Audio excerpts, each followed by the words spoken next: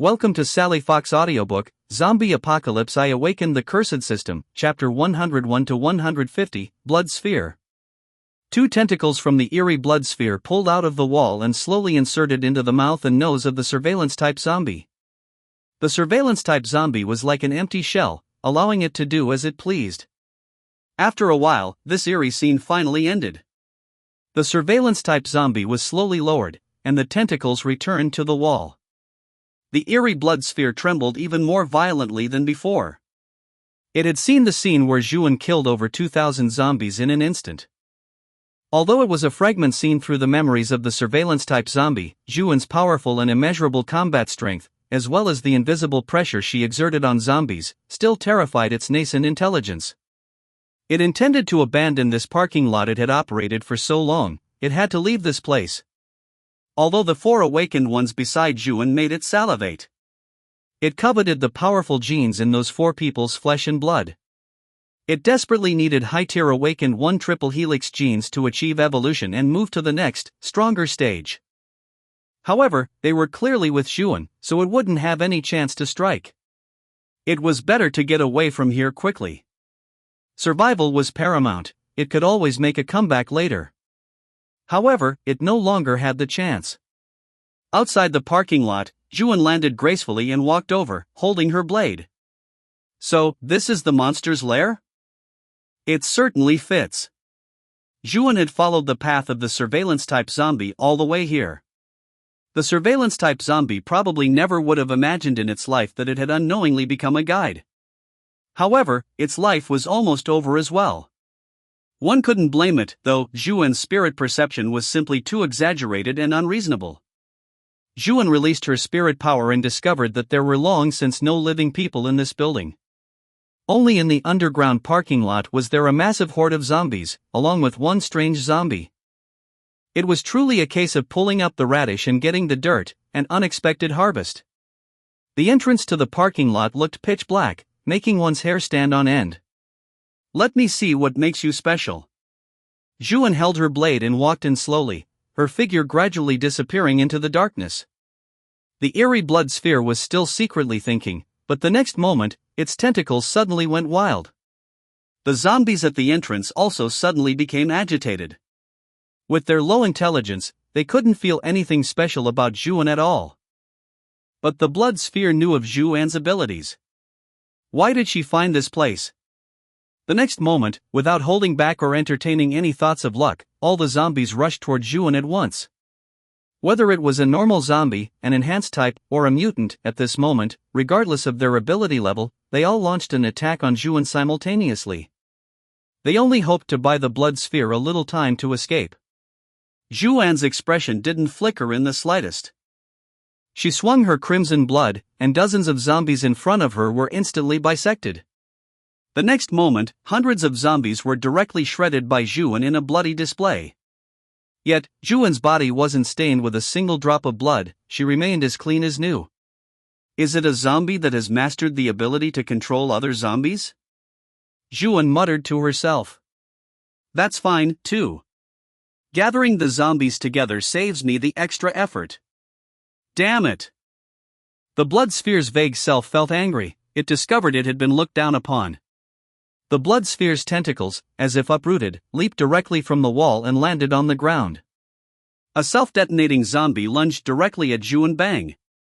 The corrosive, dark cyan blood frantically corroded the surrounding zombies and zombie corpses, emitting a continuous sizzling sound that made one's bones ache.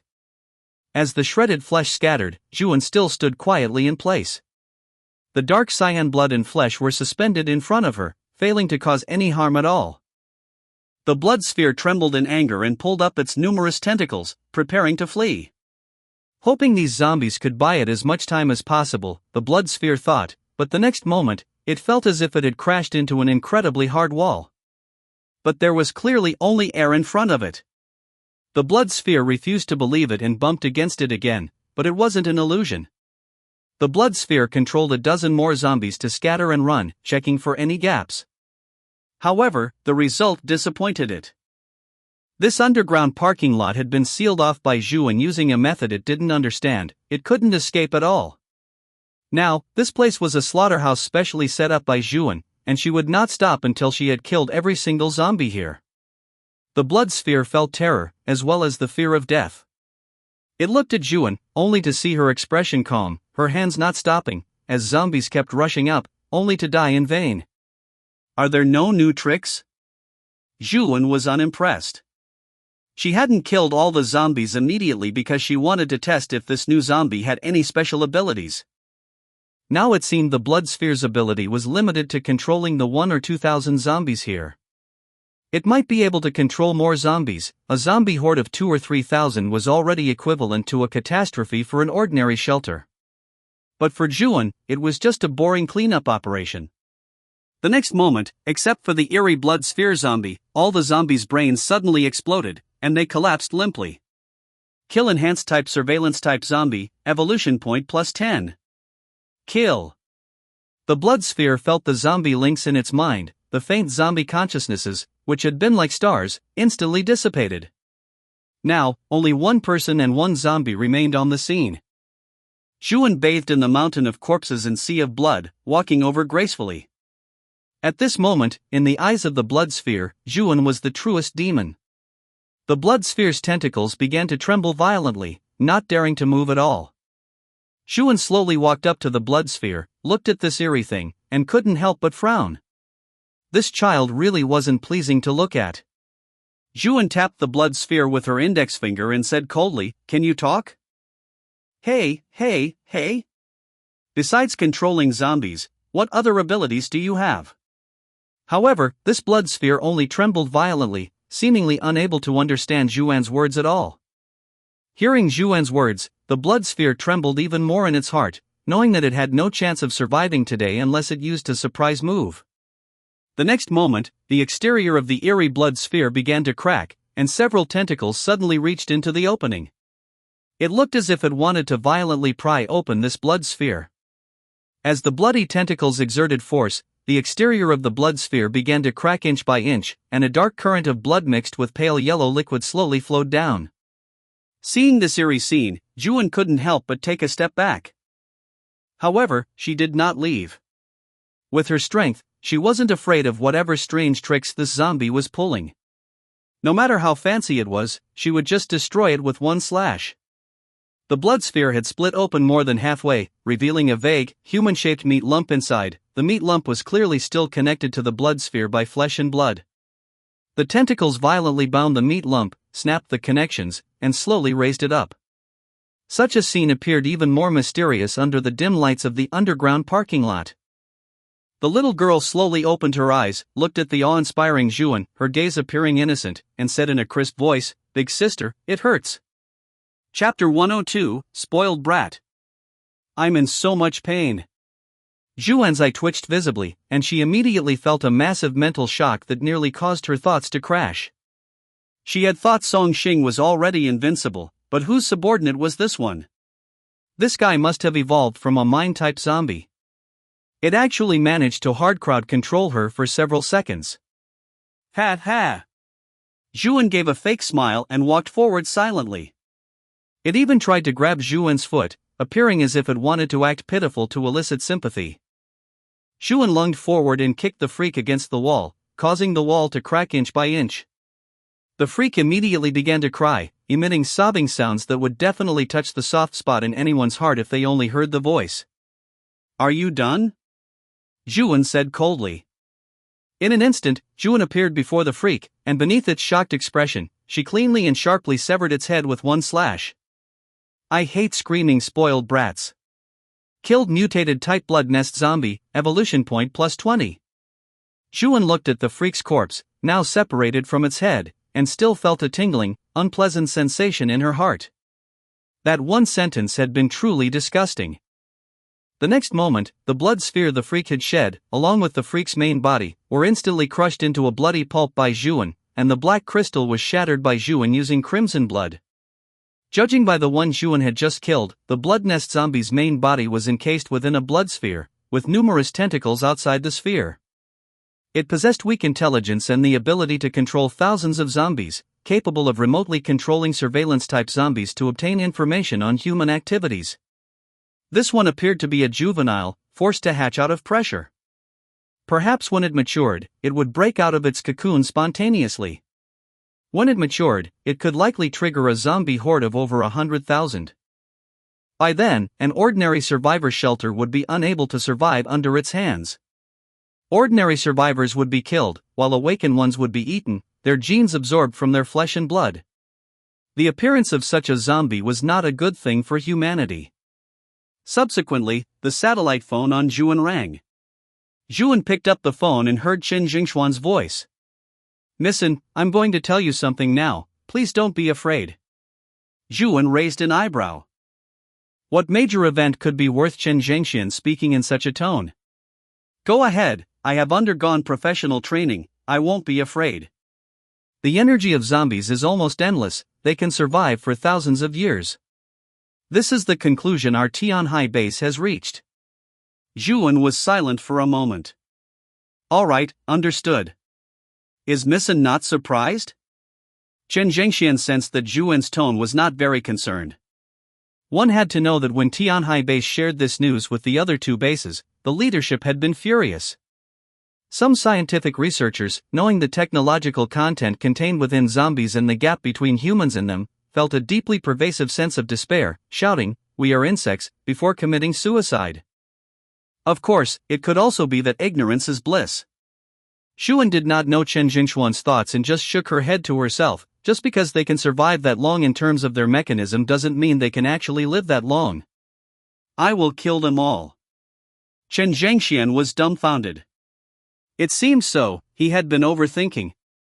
"By the way, I just discovered a type of zombie with initial, forming intelligence." Zhuan introduced her recent discovery. On the other end of the phone, Chen Jingxuan's expression became increasingly heavy. He knew what this meant. Once zombies had basic organization, the overall living environment for humans would deteriorate further. He didn't know if human military weapons could still handle other mutated types of zombies.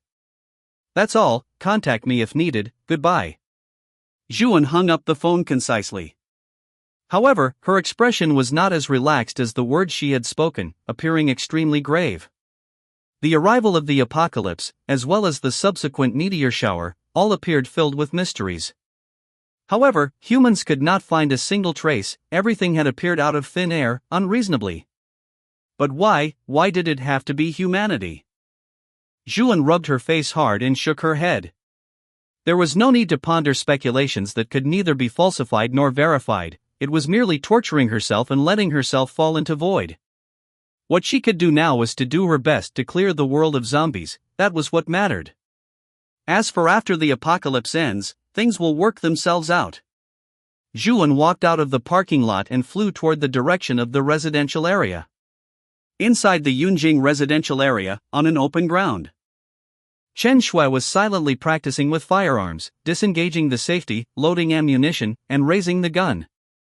Using firearms was not as simple as in TV shows and movies, there were all sorts of things that needed to be practiced. She was not an awakened one, and her physique was even on the lower end among ordinary people. If she wanted to compare with others, she had to put in more effort. And Chen Xiyu, who was nearby, was also practicing along with her. Chen Xiyu had entered the Yunjing residential area earlier than Chen Shui, and since they shared the same surname, they became familiar with each other after some time.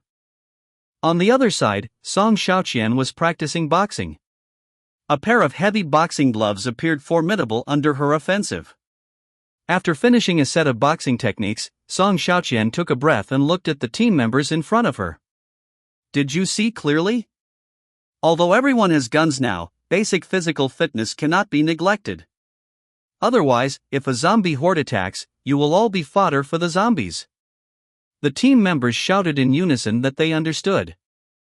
Although they knew that inside the Yunjing residential area, they probably wouldn't encounter a zombie horde or anything of the sort in their lifetime. The residential area was like a safe main city in a game. Here, monsters from outside simply couldn't spawn in. Zhuan would kill all the zombies, so it wouldn't be their turn to act at all. Everyone in the residential area cherished this hard-won peace. Song Xiaoqian scanned the team members and said with satisfaction, "Next, the squad will have free training, dismissed." Song Xiaoqian turned around, intending to take a rest, but unexpectedly saw a familiar figure and said in surprise, "Sisterin, you're back so soon at noon?" At this moment, Song Xiaoqian remembered something. "By the way, I've basically finished writing that basic knowledge manual. Sisterin, please take a look, and then I can start arranging for printing." Zhuan nodded. Subsequently, Song Xiaoqian ran to her room. A few minutes later, Song Xiaoqian brought a stack of printed drafts for Zhuan to look through. When Zhuan saw the first page, it was clearly written in black and white, "Yunjing Residential Area Basic Knowledge Manual." Zhuan continued to flip through it and found that the content roughly included the origin and development of the residential area, the basic rules of the residential area, department divisions, key personnel of the departments, and future prospects of the residential area. And the last page was that group photo taken by Tang Shui. I believe any survivor from the outside world who reads this manual will have a general understanding of the Yunjing residential area. In short, it looked quite decent. Among them, the one who ran through the entire manual was Zhuan. Basically, Zhuan's name appeared several times on every page. The somewhat fangirl-like flattering words from Song Xiaoqian made even Zhuan herself blush a little when reading them. After all, the establishment of the Yunjing residential area was out of Zhuan's personal will and was also built on Zhuan's invincible strength. It was impossible to bypass her. "Sisterin, how is it?" Song Xiaoqian asked hurriedly after seeing Zhuan finish flipping through it. Zhuan nodded with satisfaction. "Very good, Xiaoqian, you wrote it very well. I personally have no suggestions for modification, you can arrange for printing." "Great." Seeing that her hard work was affirmed by Zhuan, Song Xiaoqian showed a joyful expression on her face. Watching Song Xiaoqian's figure quickly walking away, Zhuan felt a sense of relief in her heart. Under Zhuan's deliberate delegation of power, the residential area was now capable of self-management. Many things did not require Zhuan's intervention. All Zhuan had to do was to continuously clear out zombies and make judicial decisions. These days were just about slowly reducing her own burden, Zhuan thought to herself. Chapter 103, Looking Like Self-Talk. In another district of Yunzhou City, a convoy was speeding along the road, and the large, modified vehicle at the lead was ruthlessly crushing and grinding the scattered normal zombies on the road. After a while, the convoy stopped, the doors opened, and 3 people stepped out. They were Xuexian, Xiaojiu, and Enyu. The convoy had spotted 3 evolved zombies, and beside them were 7 or 8 scattered normal zombies, all of which had long been attracted by the noise of the convoy stopping. Xuexian drew her blade, and flames slowly ignited along it, while Xiaojiu drew her short knife. As for Enyu, he only had a crowbar in his hand. His weapon looked inferior to theirs. Enyu glanced at Xiaojiu, wondering why she had come down. Just as he was about to speak, Xuexian said, "Xiaojiu is also an awakened one. However, she is a self-healing awakened one. She cannot heal others, but her own injuries recover extremely quickly. Is this the convenience of working under a leader who can read minds? I'm really afraid my vocal cords will atrophy." "It's fine, you still have to talk to other people." While they were chatting, the zombies lunged forward. Xiaojiu's own combat power wasn't strong, so she voluntarily chose to deal with the normal zombies. Xuexian swung her blade, cleanly severing the arm of a strength-type zombie that was charging at her. The flames scorched and cauterized the flesh of the severed limb, preventing even a drop of blood from splattering. Following that, Xuexian sidestepped and slashed at the zombie's neck again. With one swift stroke, the strength-type zombie's head hit the ground. Because Enyu was a camouflage awakened, the evolved zombies didn't attack him at all. Since the mountain wouldn't come to him, he had to go to the mountain. Enyu had no choice but to approach the back of an evolved zombie himself and thrust his weapon directly into its brain. Xiaojiu was agile, constantly shifting her position among the many normal zombies and cutting them down one by one. By this time, the last evolved zombie had also been cut down by Xuexian. The scene had been cleared by the 3 of them, with 10 zombie corpses lying on the ground. Others from the convoy stepped down, extracted the crystals from the brains of the evolved zombies, wiped them clean, and handed them to Xuexian. Xuexian looked at Enyu's weapon, seeing that the crowbar was clearly damaged, and said, "Enyu, you need to reinforce your weapon, otherwise, you won't be able to harm zombies at all." Xuexian gestured with her blade. "Like my blade, it has been reinforced with crystals. Otherwise, a normal blade wouldn't be able to withstand my flames. Don't worry, with your camouflage ability, as long as you are willing, you will never be short of crystals. It's fine, our shelter has weapons for you to choose from. Shu Xian kept muttering to herself, which looked quite strange. However, the survivors following Shu Xian were long used to this. For a mind-reading ability user, this communication mode was indeed more time-saving and efficient. It was even more convenient when discussing private matters. The group returned to the vehicle, and Han Rushuang, who was beside them, asked, "Sister Shu, may I ask how many people are in the shelter?" "About 100 or so. You'll know when we get there. Rest assured, under the screening of my ability, they are all good people." "Then, are there any other relatively large shelters in Yunzhou City like yours, Sister Shu?" Han Rushuang asked, half probing and half curious. Shu Xian fell into deep thought. "As far as I know, there is a group of survivors in the south of the city who have occupied a military base outside the city. They have many guns and military equipment in their hands. Their leader is named Song Xing, and his ability is very strange. In addition, isn't there Dongyang Lake in the east of the city? There is a large lake Heart Island there. The villa area on the island has already been cleared and occupied. I heard that there are over 1,000 survivors living there." 1,000 people? Han Rushuang was shocked. After all, in the apocalypse, survival resources were extremely difficult to obtain, and most survivors lived in small teams of 3 to 10 people. To be able to support 1,000 people, their leader must be extraordinary. One wonders what kind of life the survivors there are living. The leader of the Huxin Island villa area is named Li Shueihua. He was a successful person before the apocalypse and was an original resident of the villa area.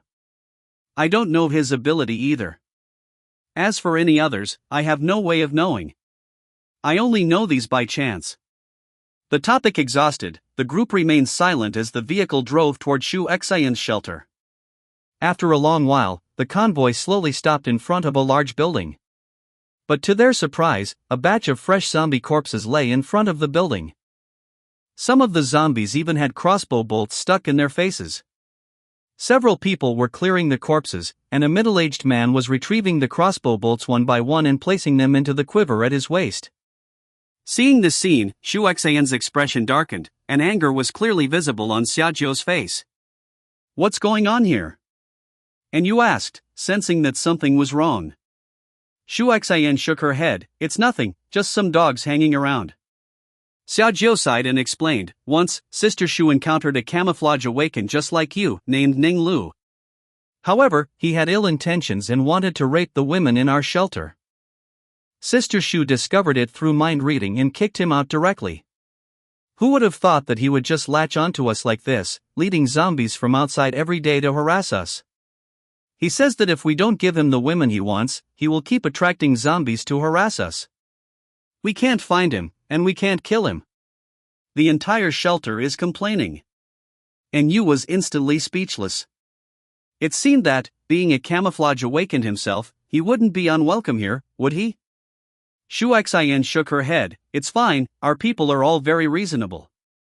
The defenses in front of the building opened, and the convoy drove smoothly into the building. The group got out of the car and saw the middle-aged man who had been holding the crossbow standing in front of the car. "Sister Shu, you're back? Who are the people behind you?"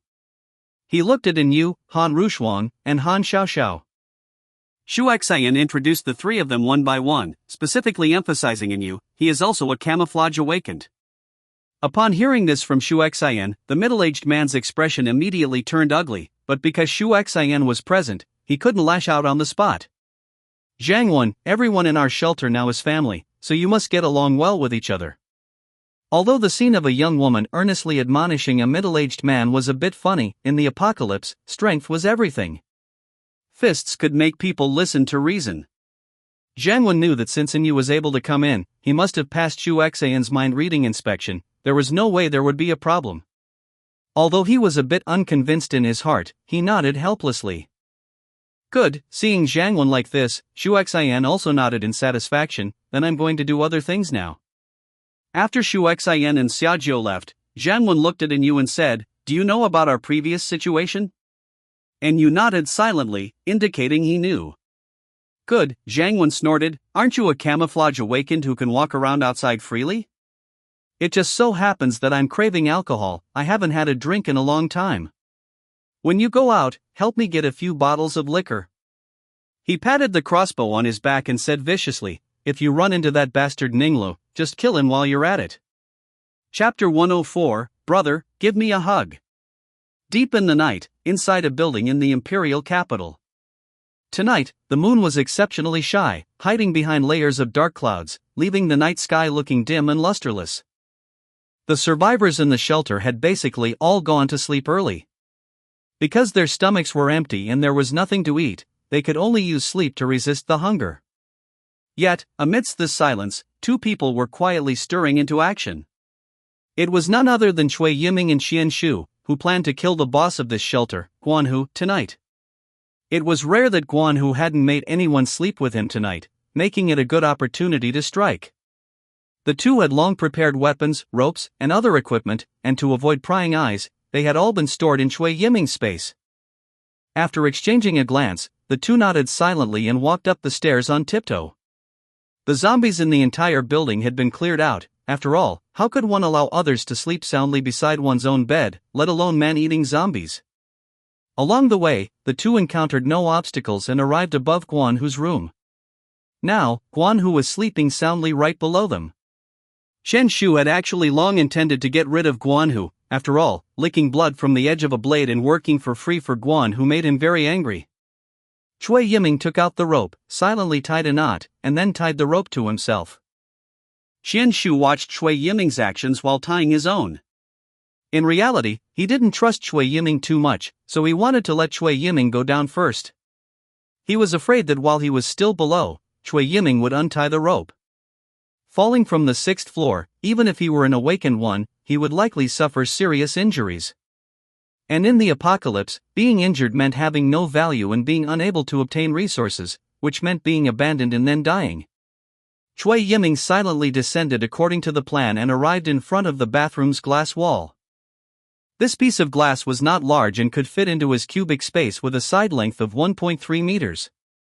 This piece of glass was not small either. At the very least, an adult man like him could easily pass through. Cui Yiming gripped the knot at his waist with one hand and touched the glass with the other. The next moment, this piece of glass disappeared without a sound, appearing in Cui Yiming's space. Cui Yiming stepped onto the edge, and using the leverage from his footing, he leaned his waist inside. Finally, he landed silently in the bathroom. He untied the knot on his body and threw it out the window. Xian Shu, on the 6th floor, saw the empty rope and knew that Cui Yiming had succeeded, so he immediately came down. Dozens of seconds later, Xian Shu's figure also appeared in the bathroom. The two exchanged a glance. Xian Shu drew the short knife he usually kept at his waist, while Cui Yiming chose an iron rod from his space. "According to what we said before, kill Guan Hu first, then look for the safe," Xian Shu whispered. Subsequently, Xian Shu twisted open the bathroom door. The sound of the door hinge turning was so harsh and heart-stopping at this moment.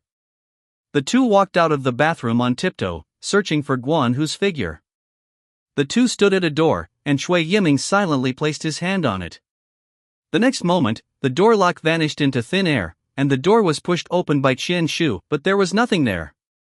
Subsequently, the two followed the same procedure and opened another door. The two saw at a glance that Guan Hu was lying on the bed, sleeping soundly, and had not been woken up by the small noises they made at all. Beside his bed was a gun, as well as a fire axe, and in the corner was a square black box. That was likely the safe containing the crystal. Take a gamble, and a bicycle might turn into a motorcycle. Whether they would become rich or die depended on today. The two secretly tightened their grip on their weapons and walked toward Guan Hu. Suddenly, Guan Hu turned over and muttered, "Okay, that won't do." The two were instantly as tense as if facing a formidable enemy, not daring to move any further. However, Guan Hu only muttered a couple of times and didn't make any other movements. The two continued forward and stood by Guan Hu's bed, like two ghosts coming to claim his life. The next moment, Xian Shu's short knife suddenly plunged into Guan Hu's thick neck. and Chui Yiming struck hard at Guan Hu's forehead with the rod in his hand. Guan Hu felt the pain and was instantly shocked awake from his slumber, but Qian Shu didn't give him time to be surprised, violently pulling the short knife upward. Half of Guan Hu's neck was directly sliced open by Qian Shu, blood gushing out and splattering onto Chui Yiming's face and clothes. Through the darkness of the night, Guan Hu vaguely saw that it was Qian Shu and Chui Yiming, and his heart was filled with terror. How did they get in without a sound? He had clearly locked the door. However, he didn't have much time to think. Because Qian Shu had directly severed his trachea, and he was already starting to lose consciousness. The next moment, Chui Yiming took a towel out of his space and covered Guan Hu's mouth with it. And Qian Shu directly controlled Guan Hu's hands. After a burst of death throes, Guan Hu, a strength awakened, breathed his last in such a cowardly way. His eyes were wide open like copper bells, seemingly declaring that he died with grievances. And his bed was already full of his blood, some of which was even dripping onto the floor. Seeing that they had finally dealt with Guan Hu, the two immediately loosened their grip, both feeling a sense of relief. Chui Yiming's body and face were splattered with Guan Hu's blood, and Qian Shu's body was also stained with a little. Qian Shu looked at Chui Yiming with a cryptic gaze. He was even more uneasy about Chui Yiming now. If Chui Yiming could cooperate with him to kill Guan Hu, in the future, Chui Yiming could also cooperate with others to kill him. Unless he was a Superman who didn't sleep, which was obviously impossible. Thinking of this, Qian Shu walked slowly toward the safe in the corner. The corner appeared somewhat dark, making it hard to see the position clearly. This safe was not very large, and when Qian Shu picked it up with both hands, it didn't feel that heavy. He planned to turn around and throw it to Chui Yiming, letting him remove the lock on it. Then, while Chui Yiming was still looking for the lock, he would finish him off with one knife.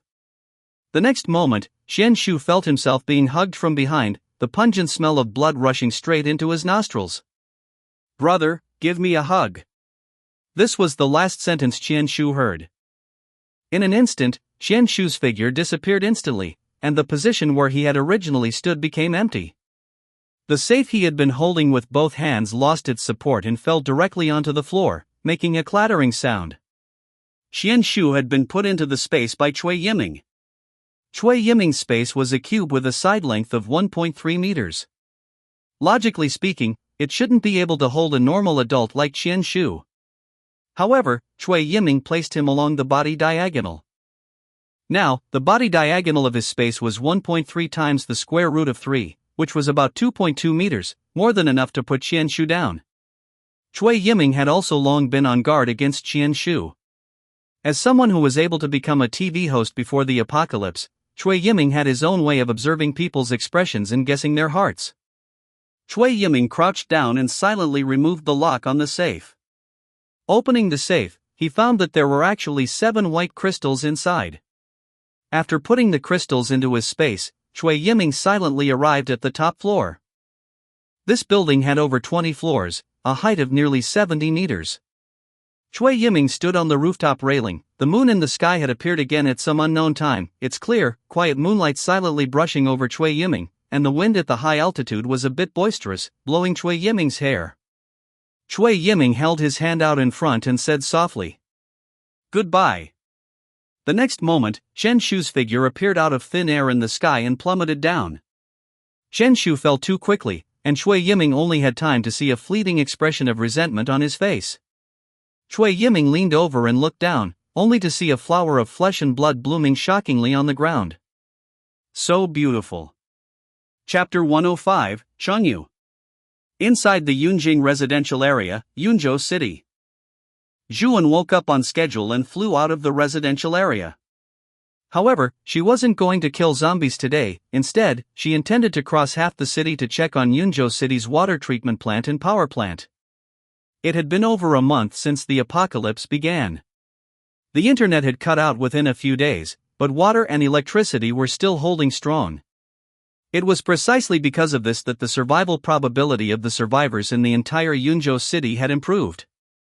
Imagine if even the tap water was cut off, a large number of survivors would be forced to spontaneously and frequently go out to find water sources, thereby significantly increasing the possibility of contact with zombies, and the probability of death would also greatly increase. Zhuan's figure swiftly flew over the empty streets. On these streets she had cleared, groups of zombies were no longer seen wandering. Instead, there were only zombie corpses waiting to be thrown into the corpse pits by the survivors of the residential area. In these safe places, there would naturally be other survivors. Among them, survivors whose humanity had not been changed or eroded by the apocalypse could join the Yunjing residential area, while those whose humanity had been extinguished might even fight with the people from the Yunjing residential area and subsequently be killed by Tang Yun and the others. However, that was something for Tang Yun and the others to worry about. How great it would be if there were an awakened one who could read minds, good or bad would be clear at a glance.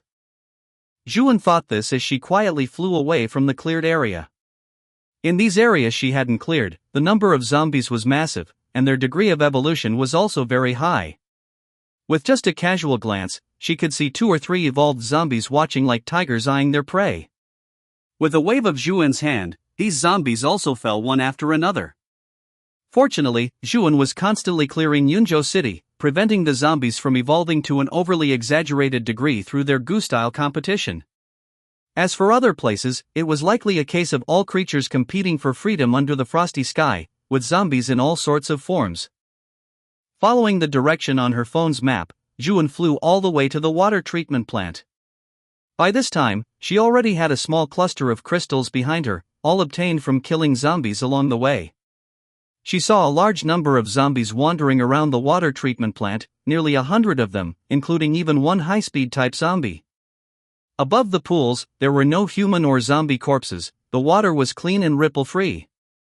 The water surface was divided into many areas by equipment Zhuan didn't understand. This should be the place where the tap water undergoes secondary sedimentation and filtering of impurities. The filtered water had already had the vast majority of impurities removed. It only needed to be disinfected with chlorine gas to meet drinking water standards and be transported through pipes to thousands of households in the city. Zhuan released her spirit, and soon she had a clear understanding of the situation in this water treatment plant. There were no longer any living people inside.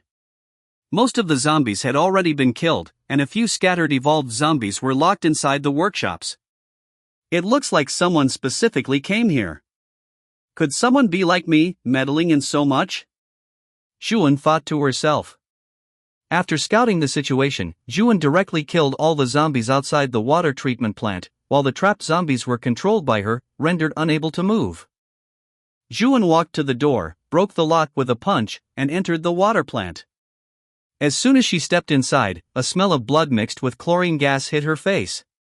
Some zombie corpses lay on the ground, the blood beneath them long since dried. In the sweltering summer and the enclosed indoor space, the zombie corpses were covered with white maggots ceaselessly wriggling and devouring the remains, making Zhuan frown inwardly at the sight. Inside the massive workshop, there were various water storage tanks and connected purification pipe valves that Zhuan didn't understand.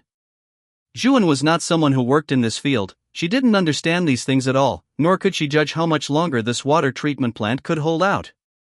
Zhuan opened the workshops one by one, carefully checking the situation. Then, Zhuan opened a door and immediately saw a very peculiar corpse. The corpse was leaning against the wall, its entire left hand showing an abnormal deformity, as thick as an ordinary person's waist, with continuous black spot-like protrusions on it. The head hung down limply. It had clearly been dead for a long time. Strange, this corpse should be human, right? Why would it turn into this appearance? Zhuan felt a bit suspicious for a moment. Afterward, Zhuan found a fragmented diary, which seemed to have some things recorded in it. Zhuan picked it up and began to flip through it. I don't know if anyone will be able to see this. Perhaps my life is worthless, but as long as there is even a tiny bit of probability, I want to do my best to leave my mark. Hello, my name is Chunyu. I am the only survivor of this water plant. When the zombie outbreak began, there should have been a few people in the water plant who were lucky enough to survive. However, because there were no supplies here, they all left. Later, they sent some supplies to me so I could hold out longer. In short, I am the only person here. I am a technician at this water plant. Monitoring water quality and repairing machinery is my job. I understand the importance of the tap water supply, so I have always persisted here. There are no zombie corpses in the reservoir, it is clean and flawless, with no latent zombie virus. I can guarantee this. However, if the reservoir source has already been contaminated, I am powerless. I can only guarantee that in my part of the process, there will be no problems. Furthermore, I am also doing my best to clear the zombies in the water plant. Most of the zombies have been killed by me. Some zombies are exceptionally powerful. Heavens, I don't know how they evolved, I simply cannot defeat them. I can only lock them in the workshops and abandon those workshops. Now I have no supplies to survive on at all. Long-term hunger has made my condition worse and worse. I have already started to have mental hallucinations. Zhuan flipped to the later part and found it had been torn out. Zhuan glanced at the corpse again. She saw that there was yellow paper pulp in the corpse's stomach. Cheng Yu must have eaten the paper in his hunger. However, humans do not have the ability to digest cellulose. The person who wrote this diary had long since died. This diary was his final legacy. Zhuan continued reading. The handwriting had changed significantly, obviously not written at the same time. My God, I actually ate the paper. I'm going crazy with hunger. Fortunately, I still have a little bit of sanity left and didn't eat the paper I wrote on. But now there isn't much paper left. There are simply too many zombies outside, and many strange zombies. With my current state and weapons, I simply don't have the ability to break out. I estimate I'm going to be trapped and die here. However, there is still a tiny sliver of a chance. I want to take a gamble. Chapter 106, Date Unknown. There's one more place I haven't been to. However, there's a special zombie there. It's very fast, and I only managed to lock it up through sheer luck. Stranger whom I've never met, if you can see this, will you wish me luck? The handwriting changed again in the following entries, becoming more frantic. The paper was stained with blood, looking quite messy. I failed. I didn't kill that zombie, I was too weak. I could only lock it inside again, and my left hand was scratched. Now, my left hand hurts as if many dentists are using small electric drills on my bones. It's not skin pain or muscle pain, it's the bone that hurts, and it won't let up no matter what. Will I turn into a zombie? Zhuan shook her head. From Cheng Yu's description, what he encountered should have been a speed-type zombie. If a normal person is attacked by an evolved zombie, the triple helix gene within the evolved zombie would directly cause the person's genes to collapse, leaving them without even the chance to turn into a zombie. I'm going to die. I feel like an idiot. Why stay here? Why on earth? Even after doing all this, will anyone actually remember me? Is there any point in burning myself out like a fool just to satisfy my own desire for sacrifice? After I die, will the water supply in Yunzhou City still be normal? Will more people die? Can the apocalypse ever end? I wish for humanity to successfully overcome this catastrophe and for everything to go smoothly and safely. Cheng Yu, on some unknown date in 2025. Zhuan closed the diary and looked toward the corpse. The body leaned quietly against the wall. The mutated, deformed left arm didn't seem so hideous and terrifying at this moment. Even though Cheng Yu was dead, he had fulfilled his duties just as he had before the apocalypse. No one had forced him to do so, he simply felt, of his own accord, that he should. Though he had moments of doubt at the end, a gentleman is judged by his actions, not his thoughts. Until the very end, he didn't blame others, but instead generously blessed all of humanity. In an apocalypse where humanity had long since eroded, someone like Cheng Yu was rare and precious. Zhuan. Zhuan remembered the meaning of her name that her mother had told her. The Zhu of blessings, and the Yin of well-being. Long-lasting and safe. Her mother didn't need her to be dazzling or powerful, she only hoped that she could live her life well. However, this name also carried a more profound meaning. With a slight thought from Zhuan, all the zombies in the water treatment plant were instantly killed. The fresh corpses and the decayed ones were all transported outside the water treatment plant by her. Zhuan picked up Cheng Yu's body and flew outside the water treatment plant. Then, she cut a large pit into the ground, threw all the zombie corpses in together, and buried them. Zhuan cut another small pit, placed Chengyu inside, and then placed the diary on his chest. He had stood guard here until death, so he should be buried here, in the place he protected. Zhuan closed her eyes and crossed her hands like a praying saint. The soil behind Zhuan slowly poured into the grave. The loose earth bit by bit covered Chengyu's face, and his lifeless body was gradually buried. A few minutes later, a small unmarked grave appeared on the ground. "Goodbye," Zhuan said softly with a slight bow. Then, Zhuan's figure vanished instantly. In the next moment, she appeared several hundred meters away. The next stop was the power plant. Zhuan composed her feelings and set off again, following the direction on her phone's offline map. Before long, Zhuan reappeared above the power plant. How spectacular! Zhuan stood suspended in the air, looking out to see the surging river water rushing from afar like a giant dragon. Blocked by the dam, the vast river water turned into a wide lake surface, shimmering like a clear mirror. Fortunately, there were no zombie corpses in the water here. Though it probably wouldn't matter even if there were, since the water here was for generating electricity, not for drinking. Zhuan thought this as she silently released her spirit power. Regrettably, there were no survivors here either. People like Chengyu were a minority even before the apocalypse, let alone now. It was too harsh to demand the majority to live up to the moral standards of a few. Zhuan began her work, first killing a few scattered zombies around the dam's perimeter, then killing the zombies inside. However, she didn't violently destroy any doors to transport the bodies out. There was no need, technical personnel would eventually be stationed here for maintenance, and breaking the doors would be more trouble than it was worth. It wasn't as if the corpses would be crawling with maggots in just a day or two. As for those crystals in the zombies' brains? Zhuan looked at the collection of crystals gathering behind her. They were already about the size of a fist. Zhuan saw that on the water surface near the dam, some aquatic plants had accumulated because no water had been released for a long time.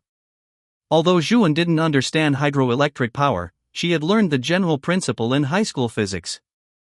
Converting the gravitational potential energy of water into mechanical energy, and then converting mechanical energy into electrical energy. If plants got mixed in, they might damage the turbine blades. Adhering to the principle that doing less might cause trouble while doing more certainly wouldn't, Zhuan cleared these plants as well, pulling them all up and throwing them onto the shore. That should be about finished with the cleanup. Both the water and power supplies for Yunzhou City have been checked. However, I'm not a professional technician in this field after all. I wonder if there are such talents in the residential area. I'll ask. Thinking this, Zhuan dialed the satellite phone, but this time she called Hao Jianwei. She had given satellite phones to Hao Jianwei, Qin Yuan, Tang Yun, and Song Xiaoqian. These four people were respectively in charge of personnel, supplies, and defense, all important matters for the residential area. This way, they could contact each other when something happened. Managerin? As soon as the call connected, Hao Jianwei's voice was heard. Yes, Hao Jianwei, I have something I need you to handle. I need people who have worked in water treatment plants or power plants, or who have relevant technical skills, to ensure the water and power supply of Yunzhou City.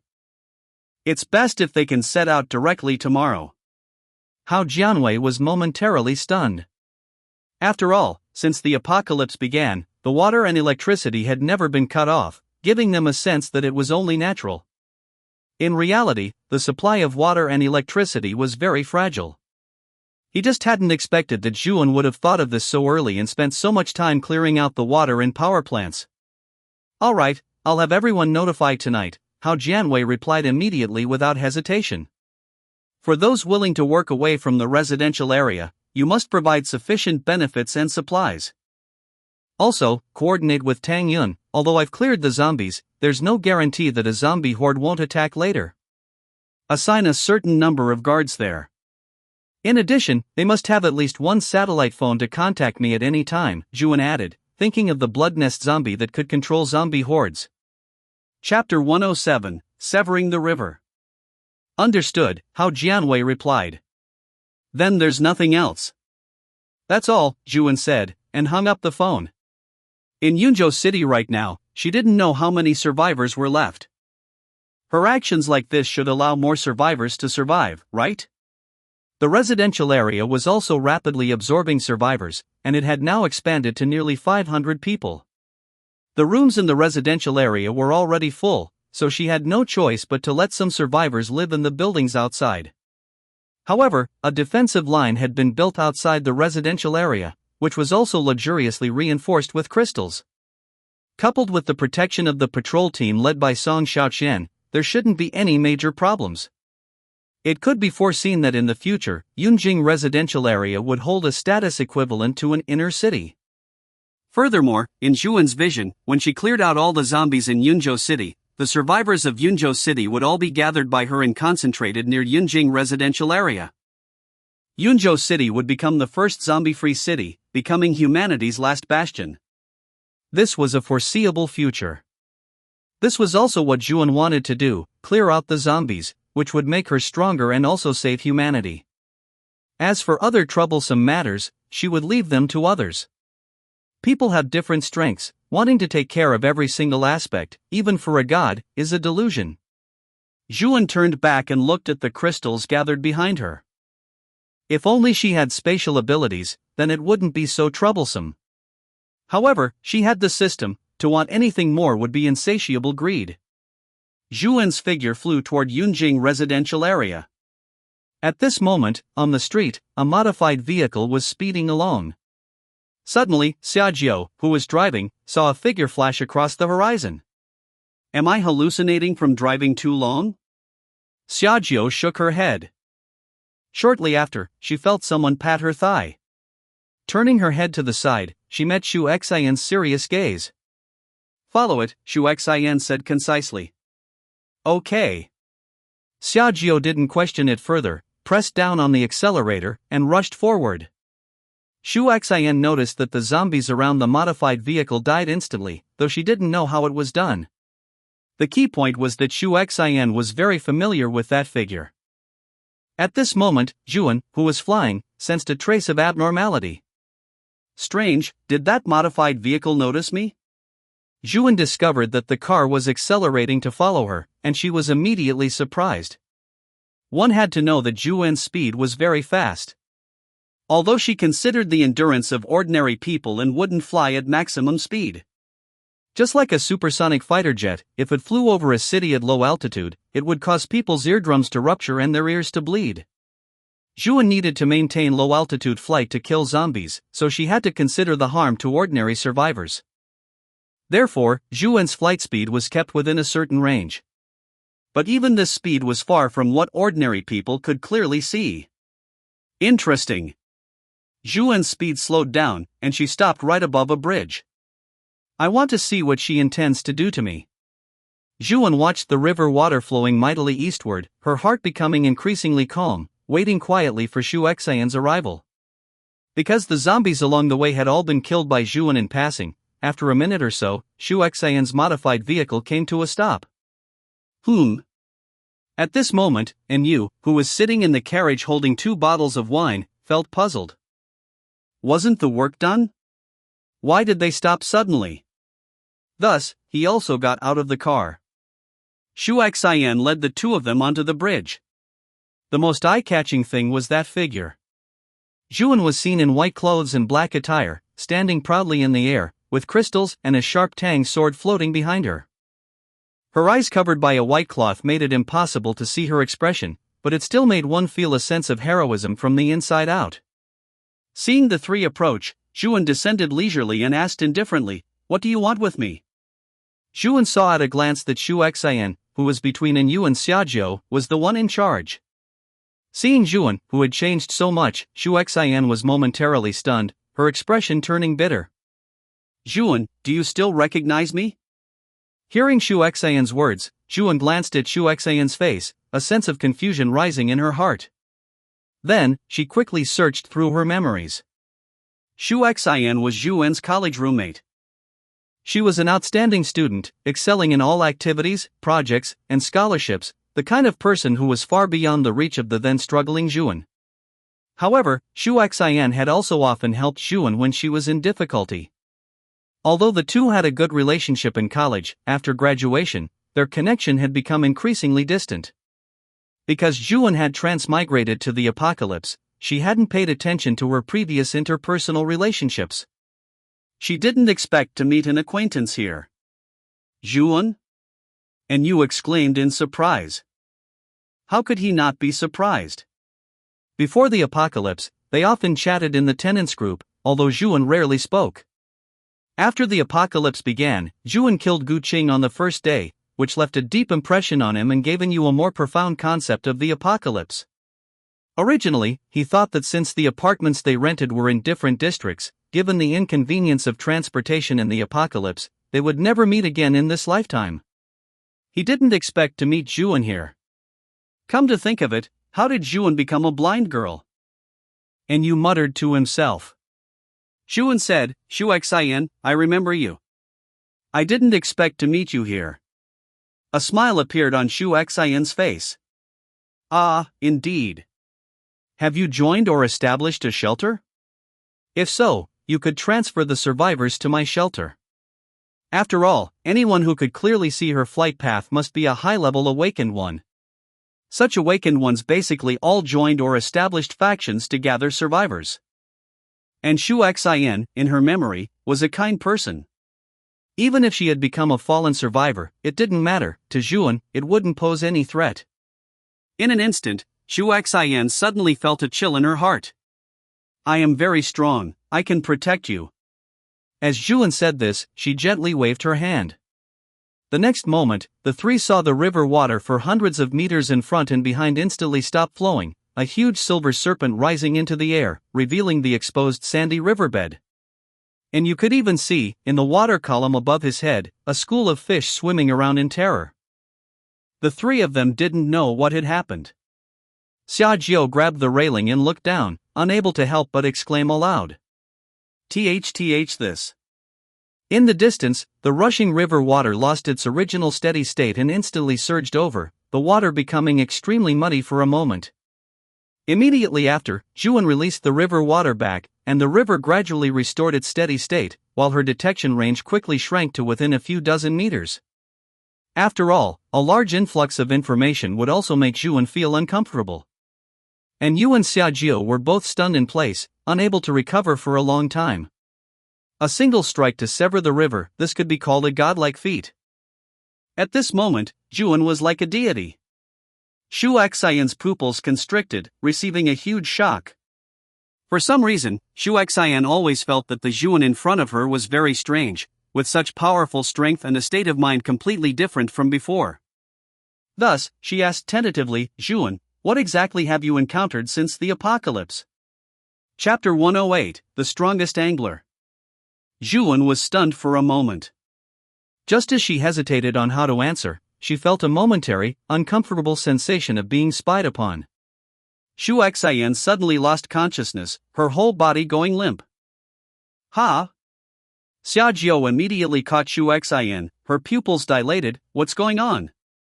Xu Xian's sudden fainting caused the other three to instantly fall into chaos. What's happening? Zhuan's heart tightened, and she instantly appeared by Xu Xian's side. Neither of you move, there might be secondary injuries.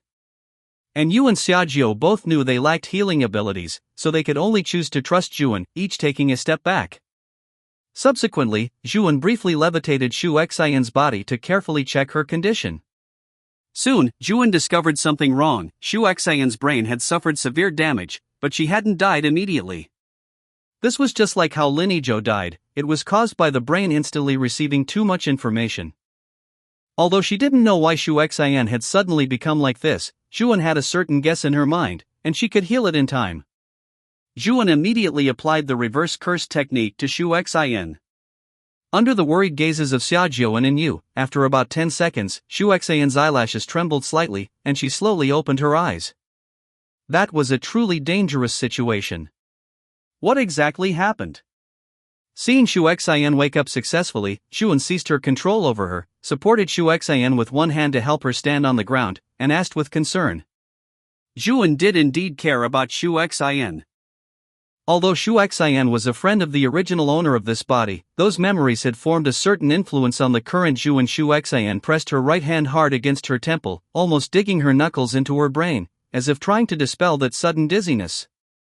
That surge of information was simply too vast. Endless information from within 100 meters, down to the tiniest speck of dust, had all flooded into her mind at once. This not only prevented her from reading any thoughts but even caused her brain to almost instantly boil, making her lose consciousness on the spot. If it weren't for Zhuan's immediate rescue, she would have been brain dead within a few minutes. She had completely walked along the line between life and death. At this moment, while feeling lingering fear, Shu Xian was also pondering why Zhuan's mind contained so much complex and useless information. Could this be the secret to Zhuan's strength? Hiss! As soon as Shu Xian pondered a little, another sharp pain struck her brain, causing her to break off her train of thought. I'm fine. Shu Xian shook her head and smiled forcefully. It was just an unexpected situation. Both Xiaojiao and Yu had some suspicion in their eyes. Shu Xian had never had any problems before, but as soon as she made contact with Zhuan, she almost died, and was then immediately saved by Zhuan at lightning speed. It was highly likely that it was Zhuan's fault. Zhuan saw their confusion and explained, "This matter really has nothing to do with me." However, Yu and Xiaojiao naturally couldn't get angry at Zhuan. After all, Zhuan was the person who had just displayed the power of a god. Provoking such a powerhouse was completely unnecessary, so both were silently waiting to inquire with Shu Xian later. Shu Xian waved her hand and said, "Well then, Zhuan, we still have things to do, so we'll take our leave for now." Zhuan nodded, knowing she couldn't force things for now, so she took off her phone and tossed it to Shu Xian. "Alright, if you need anything later, you can contact me via the number on it." Shu Xian took the phone. "Then we shall take our leave." With that, she led the three of them back to the car. The vehicle started and slowly drove away from Zhuan. In the car, Yu, who was driving, asked in a low voice, "Sister Shu, what exactly happened just now? How did you suddenly?" Xiaojiao stared fixedly at Shu Xian's eyes, with the posture of getting angry if she didn't tell the truth. "You almost died just now." Shu Xian fell silent. What had just happened was too absurd for her to even describe. The air almost froze for a moment. Seeing the atmosphere become strange, Yu laughed twice and asked faintly, "Sister Shu, are we going to Zhuan's shelter?" Earlier, Zhuan had casually displayed the power of a god, capable of cutting off the flow of a river. With Zhuan's strength, creating an absolutely safe shelter was not a difficult task at all. Although Shu Xian's shelter had gained the addition of an awakened one like Yu, it only provided some help in obtaining supplies and killing evolved zombies. It was unable to resist a large-scale zombie horde. At most, Yu can only guarantee that he would be able to escape when facing a large-scale zombie horde. But Zhuan? Yu thought of her imposing figure, and his heart surged with excitement. Presumably, a zombie horde of over 100,000 would struggle to last even a few minutes under Zhuan before being completely wiped out. If they joined Zhuan's shelter, then Shu Xian and the 100 or so people under her could be absolutely safe. As for wondering why Zhuan could become so strong, it was meaningless. In the apocalypse, everyone has their own secrets. Be careful that prying into others' secrets doesn't cost you your head. Shu Xian just shook her head silently. "Give me a little time to think." With that, Shu Xian said no more, closed her eyes, and sank into thought. Sigh. Shu Xian let out a long sigh, and this sigh quickly dissipated behind her, never to be heard again. On the other side, Zhuan stood in place, thinking silently. She also hadn't expected to have such an encounter today. To actually meet a friend of the original owner of this body. And such a bizarre encounter at that. Zhuan guessed that the ability Shu Xian awakened should be related to the spirit.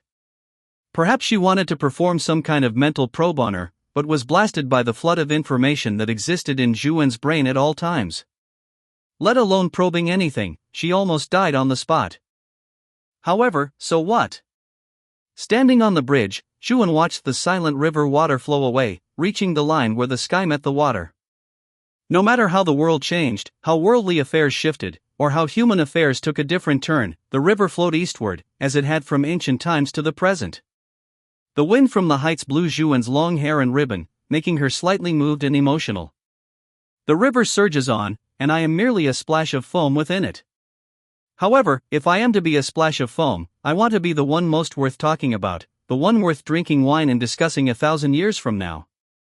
Zhuan reached out, and the next moment, a silver serpent rose into the air, containing many fish that were struggling to escape. However, this water column was already controlled by Zhuan, and they couldn't rush out at all. Subsequently, this water column slowly transformed into a spherical water ball, dozens of meters in diameter. Zhuan's figure appeared somewhat small beneath such a massive water ball. It was also her casual action just now that made Zhuan think of something. Yes, the residential complex doesn't have a fish pond yet. Raising some fish would be nice. Having buildings, wind, and water, that is what shows elegance. You can look at them when idle, and eat them when hungry. Using one fish for multiple purposes is simply a genius design. The people in the residential complex haven't eaten fresh meat for a long time. After all, the livestock that were being raised basically all died out due to the arrival of the apocalypse and the lack of management. And the meat currently being sold, since it was summer, basically rotted within a few days. Now, survivors in the city who want to supplement meat basically rely on stored canned goods or cannibalism. Therefore, being able to eat delicious fish meat is already a very good treatment. As for how to dig the fish pond, for Zhuan, who could crush a building or cut off the flow of a river with a wave of her hand, it was just a small matter. Inside the water column, many fish seemed to have accepted reality. They had arrived in a strange place. Zhuan couldn't tell what species these fish were. She could only identify some basic types of fish. However, she could catch a few more fish. Zhuan released her spirit, grabbing all the big fish in the river into it, while also catching some small fish to optimize the fish population structure, maintain the fish dividends, and wait until they grew big before eating them. On the originally calm river surface, fish pierced through the water like sharp arrows, stirring up ripples on the surface. Subsequently, like 10,000 swords returning to their source, none of these fish were spared. They all entered the water ball controlled by Zhuan. What a great harvest, Zhuan laughed. I wonder if this counts as fishing. If an angler from before the apocalypse saw this, what would they think? They would probably curse me for using cheats. Chapter 109, Artificial Lake. Yunjing residential area was a scene of busy activity. Some people were clearing away the zombie corpses Zhuan had just killed, others were weeding the fields, and some were using their professional skills to repair equipment. Everyone was doing their part, contributing to the residential area. At this moment, Du Fei, who was cleaning up outside the residential area, suddenly saw a massive, shimmering mirror of water flying in from the horizon. It was almost the size of a building, sparkling brilliantly in the sunlight. What is that? He felt a surge of excitement in his heart. The giant mirror approached rapidly, expanding quickly in Du Fei's field of vision. Soon, all the residents working outside noticed this strange phenomenon. What is that? Is that water? Someone said, half doubting. How is that possible? Someone retorted. However, the next moment, that massive sphere of water descended above them. The sky above their heads was momentarily obscured, their short shadows vanished instantly, and they felt a wave of coolness. They looked up and saw Zhuan's iconic figure. It turned out to be Managerin. They all felt a sense of relief, at least it wasn't some ominous phenomenon. But why would Managerin bring such a huge mass of water over here?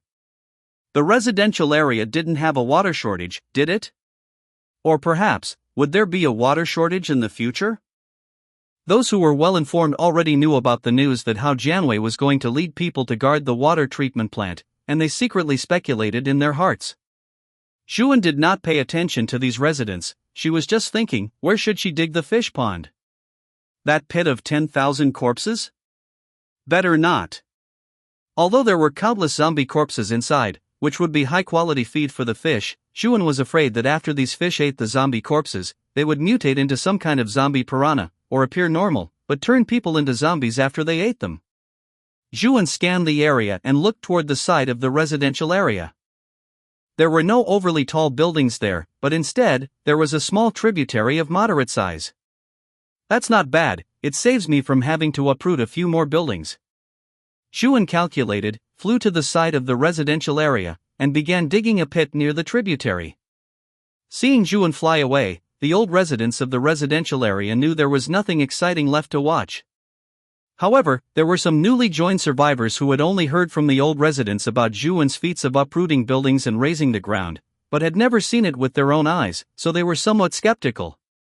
They put down their work one after another and rushed over, intending to broaden their horizons. This action, in turn, drew another group of people to go watch the excitement. Sure enough, loving to watch the excitement is human nature.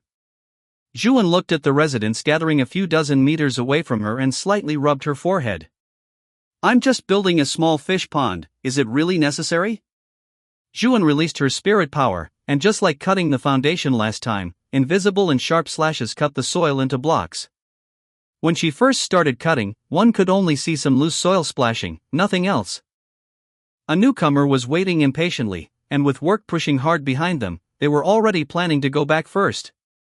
However, the next moment, they saw the ground rising slowly. A massive block of earth was slowly rising, gradually occupying most of their field of vision.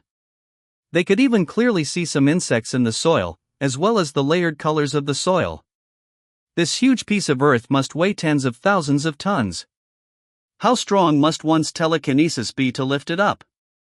Moreover, hovering above Zhuan was an unimaginably huge sphere of water. Both heavy objects were being precisely controlled by Zhuan. Their eyes were wide open. They thought of the gods recorded in ancient texts who could move mountains and fill seas. This was exactly like that. Zhuan silently set the block of earth down. Afterward, she cut two small channels, one to connect the excavated pit with the nearby tributary, and another to lead the water out. In this way, the fish pond could have fresh water from the tributary and participate in the water cycle. Zhuan then slowly poured the large water sphere into it. The fish inside, because the four walls were empty, fell into a great panic. But soon after, they returned to a familiar environment, and they instantly calmed down. Zhuan then handled some minor details, clapped her hands, and the project was finished. The fastest artificial lake in history, completed in less than an hour, and its size was not lacking either, over 100 meters long and several meters deep, with even the fish prepared. It could completely apply for a Guinness World Record. Zhuan looked back at the onlookers and landed leisurely. "Managerin, can we fish in this pond?" someone cautiously asked the question everyone was concerned about. After all, they really hadn't eaten fresh meat for a long time. They hadn't thought of it before, but seeing these lively, jumping fish, their cravings were instantly hooked. Zhuan smiled faintly. Of course, otherwise why would there be fish in it? However, take note, do not overfish. The residential area's scope will expand in the future. Once it covers some rivers, you will be able to catch even more fish. Some people cheered upon hearing this, already calculating in their hearts to use the fishing gear gathering dust at home and catch a full haul. "Managerin, does this lake have a name?" Zhuan pondered for a moment. "Let's call it Yunjing Lake." Zhuan reached out, and a large fish flew out of the lake, flying behind Zhuan. All right, Zhuan laughed, "Hurry back to work. This time, I won't count it as missed work, but next time, that might not be the case." Hearing this, the crowd dispersed one after another to return to their work. Zhuan, as usual, returned to the residential area and handed the crystals obtained from killing zombies this morning to Qin Yuan, letting Qin Yuan put them into the supplies warehouse for safekeeping. Although the crystals were now in a state of complete overflow, one could grab a handful at any time. Afterward, Zhuan returned to her home, planning to eat and rest for a while. Since she had caught fish today, she decided to make pickled fish. Zhuan opened the refrigerator and took out a pack of pickled vegetables. Without even using a blade, the vegetables were cut into pieces by invisible force. It was like in a gourmet anime, where a whole carrot is thrown into the air, a chaotic flash of blade light passes, and by the time it lands, it has already been diced into carrot cubes. The fish was also descaled, gutted, and sliced in one go, without getting a single trace of meat or blood on her throughout the process. Fingers that never touch spring water? Sorry, Zhuan, can make anything without touching spring water. Zhuan looked at the completed pickled fish, with red oil and bright red chili peppers floating on the surface. Smelling the aroma, she couldn't help but feel her appetite stirred, and she ate with gusto. This is what you call life. After the meal, Zhuan looked at herself in the mirror and discovered she was becoming more and more beautiful. This was not narcissism, but rather, as she added points, every subtle detail of her body became increasingly perfect. If she had been of above-average appearance when the apocalypse first broke out, now she was a peerless beauty. Her temperament had also become increasingly gentle and peaceful, making people feel like they were bathed in a spring breeze. However, if anyone could make Zhuan enraged, they would die without a burial place. Chapter 110, Tyrant. A new day dawned with a clear sky and a gentle, pleasant breeze. Inside the Yunjing residential area, Zhuan stood on the rooftop, watching two convoys depart. In one of the vehicles, Chen Xiyu and Chen Shui sat side by side. Their lead awakened one was Lu Jiasun, and their destination was the dam. These two convoys were responsible for repairing and maintaining the water and electricity facilities. Fortunately, the residential area had taken in enough survivors, and there happened to be talents in this field. Otherwise, Zhuan would have had to squeeze some professional talent out of the Tianhai base. Regarding the Tianhai base, Zhuan's plan was to merge it into Yunzhou City after fully reclaiming the city, bringing it under her protection. After all, the geographical distance between the two cities wasn't that far. At Zhuan's speed, it would take about 10 days to half a month to mostly clean up Yunzhou City. Although it seemed like Zhuan had experienced many things and a long time had passed, in reality, it was just an illusion of subjective time dilation caused by her continuous and large-scale clearing, which led to a higher frequency of events. Zhuan set aside her thoughts, rose into the air, and flew out of the residential area toward the uncleared zones. With a little more effort today, her three-dimensional attributes would all break the 100,000 mark. I wonder if there will be a new curse technique this time. The last time she unlocked new curse techniques, she gained the defensive limitless and the healing reverse curse technique. What curse technique would she get for breaking 100,000 this time? If there isn't one this time, she'd likely have to wait until her three-dimensional attributes reached 1 million points for another chance. If that were the case, Zhuan would definitely start cursing. What kind of scammy system is this? People working inside and outside the residential area paused briefly to watch Zhuan's receding figure as she flew away. Zhuan clearing zombies at fixed times and locations every day had become common knowledge among the residents of Yunjing residential area. It was even written in the basic knowledge handbook compiled by Song Xiaoqian. The zombie corpses they were currently hauling away were all Zhuan's handiwork. Although their ability levels were too low to even witness Zhuan killing zombies, many had seen her uproot buildings and create craters. Even though no one forced Zhuan to kill zombies, and she was powerful enough to ignore any morality or rules, she still maintained self-restraint. This was something some people couldn't understand. However, in this apocalypse, it was a great blessing that a powerful and kind powerhouse was willing to shield them. Zhuan ascended, flying to an altitude of over 1,000 meters.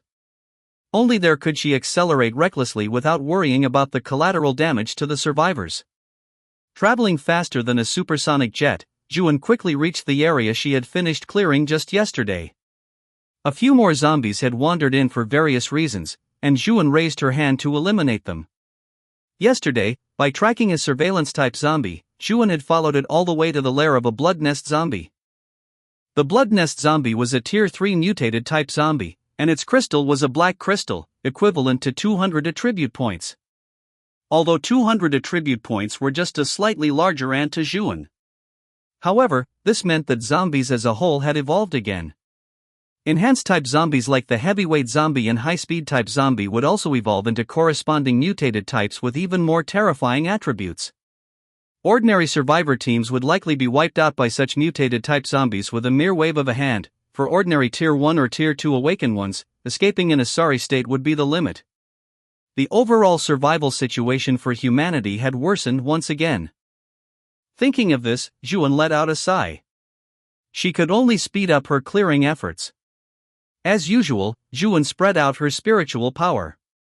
Whether the zombies were in buildings, on streets, or in basements, they were as clear as day to Zhuan, with nowhere to hide. These zombies had no time to react before they fell one by one, turning into system notifications and evolution points for Zhuan. After clearing several waves, Zhuan increased the efficiency of her reverse curse technique to heal her spirit fatigue.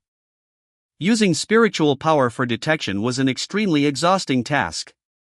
Imagine taking oneself as the origin and including everything within a sphere with a radius of nearly 1,000 meters, from massive buildings down to tiny specks of dust, into one's detection range. If not for Zhuan's nearly 100,000 points in constitution, which made her brain far beyond that of a normal person, the infinite information would likely have turned her into a babbling fool instantly. Therefore, even if others knew the principle behind Zhuan's cheat-like method of clearing zombies, they wouldn't be able to learn it. However, during this spirit sweep, Zhuan discovered two new types of zombies. With a slight thought, Zhuan's figure appeared on a street hundreds of meters away in the next instant. Zhuan looked up and saw an incredibly massive zombie standing quietly on the third-floor balcony of a residential building. Merely standing there, it exuded an extreme vitality and impact from its physical body. Then, as if sensing Zhuan's unseen gaze, the giant zombie woke from its deep slumber and let out a roar. The roar echoed back and forth between the buildings, making one's skin crawl. Then, the giant zombie leaped out. The sturdy iron security bars were like the curtains of an ancient imperial concubine at that moment, incredibly soft as the giant zombie easily broke through them. The giant zombie landed heavily on the street, the floor tiles beneath its feet shattering instantly and kicking up clouds of dust. Zhuan got a clear look at the giant zombie's full appearance. The giant zombie was a full 2.7 meters tall. Standing at 1.73 meters, Zhuan could only barely reach its abdomen. It stood before Zhuan like a small mountain. The muscles on the giant zombie's body bulged exaggeratedly, and its eyes held a fierce, wolf-like hunger, as if looking at food. Zhuan was certain that this zombie had evolved from a heavyweight zombie and was a Tier 3 zombie specializing in strength. It seemed Zhuan's scrutinizing gaze had enraged the giant zombie. In the next moment, it kicked off the ground, exerted sudden force, and lunged at Zhuan like the wind. Zhuan's expression remained unchanged. She deactivated part of her limitless and met it with a palm strike. Zhuan's fingers were like bundles of white jade, her palm small and light. Compared to the giant zombie's fist, which was as large as Zhuan's head, it seemed she had no chance of winning at all. But in the next instant, Zhuan's seemingly weak and effortless palm easily caught the giant zombie's heavy, powerful blow. A human-like flicker of confusion suddenly flashed through the giant zombie's cold eyes. It didn't understand how the tiny bug in front of it had blocked its attack. Zhuan flicked her index finger, sending the zombie flying back several meters. Its strength could definitely punch through a concrete wall with ease, and even thicker steel plates would be dented or pierced. Compared to a heavyweight zombie, its strength has been enhanced by more than just a little bit. Zhuan remarked, feeling the force from just now. The street fell silent for a moment, leaving only the low, hoarse groans of the giant zombie echoing continuously. Chapter 111, Constitution breaks 100,000, unlocking new curse technique. The giant zombie was repelled by Zhuan and felt a surge of anger. It did not understand why such a small woman could so easily block its attacks. Thinking of this, it grew even more furious. Subsequently, the giant zombie grabbed a small car from the roadside. The front of the car crumpled instantly, and it threw it at Zhuan. Zhuan held her crimson blood, and a flash of blade light was seen. The car was instantly torn to pieces, and even a human corpse sitting in the driver's seat was slashed to bits by Zhuan. Blood and flesh splattered all over the car fragments, looking extremely miserable. Zhuan still had to hold back her strength, not wanting to reveal too much power. Otherwise, these mutated type zombies, which had already begun to take shape, would simply run away. That way, she wouldn't be able to test the abilities of these zombies. The next moment, another small car was violently thrown over. Then, it was immediately slashed to pieces by Zhuan. Seeing that ordinary attacks could no longer hurt Zhuan, the giant zombie rushed up directly, relying on its most proficient physical strength to kill Zhuan. Zhuan tilted her body slightly, and the powerful strike grazed her body and smashed into the ground. The ground cracked inch by inch. Another swift punch came, only to be lightly blocked by Zhuan. Are there no new tricks? Zhuan muttered to herself. If the giant zombie's intelligence had fully formed, it would have known that when Zhuan said this, it meant she felt bored and was about to end the test. The giant zombie intended to continue attacking, but the next moment, everything went black before its eyes. Immediately, it slowly collapsed, its hill-like body falling heavily to the ground. It was dead. Killed mutated type tyrant zombie, evolution point +20. Zhuan flew up, looking down at the dead body of the tyrant. As expected, this kind of zombie is called a tyrant. It's a pity, it was just short of a machine gun to be perfect. After saying that, Zhuan's figure disappeared instantly. On the other side of the street, inside a supermarket, a survivor was shivering behind a shelf. Xiao Zhe knew that there was a terrifying, strange zombie here. Just a moment ago, the other 3 members of his squad had been silently killed by it. Listening to the low growls of the zombie and his own pounding heartbeat, he felt a wave of regret in his heart. He was really unlucky, perhaps he would die here today.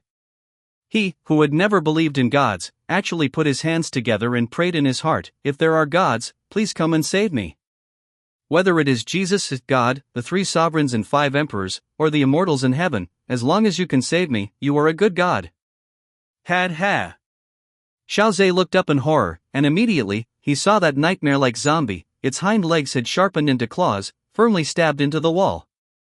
The entire zombie was hanging upside down, its specialized claws flashing with sharp, cold light, with the blood of his companions still dripping from them. The next moment, the zombie pounced over. If he were hit by those claws, he would be sliced into several pieces instantly. "No!" he exclaimed, closing his eyes, not daring to look again. The expected intense pain did not come for a long time. He opened his eyes bit by bit to check, only to see that this zombie was frozen in the air for some reason, unable to move a single inch, even its ferocious expression frozen in place. A stunningly beautiful woman floated behind it, her expression calm, and every gesture filled with elegant divinity. An immortal? Xiao Zhe muttered in disbelief. Was this also an immortal's method? The zombie suddenly started to move, but it seemed to realize it couldn't attack Xiao Zhe at all, so it turned to attack Zhuan instead. The next moment, both of them burst out of the supermarket and arrived on the street. Xiao Zhe recovered from his daze and rushed up. He wanted to see the fight of the fairy sister. On the street, Zhuan and the zombie were in a silent standoff. The zombie was judging the strength of the prey in front of it. Because Zhuan's genes were ordinary double-stranded genes, the flesh and blood of Zhuan had very little attraction to these evolved zombies, often causing these zombies to misjudge Zhuan's strength. They thought Zhuan could be easily handled by them. The zombie's hind claws had been retracted and were not nailed to the ground, while its front claws remained sharp, secretly rubbing against each other, planning how to kill the strange Zhuan. The standoff ended, and in an instant, the zombie's figure disappeared into the distance. Xiao Zhe only felt a flash before his eyes and was shocked, only able to catch a glimpse with his peripheral vision that the zombie had jumped onto the building behind Zhuan. Immediately, the zombie kicked its legs, the power contained within instantly exploding, and it flew toward Zhuan at an extremely fast speed. His heart tightened instantly. 24 meters per second.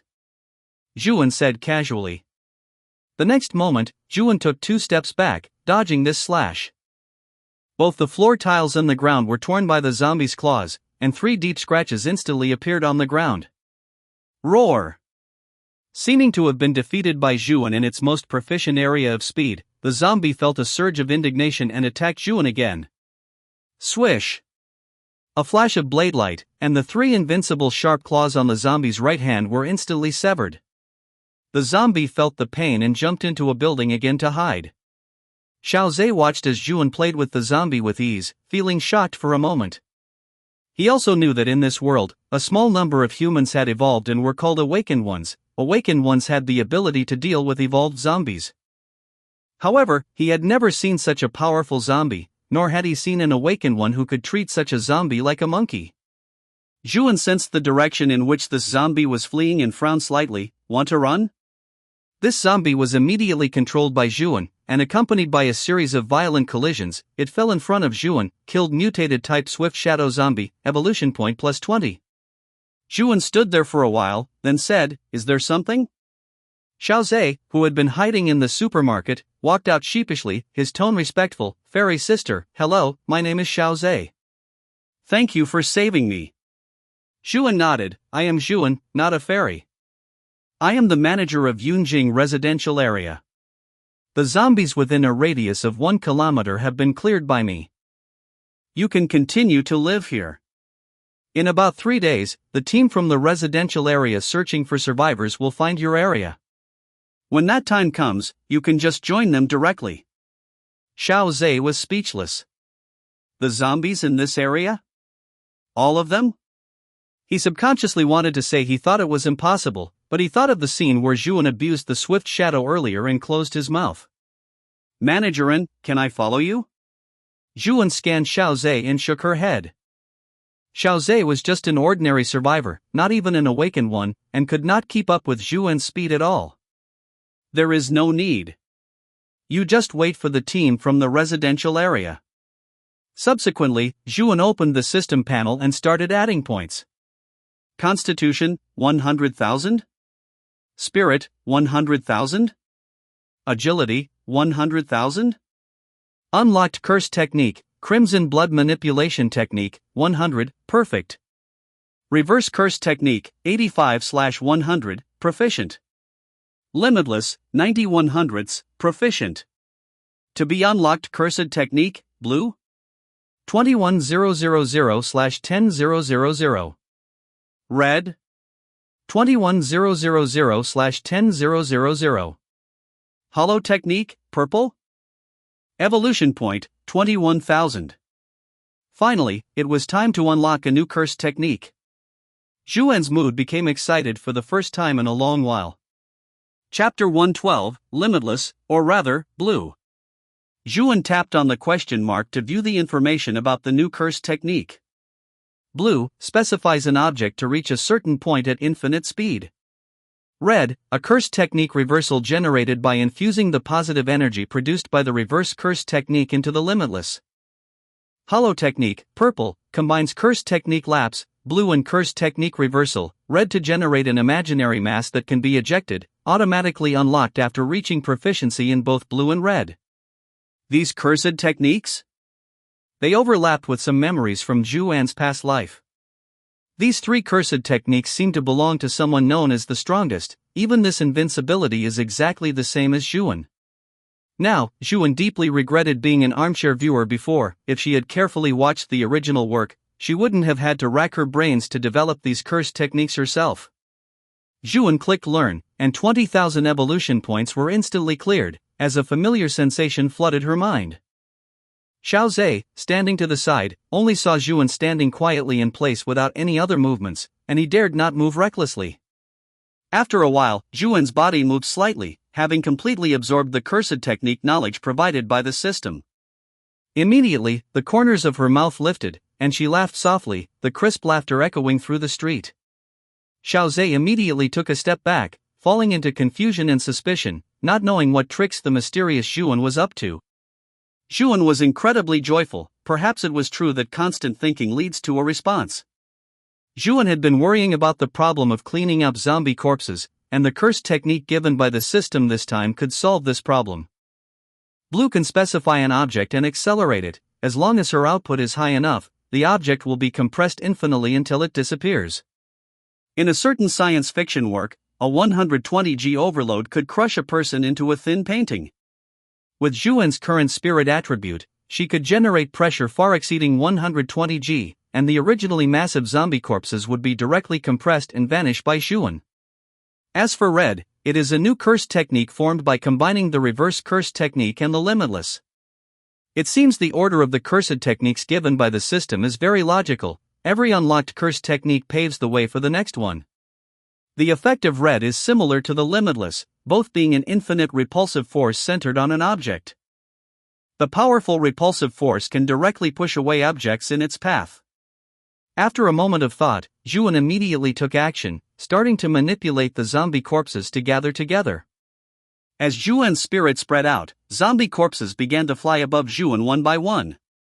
With Zhuan's current spirit attribute of 100,000 points, her manipulation radius was a full 1,000 meters, and there were over 2,000 zombie corpses within this range. The zombie corpses on the street floated up directly, while for some zombie corpses in basements or indoors, Zhuan directly cut through the doors and windows to transport the corpses out. Not a single corpse was left behind. Gradually, above Zhuan, corpses pile up together, converging into a huge, incomparable corpse ball. All kinds of bizarre zombies were mixed within it, looking like a scene from hell. The massive corpse ball even blocked the sunlight, instantly darkening the sky above the two. Xiao Zhe's legs began to tremble, and he felt a great terror, as if some entity had suddenly gripped his heart, leaving him almost speechless. There are at least thousands of zombies in there. Were they all killed by Zhuan? Is she trying to raise goo or something by gathering so many zombie corpses? He was even afraid that after seeing this scene, he would immediately be thrown onto the corpse ball by Zhuan. It really is spectacular. Looking at the massive corpse ball, Zhuan couldn't help but exclaim.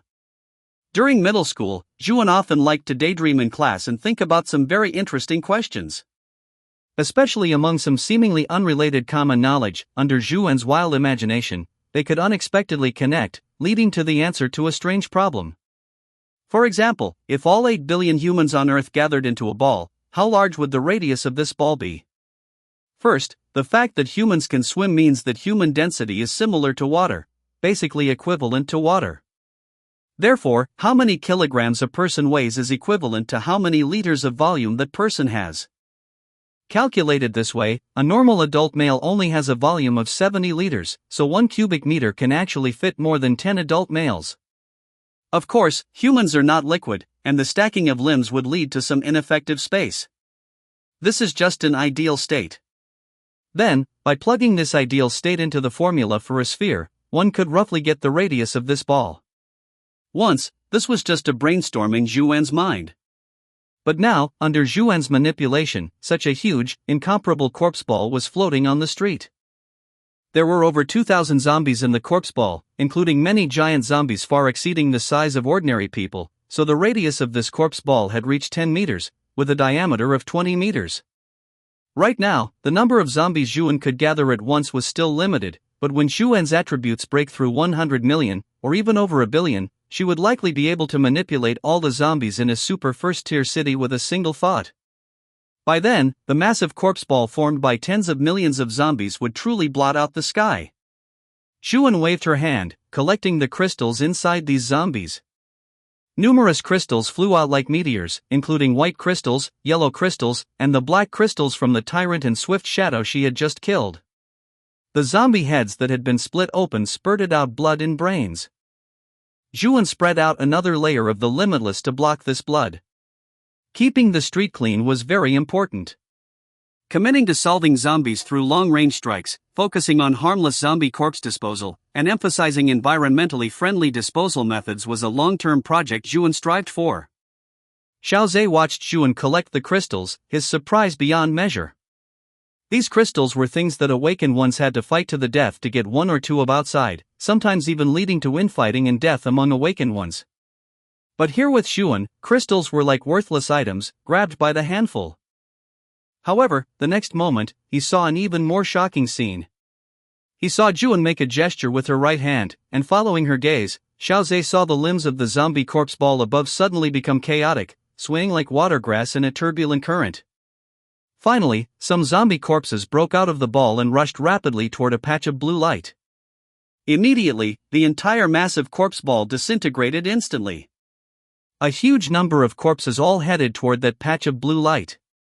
In a dazzling blue light, one zombie corpse after another was squeezed and pressed against each other. They were crushed, compressed, and then disappeared. The blue light finally dissipated, and Xiao Zhe looked up, only to see that the massive corpse ball had disappeared. Even some floating blood droplets had all vanished. The only evidence that the corpse ball had ever existed was the cluster of various crystals floating behind Zhuan chapter 113, backfilling the corpse pit. Zhuan looked at the corpses that had been cleared away and felt a sudden sense of relief and joy. The effect of Song was unexpectedly good. With Song, Zhuan could completely solve the problem of killing zombies too quickly and having corpses pile up in large numbers. It could be said that with Song, Zhuan could clean up zombies without any worries and let loose. No need to kill new zombies today. Let's deal with all the corpses in the districts I cleaned up before. Thinking this, Zhuan noticed Xiao Zhe's state. Xiao Zhe was stunned, seemingly unable to recover from his shock. Hello? Zhuan patted Xiao Zhe on the shoulder, causing the latter to jump and wake up instantly. Sister. Sister, hello. Xiao Zhe stuttered. I'm leaving now. Remember, you can go to Yunjing residential area. With that, Juan said no more and flew away directly. After all, Juan was very busy herself. A gust of wind stirred Xiao Zhe's fringe, and the bright sunlight shone on his face. Xiao Zhe looked up, and the outline of the sun stung his eyes. Staring blankly at the empty street, an uncontrollable sense of unreality and absurdity rose in Xiao Zhe's heart. Have I met an immortal? First the zombie apocalypse, and now immortals everywhere. Has this world finally gone crazy? After a long time, he sighed. He made up his mind, he was going to Yunjing residential area. With Xuan there, Yunjing residential area would definitely be the safest shelter in this world. In the clear weather, Zhuan's figure appeared above the buildings. On these streets that Zhuan had cleared, a large number of zombie corpses lay on the ground. The muggy summer weather had caused these corpses to start rotting and stinking, making it impossible to get close easily. Some of the corpse piles, initially gathered using screaming-type zombies, even had faint traces of miasma. How brutal, Zhuan mocked her former self, and then she began to activate the spell. The zombie corpses and severed limbs within a radius of 1 kilometer began to gather above Zhuan. During this gathering process, many buildings were destroyed by Zhuan. For some zombie corpses in enclosed spaces, Zhuan could only forcefully cut an opening to let the corpses gather. Some buildings had many holes poked in them as a result, letting the wind blow through from all sides. However, this was a helpless move. Anyway, there were so few humans now that they didn't need so many buildings for work and life. When the zombie corpses were gathered, Zhuan activated Song to destroy them. Gather, destroy, gather, destroy. Repeat, continuously repeat. And the proficiency of Zhuan's Tsun was constantly improving, though it had not yet reached the proficient level, remaining at the introductory stage. Outside Yunjing residential area, the cleanup team was still diligently clearing zombie corpses.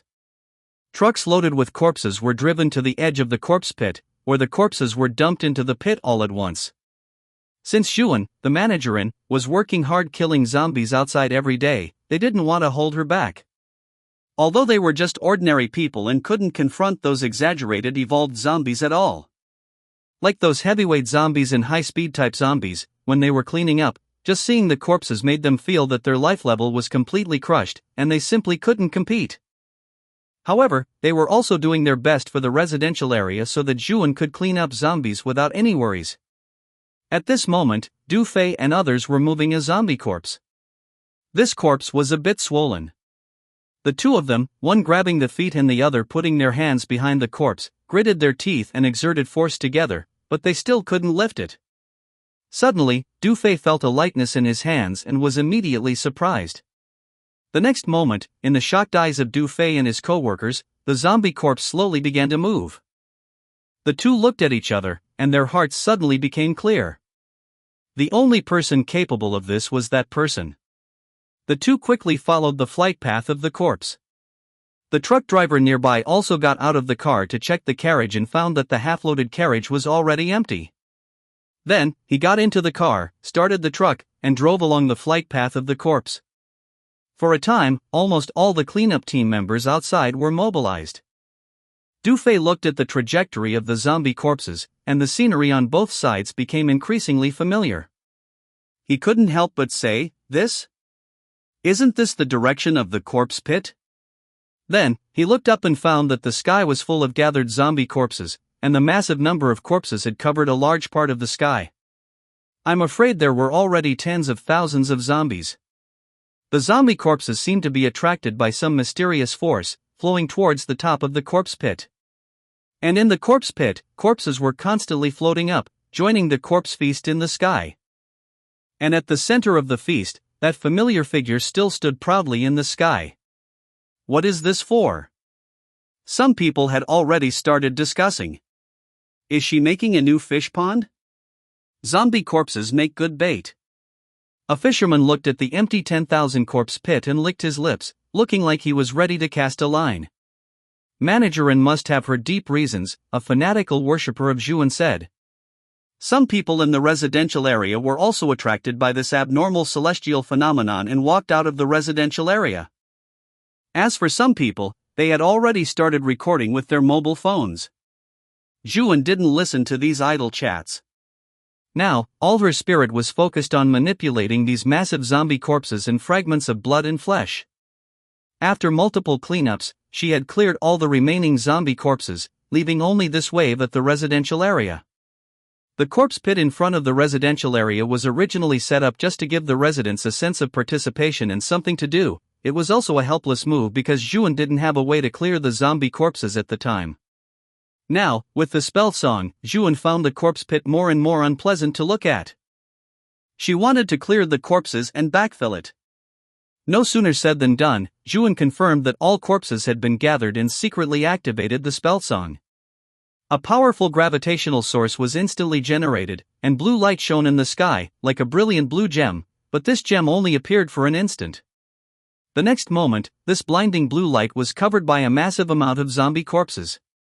The attracted corpses formed a huge black vortex, which kept spinning and getting smaller and smaller. Zhuan was not yet very proficient in using song, so the clearance speed was not very fast. The people in the residential area witnessed this scene that was like gods and demons, and a sense of epicness rushed into their minds, shocking their spirits. Some people even had tears in their eyes. God, do you still love the world? Once, the apocalypse destroyed their faith, and they even felt that zombies appeared to punish human evil, that humanity was hopeless and should welcome destruction. But at this moment, these people firmly believed that Zhuan was sent by heaven to save humanity.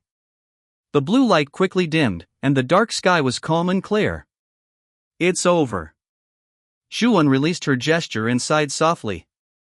Now, all the zombie corpses that Zhuan had previously killed were completely cleared away. Subsequently, Zhuan manipulated the massive block of earth that had been set aside nearby, stuffing it in so it fit perfectly. However, Zhuan noticed something wrong. Because several layers of soil had already been shaved off to cover the zombie corpses, the height of the earth block had decreased significantly, creating a depression. What a hassle, Zhuan muttered, secretly activating her curse technique to smooth out the edges and redistribute the soil. Just like that, after Zhuan's work, the land was leveled once again. It was just about 1 or 2 meters lower than the surrounding ground. It feels like this will turn into a small fish pond later, Zhuan thought, her figure appearing by the lakeside. The cleanup group and the onlookers who had been watching the spectacle seemed to wake from a dream, especially the members of the cleanup group. They looked at each other, not knowing what they were supposed to do next.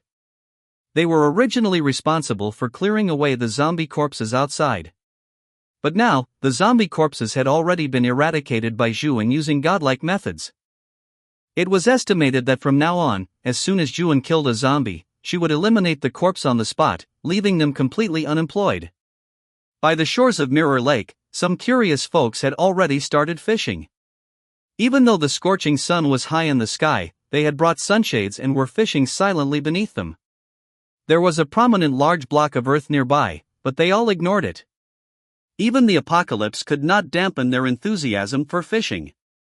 Subsequently, Zhuan followed the same procedure, using blue to deal with the leftover construction site from yesterday. Zhuan's current infrastructure capability was already equivalent to a professional team of who knows how many people before the apocalypse. She was a natural-born master of civil engineering. Carving mountains, uprooting buildings, digging lakes, filling pits, what was there that Zhuan couldn't do? Then, Zhuan's figure disappeared again and reappeared among the people in the residential complex. Yo, Zhuan greeted them briskly. Managerin, how should we handle the people in the cleanup group? Hao Jianwei, who was standing nearby, asked immediately upon seeing Zhuan arrive. Zhuan was always elusive, even the community's deputy manager, Hao Jianwei, sometimes couldn't see her more than a few times a day. Let me think, Zhuan pondered. In fact, she was also considering this question. Are there any vacancies in the other groups? Qin Yuan smiled and spoke the truth. The logistics group is actually quite short on people. The speed at which we find supplies can't keep up with the speed at which you clear them. Tang Yun and Song Xiaoxian said, if they are idle, we could have them come over to train with us, having a bit more combat power would be good. As for the repair group, forget it. The cleanup group existed precisely because they didn't have any professional skills and had to do the dirty work. The education group had the fewest people. Teacher Shin was even still giving lessons to 2 children. Among the survivors received by the community from the outside, there wasn't a single child. It was easy to understand why. Children lacked sufficient combat power and cognitive ability, and in some situations, their crying and screaming could be a hindrance to the survival of adults. Under such circumstances, a child's chance of survival naturally decreased significantly. Zhuan nodded. In fact, this was exactly what she was thinking. Then let's do that. Arrange for these people who have no work to do, Deputy Manager Hao. One more thing, plant a few trees by the lakeside to maintain the soil and water. Hao Jianwei acknowledged her and went off to attend to his duties. Suddenly, Song Xiaoqian grabbed a strand of Zhuan's hair and gave a surprised sound. Sisterin, how do you have a white hair? Zhuan frowned slightly and smoothed her hair. Sure enough, mixed into her black, waterfall-like long hair was a single thin white hair, like a silver snake waiting for an opportunity. What was going on? With her physical stats exceeding 100,000 points, how could she have a white hair? Moreover, she was clearly using the reverse curse technique to repair her body at all times. Zhuan was confused for a moment. The others also felt a hint of unease in their hearts, and a trace of worry appeared on Tang Yan's face. Sisterin, are you okay? Is there anywhere you feel uncomfortable? Song Xiaoqian asked with concern. Zhuan shook her head, her laughter clear and melodious. It's nothing, maybe I just haven't rested well lately.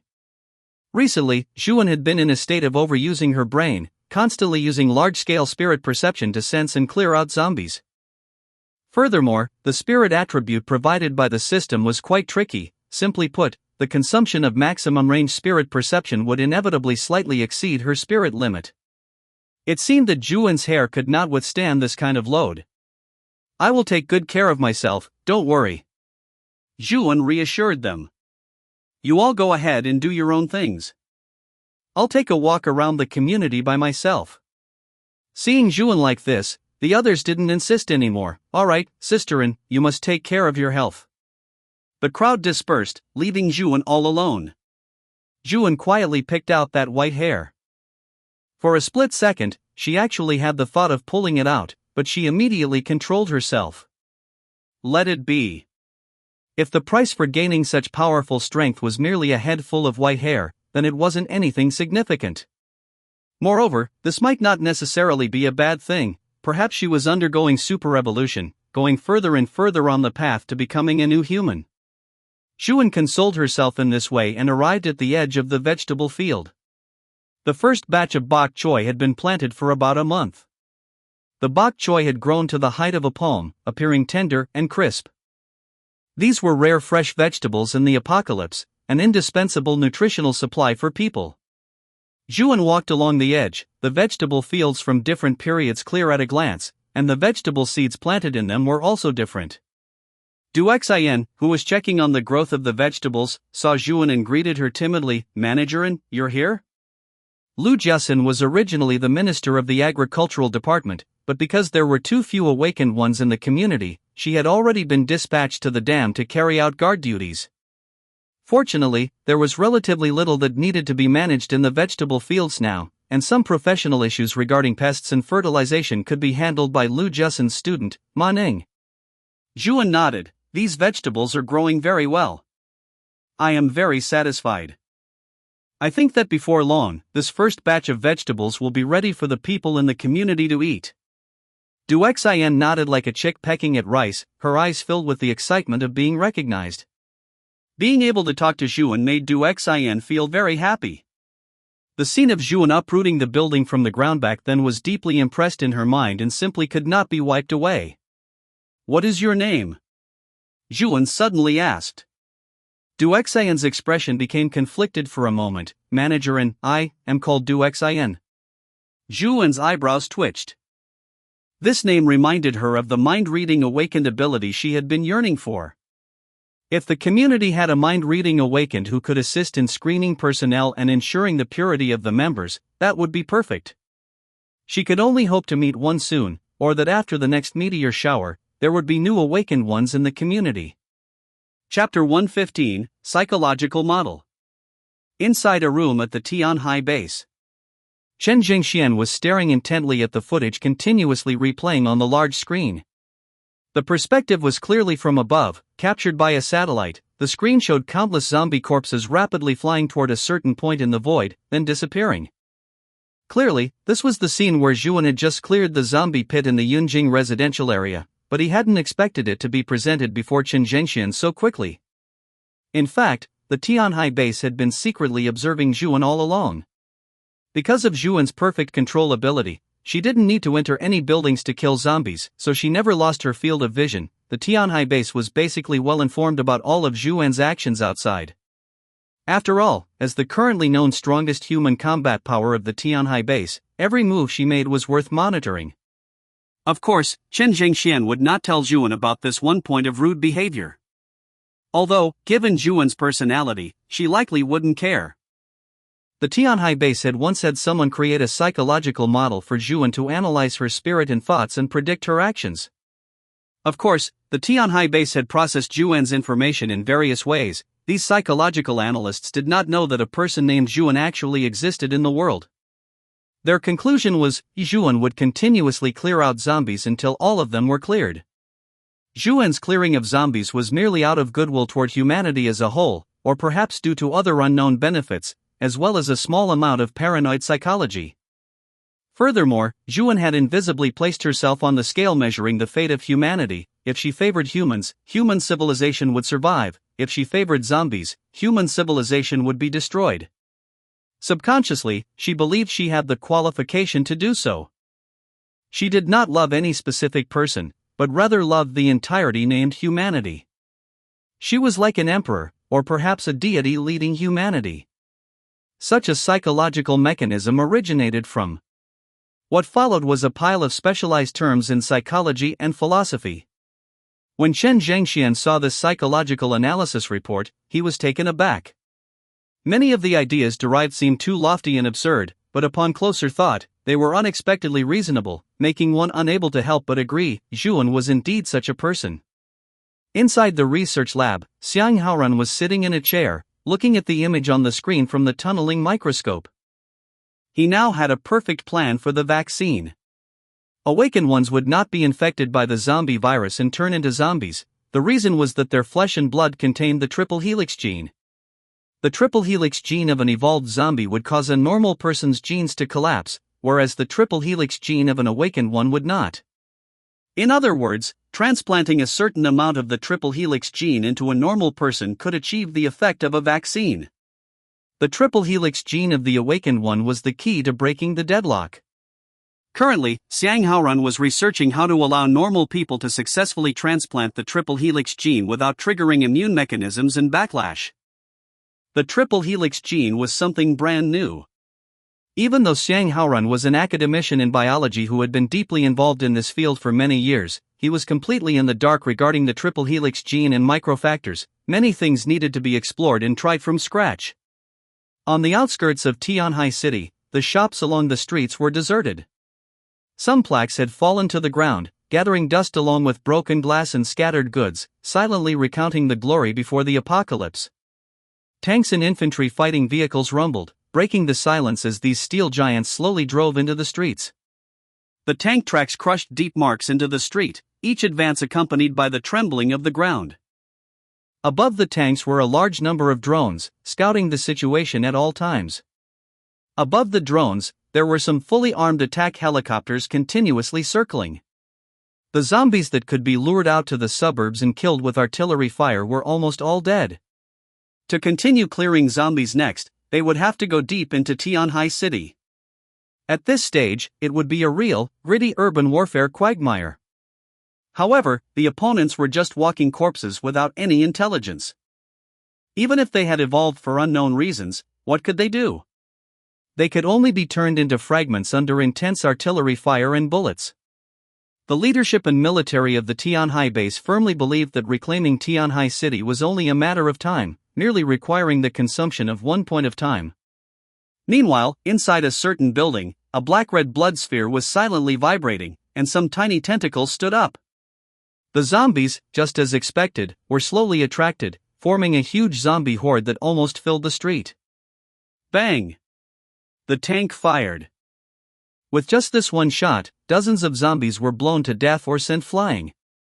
The attack helicopters also dropped a batch of incendiary bombs, and the onboard machine guns frantically spat tons of fire. Following the direction of the machine gunners, batches of zombies fell in response. Meanwhile, on top of the buildings on both sides of the street, a huge zombie stood by the window. It could be seen that all 4 of its limbs had 3 sharp claws, and at its feet were the corpse fragments of 3 soldiers and a dead enhanced type corrosive zombie. The soldiers' flesh was constantly sizzling, being frantically corroded, and the floor was about to be corroded through. Even though they were wearing battle armor distributed by the Tianhai base and were almost fully armed, in front of this swift shadow, they only lasted a few exchanges before being quickly slashed to pieces. The only achievement was killing 1 corrosive zombie. Inside the command vehicle, the commanding personnel received the news of the 3 soldiers' deaths, their faces showing expressions of grief and indignation. The swift shadow zombie fixed its gaze on the attack helicopter that was continuously shooting at the zombies. Without any extra movements, it shattered the glass with 1 claw. Subsequently, it picked up the corpse of the corrosive zombie and violently threw it toward the helicopter. The next moment, the corpse of the corrosive zombie was thrown onto the helicopter's propeller, then directly shredded by the propeller, turning into a sky full of blood rain. The machine gun's fire even paused for a few seconds. The pilot keenly sensed something was wrong. The propeller was being rapidly corroded by the corrosive zombie's blood.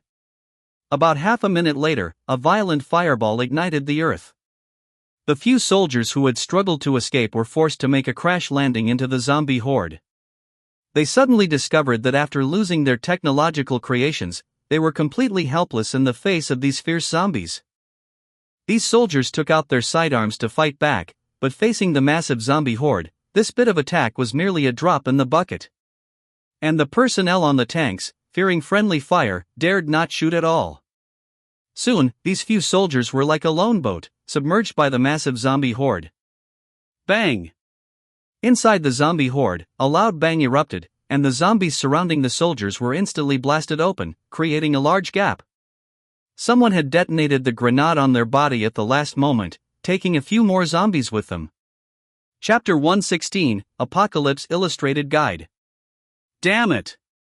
The commander watched the soldiers sacrifice themselves and slammed his fist onto the table.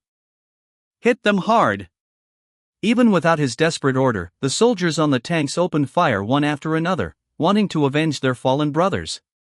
However, they suddenly realized that the zombie horde, which had been massive and filled the streets just moments ago, had already receded like a tide. Only the debris of battle remained on the streets, along with a few scattered zombies. A colossal giant zombie, roughly 2.7 meters tall, stood in the street. Its appearance was very strange. The bone spurs on its arms had developed abnormally, making it look as if 2 doors were embedded into its arms. The defensive zombie brought its 2 arm doors together, and a white wall about 2 meters wide and 3 meters high appeared out of thin air on the battlefield. Boom! The artillery fired, and a shell slammed directly into the defensive zombie's hands. Logically speaking, the next moment, this zombie should have been blown to pieces, turning into a rain of flesh and blood. Impossible! The tank gunner's eyes widened. After the smoke cleared, it was clear that the defensive zombie had only retreated a few steps. There were some white marks on its arm doors, but otherwise, it had suffered no damage at all. And now, the defensive zombie was still approaching at a slow and constant pace. Switch to armor-piercing shells, he ordered immediately. The rest of the crew immediately began reloading. This strange type of zombie made them feel nervous, even though they had always relied on heavy firepower to wreak havoc among the zombies. At this moment, they realized that the steel fortress they were in was not as safe as they had thought. After the armor-piercing shell was loaded, this shell had an equivalent penetration depth of 1 meter. It was impossible for any creature to block it. The next moment, the shell was fired. The defensive zombie's hard arm doors were penetrated directly. The shell even had enough residual force to pass through the defensive zombie's entire body before finally stopping. The tank gunner breathed a sigh of relief, but in the blink of an eye, he saw another zombie behind the defensive zombie. That zombie was also a giant zombie, with an abnormally swollen abdomen and very slow movements. It had been protected by the defensive zombie all along. At this moment, it was only about 10 meters away from the tank. Boom! Fearing that delay would lead to complications, the tank gunner fired another shot. The armor-piercing shell smoothly passed through the giant zombie's abdomen, and immediately after, the giant zombie actually exploded. A large amount of corrosive liquid splattered over an area within a 30-meter radius of the giant zombie. The blue-black corrosive liquid covered the tank's exterior armor, hissing as it corroded the metal. On the streets on both sides, the outer walls were directly corroded and blackened. Even the gun barrel was corroded. This tank was completely disabled. On the other side, an infantry fighting vehicle was continuously clearing out zombies. Its heavy machine gun spat out tongues of fire, and zombies fell one after another. Suddenly, the infantry fighting vehicle stopped moving. Its movement had been forcibly halted by a tyrant standing 2.7 meters tall. The next moment, the tyrant grabbed the infantry fighting vehicle with one hand and, with a violent strike, ripped off the machine gun that it found noisy. Then it went for the turret and the armor. The tyrant was like an impatient child opening a gift box with complex packaging, its movements full of rage. Finally, just as the tyrant completely tore open the lid of the infantry fighting vehicle, exposing the personnel inside, and was about to begin a massacre, a nearby tank finally aimed at the tyrant's head and blew it to pieces with one shot. The shattered flesh even splashed into the mouths of some soldiers. If they had any cuts in their esophagus or body, allowing the tyrant's flesh to enter their bloodstream, they would experience immediate genetic collapse, a fate worse than death. However, this was a desperate measure. Finally, all personnel and heavy firepower executing the clearing mission were forcibly recalled. The command system finally realized that the current zombies had evolved sufficiently and were no longer the fragile carbon-based flesh and blood organisms they had imagined. The evolved zombies possessed incomprehensible microfactors and powerful triple helix genes. The technology contained within them far exceeded human technological levels by several orders of magnitude. Rather than calling them zombie creatures, it would be more accurate to call them biological warships. If they continued to cling to the idea that flesh is weak and artillery can destroy everything, the military would only pay a huge price. This clearing mission cost Tianhai Base dearly in terms of losses and sacrifices. Meanwhile, inside a building, the Blood Nest zombie slowly retracted its tentacles and buried them back into the holes in the wall. It had used the mutated type zombies it had accumulated for a long time to deal a major blow to the military. However, its own subordinates, the mutated type zombies, were also exhausted. It only hoped that this would buy it enough time to grow, break out of its shell, and become a completely perfected life form. Inside Tianhai Base, Xiang Haorun looked solemn as he carefully reviewed the damage report that had just been submitted. After a long time, Xiang Haorun let out a heavy sigh and put down the documents. Frankly speaking, if they were conducting steel torrent tactics on the plains, the base would not fear these mutated type zombies at all. With sufficient firepower, these zombies would have no chance of getting close. However, in urban street fighting, large-scale destructive bombs could not be used, and firepower was also limited. This gave these mutated type zombies, which possessed extremely high individual combat power, an opportunity. Was it possible that in the future, the military's armed forces would gradually fade away, replaced by a fierce struggle between awakened ones and evolved zombies? Tianhai Base had also been gathering survivors, and there were naturally quite a few awakened ones among them. They had even formed specialized awakened one squads. But at present, they could only barely participate in battles against mutated type zombies. They hadn't grown enough yet. Xiang Haorun reviewed the mutated type zombies mentioned in the report again, such as the self-destructing zombies and defensive zombies. Especially the self-destructing zombies, nearly half of the casualties were caused by them. Immediately, he thought of something, picked up the phone on the table, and dialed a number. The call was answered quickly, and a voice familiar to Xiang Haorun came through. Xiang Haorun could even hear a faint sound of wind. "Hello, what is it?" Zhuan's phone was floating by her ear, and her hands did not stop moving. Above her, a massive zombie corpse was rapidly disappearing. Xiang Haoran quickly explained the recent situation encountered by Tianhai Base. Zhuan listened to Xiang Haoran's account, her brows furrowing slightly. She knew that the physical fitness of mutated type zombies had been greatly improved compared to enhanced type ones, but she hadn't expected that mutated type zombies would actually have the ability to go toe-to-toe with a proper army. This was inseparable from one important type of zombie. Could it be the command of a blood nest zombie? Zhuan asked softly. It should be.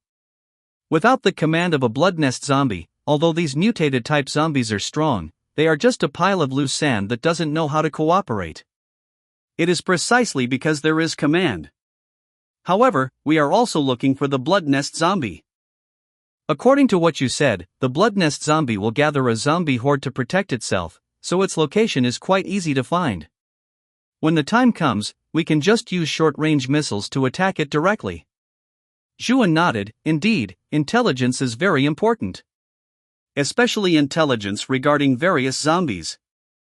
For ordinary people and average awakened ones, knowing one more bit about the rules of awakened one and weapon strengthening increases their strength by 1 bit, knowing the characteristics of one more type of evolved zombie increases their chances of survival. Back then, when Zhuan found Lu Jiasun, her group of cheap students made a fool of themselves because they didn't know that awakened ones were immune to the zombie virus. In the end, they chilled Lu Jiasun's heart, and they suffered the consequences, all being killed by zombies. And in this world, when it came to understanding zombie information, if Zhuan claimed second place, no one would dare claim first. No one could surpass Zhuan. Thinking of this, Zhuan said calmly, Old Xiang, I have an idea. I plan to compile an apocalypse illustrated guide. Chapter 117 Space Severance. Inside a certain building in the imperial capital. Cui Yiming sat idly in the chair that Guan Hu used to occupy, looking at the survivors under his command. Ever since that night when Cui Yiming teamed up with Qian Shu to take out Guan Hu, and then used his own methods to kill Qian Shu, Cui Yiming had become the only awakened one in the shelter and the leader of this place. At first, some people were unconvinced, feeling that Cui Yiming had risen to power by backstabbing others. The shattered corpse of Qian Shu below the building was proof that Cui Yiming's direct combat ability was lacking. Consequently, a few foolish men actually conspired to kill Cui Yiming. However, Cui Yiming's lack of direct combat ability was only relative to other awakened ones. After consuming the 7 crystals stored by Guan Hu, Cui Yiming had become a Tier 2 awakened one, and his enhanced physical fitness was already far beyond that of an ordinary person. Thus, in full view of everyone, Cui Yiming easily toyed with and killed these few men, even subjecting them to torture. The remaining survivors didn't dare to make a sound. The way they looked at Cui Yiming was as if they were looking at a devil. Cui Yiming was dismissive of this. My ability to become an awakened one is my own skill. The strong are meant to oppress and humiliate the weak. In this apocalypse, talking about morality and rules is the stupidest thing to do. Cui Yiming knew that he had been changed by this dog-eat-dog apocalypse. He used to adhere to social moral values, treating people with kindness and handling matters with reason, but now, he had become cunning and cruel. This was fine, too. This was what the apocalypse should look like. A white square measuring about 30 centimeters by 30 centimeters suddenly appeared in front of Cui Yiming. This was a new thing Cui Yiming discovered after reaching Tier 2, the spatial plane. Previously, he could only collect supplies by touching objects with his hands, which was extremely inefficient. But this spatial plane could be deployed within about 5 meters of himself and could also store things. He just needed to throw items into it, and they would instantly disappear and arrive in his space. Now, Cui Yiming's space had become a cube with a side length of 2 meters. Furthermore, the spatial plane had unidirectionality. Items could only be thrown in from the front. If thrown from the back, they would not enter his space but would continue flying. In other words, this spatial plane was equivalent to an invincible shield. Suppose Cui Yiming's spatial plane was large enough, then, if he took a gun into a shootout, he could slaughter everyone. Because if others shot at him, the bullets would go straight into his space, while he could shoot at others unhindered and kill them directly. Moreover, since the space could store objects, the object's motion state and vectors would be preserved. Therefore, as long as Cui Yiming released the bullets he had collected into the space, they would be equivalent to bullets just fired from a barrel. Chui Yiming only needed to store a gun in advance and fire at the spatial plane to store the bullets that had already left the barrel. He could then easily pass through various security checks, as he would have no weapons on him, and the space could not be detected, allowing him to carry out assassinations without anyone knowing. If it were peacetime, who knows how many politicians and prime ministers Chui Yiming's ability could assassinate, leaving so many with gaping holes in their heads and chests. Furthermore, the four edges of the spatial plane were not to be underestimated. They possessed powerful cutting abilities. Safes, walls, no matter how sturdy an object was, without exception, it would be sliced directly by the deployed spatial plane. Chui Yiming guessed that this was also the storage attribute of the spatial plane. It didn't appear out of thin air, it appeared only after it had stored the matter that was originally in that position. This was completely unreasonable, conceptual cutting. With a thought from Chui Yiming, the next moment, the spatial plane appeared on the glass on the side of the sofa and sliced right through it. Subsequently, this spatial plane quickly disappeared, and other spatial planes appeared in succession. This piece of glass now had a 30 cm by 30 cm hole cut into it. Chui Yiming stood up, walked forward, and with a light touch, the piece of glass fell down the building. The hot wind blowing in his face helped Chui Yiming calm down for a moment. As for the others in the shelter, watching Chui Yiming's ability, their lips couldn't help but tremble. Guan Hu and Qian Shu's abilities, although far exceeding ordinary people, were still something they could understand, merely the strengthening of physical strength and speed. But Chui Yiming's ability was completely beyond their comprehension. Things that cannot be understood bring fear. They now dared not confront Chui Yiming at all, fearing that their own heads would be easily severed by Chui Yiming just like that piece of glass. Chui Yiming swept his gaze over these people. In reality, he had no interest in them whatsoever. It was just that after he took over this shelter, he let these people eat a little more and sent them out to find supplies. Although evolved zombies were currently rampant outside, and isolated ordinary people basically had no place to be buried when facing these monsters, at least they could eat their fill, right? Just a little better than Guan Hu. However, he was mostly doing it for himself. He was stocking up on supplies for himself. He would take the majority of the food and medicine they brought back and store it all in his own space. This was the apocalypse, after all, supplies were extremely important.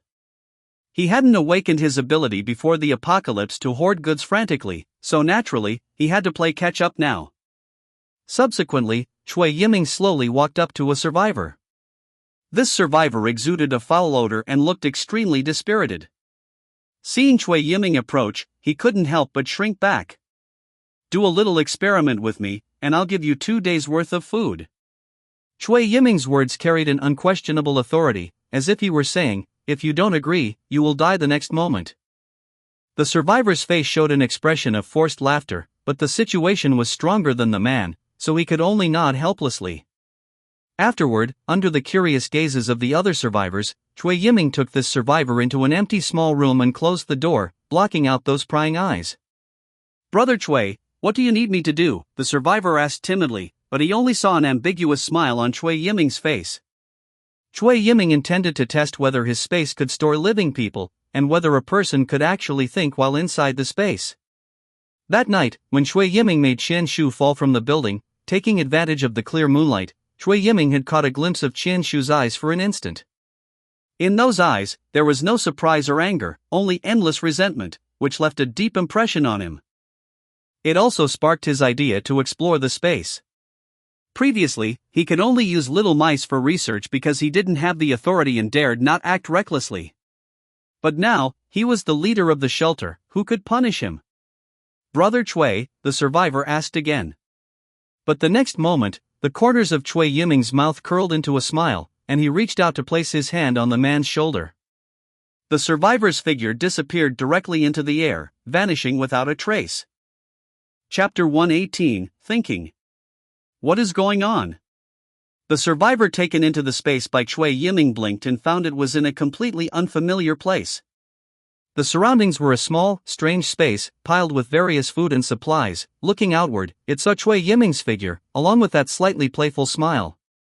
At this moment, Chui Yiming seemed unable to see it at all. It felt as if it were trapped within a tiny speck of dust, or perhaps completely isolated from the real world. This space was nothing more than a projection, and even if a nuclear bomb exploded, it likely wouldn't affect it within this space. It wanted to turn around to check the situation behind it, but to its horror, it discovered that it couldn't even move its eyelids. It was frozen, with only the ability to think remaining unstopped. Its brain began to race, though its already weak body made it feel somewhat dizzy. It just kept thinking and thinking, as there was nothing else it could do. The few minutes that would normally be brief felt incredibly long under these circumstances. A few minutes later, the survivor's eyes lit up. It had finally been released from the space by Cui Yiming. At the same time, a large bag of bread and a bottle of drink were also released from the space, casually tossed onto the white bed sheet. "How does it feel?" Cui Yiming pointed to the released supplies. "As long as you tell the truth, these things are yours." There was no need to coerce it now. If it held a grudge and gave false information to harm him, it would be counterproductive. This was Cui Yiming's line of thinking. The survivor glanced at the supplies on the bed, its throat moving involuntarily, looking somewhat nervous. It described its experience in detail. The survivor didn't notice that as it spoke, Cui Yiming's eyes grew brighter and brighter. As expected, people could survive inside the space, because being in a static state meant there was no need to store oxygen in advance. Cui Yiming had previously experimented with hot water and mice, but without a human subject, he hadn't felt entirely at ease.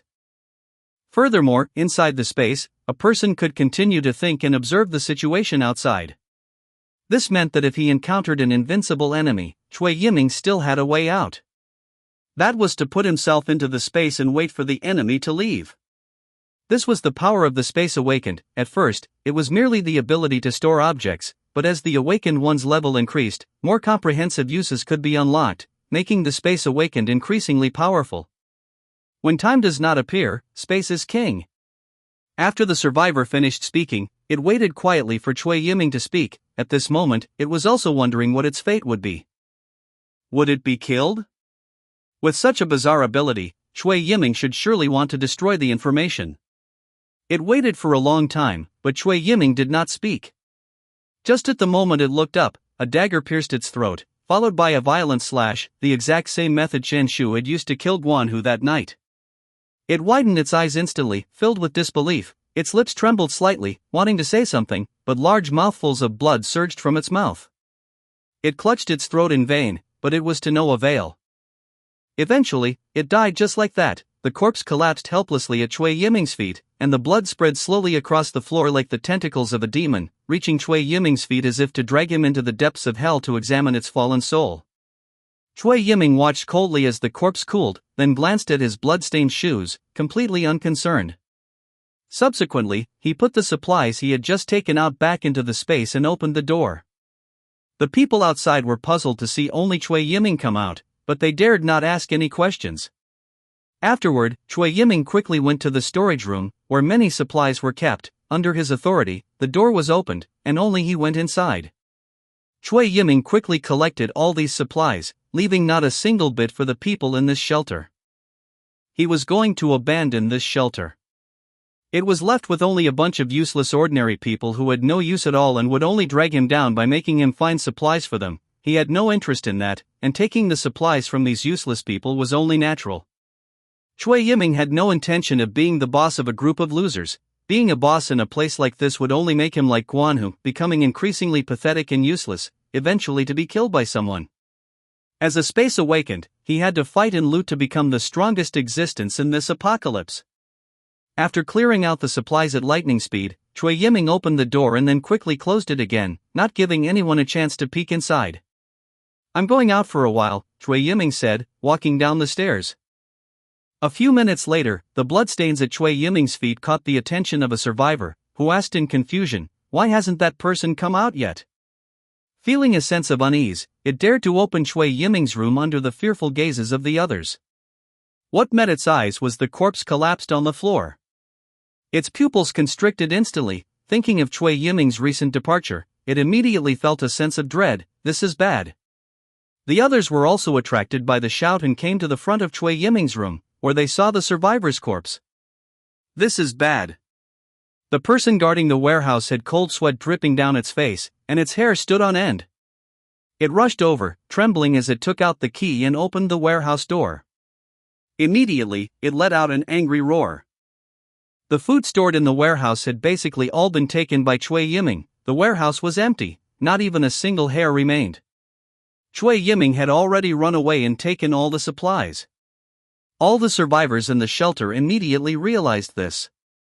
All of their resentment erupted violently, and they cursed Cui Yiming using every vocabulary word they had ever known in their lives. Some people looked manic, clearly driven completely insane by this apocalypse. After venting, the survivors unexpectedly calmed down. Getting angry also requires energy. Now that they had no food at all, they needed to conserve energy. Getting angry was not rational. Now, the shelter had no awakened one and no food, just relying on a bunch of starving ordinary people. How could they survive in the apocalypse? Suddenly, someone thought of something and rushed into Cui Yiming's room. There, a corpse lay sprawled out, its blood not even fully coagulated. Food, isn't it right here? Downstairs, the culprit behind everything, Cui Yiming, didn't care about any of this at all. He simply came to the parking area, took out his keys, started the car, and then left without the slightest hesitation. Ahead of him lay endless zombies and a tragic apocalypse, but he pressed down on the accelerator and sped forward. Chapter 119, Incoming Enemy. Yunzhou City, another district. On the empty street, there were only scattered vehicles, debris, and wandering zombies, appearing eerily silent. However, in a world like this, a completely different scene appeared. A person on the street had a tattoo on his arm, was holding a bottle of water, drinking wantonly. He had no weapon in his other hand, wore slippers on his feet, and walked leisurely, looking completely devoid of any tension. It was as if it were not the apocalypse at all, but just a leisurely afternoon stroll while on vacation. Logically speaking, he should have been mercilessly swarmed by the surrounding zombies, letting out wails as his abdomen was ripped open. But strangely, the surrounding zombies didn't notice him at all, only being attracted by the noise he made, and then, blankly looked in other directions. Tisk, tsk, tisk. Ningla tilted his head back to drink the last drop of water in the beverage, smacked his lips, and felt it wasn't quite satisfying. These drinks weren't frozen, so they didn't taste right. Afterward, he casually threw the empty beverage bottle onto the head of a zombie. The dull zombie was awakened by his action. It scanned alertly for a moment, but didn't find the target, so it could only wander around gloomily. He was Ninglu, a camouflage awakened, who had failed the mind-reading test by Shu Xian and was driven out of the shelter.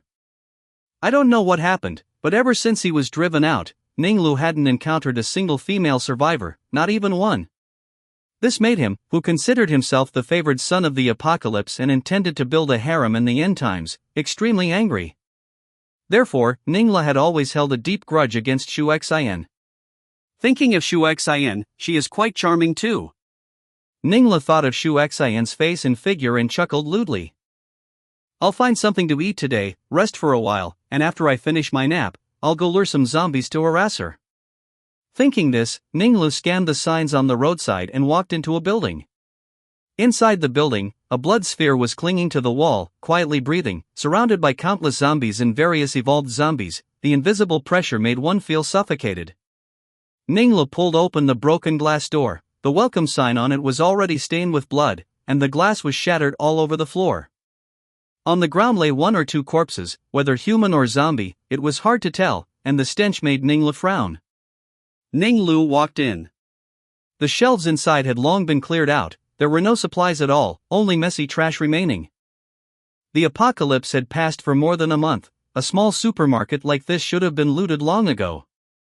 Ninglu continued deeper. He wanted to check the storage room, perhaps there was something left behind. Holding this thought, Ninglu pushed open the door to the storage room. In the instant he pushed the door open, Ninglu regretted it. Because he saw that in the narrow space, a huge zombie with limbs turned into sharp blades was gnawing on a broken human corpse. The human corpse had been cut into neat pieces, the floor was covered in broken flesh and organs, and a strong smell of blood filled the room. It was the masterpiece of this mutated type Swift Shadow zombie. The moment Ninglu met the ruthless eyes of this zombie, he knew he was exposed. Ninglu was only a Tier 1 camouflage awakened. As a camouflage awakened, he originally had the innate advantage of rapid leveling, but he didn't do it. Instead, he spent his days thinking about luring zombies and stealing women, making no progress. A camouflage awakened cannot successfully camouflage themselves in front of all zombies the moment they awaken. If they attack a zombie of the same tier, they will be discovered after the first attack, so they must kill with one blow. If they dare to express killing intent towards a zombie 1 tier higher than themselves, they will be attacked. If they appear in front of a zombie 2 tiers higher than themselves, the camouflage will be directly seen through by the zombie, and they will be killed on the spot. Ning Li's pupils shook. He felt the first crisis of the apocalypse. He immediately acted, slammed the door shut, and turned to run. But the next moment, the seemingly sturdy iron door was rapidly shredded by the swift shadow zombie, turning into pieces of iron shavings. Damn it! Ning Lu cursed loudly. Am I going to die here today? I clearly can still live for a long time, have many experiences and stories, can act cool a lot, and can hook up with many women. Am I really going to die? At this moment, many things flashed through his mind. He regretted not killing zombies earlier to get crystals to strengthen himself, regretted not storing more supplies, and instead relying on being a camouflage awakened to take whatever he needed. The only thing he didn't do was reflect on himself. However, unexpectedly, the pain he anticipated did not come. Ning Lu saw in disbelief that the swift shadow zombie had blocked the doorway. Its claws and teeth were still dripping with fresh blood, but it didn't make a move. The swift shadow zombie was restraining itself. Because its leader, the Blood Nest zombie, was right above this building. And awakened ones, as excellent material for evolved zombie evolution, certainly could not be killed casually, but had to be left for the leader to enjoy first. Although the genes are not about quantity, a piece of flesh the size of a fingernail contains enough genes for evolution. This is the order of the zombie horde. While Ning Lu was still confused, the next moment he saw the swift shadow zombie retract its sharp claws and, with lightning speed, grab him in its hand. While Ning Lu was still stunned, the swift shadow zombie jumped up the tall building, its left claws plunging deep into the wall. Then it leaped again and plunged again. Just like that, the swift shadow zombie climbed up the building in an absurd and outrageous way. Finally, after a bout of jolting, the swift shadow zombie flew into the room. The glass here was already shattered. It seems this wasn't the first time the swift shadow zombie had used this method to go up and down the building. The swift shadow zombie put Ning Lu down, its posture immediately bowing respectfully, appearing extremely humble. When Ning Lu stood still, the first thing he saw was the eerie blood sphere on the wall. His heart went cold, his legs went weak, and he couldn't move. A strength-type zombie on the side grabbed Ning Lu and, using its thick hands, knelt halfway to present him before the blood sphere. The tentacles of the blood sphere deeply embedded in the wall began to move. 3 tentacles slowly extended, 2 reached toward his eyes, and 1 aimed to enter his mouth. The tentacles touched Ning Li's eyelids. Ning Lu could even feel the slippery mucus on them. Ning Lu could only squeeze his eyes shut with all his might, briefly blocking the tentacles from probing into his eyes. Don't eat me! Ning Lu wanted to struggle and resist, but his weak strength was truly not worth mentioning in front of the strength-type zombie. Facing the eerie tentacles, Ning Lu, desperate to survive, blurted out, "Don't eat me. I don't taste good. I know where there are stronger awakened ones. Don't kill me yet." At this moment, the young and pretty figures of Shu Xian and Xiaojiu flashed through Ning Li's mind. "Sorry, better you die than me. If you are unrighteous, don't blame me for being unjust." In the silent building, only this sentence from Ning Li kept echoing.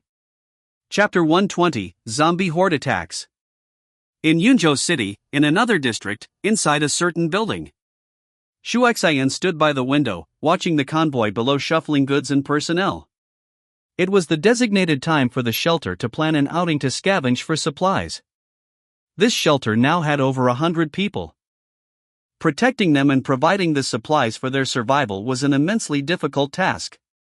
Fortunately, through Shu Xian's mind-reading awakened screening, these people were all normal individuals who could remain kind-hearted during the apocalypse.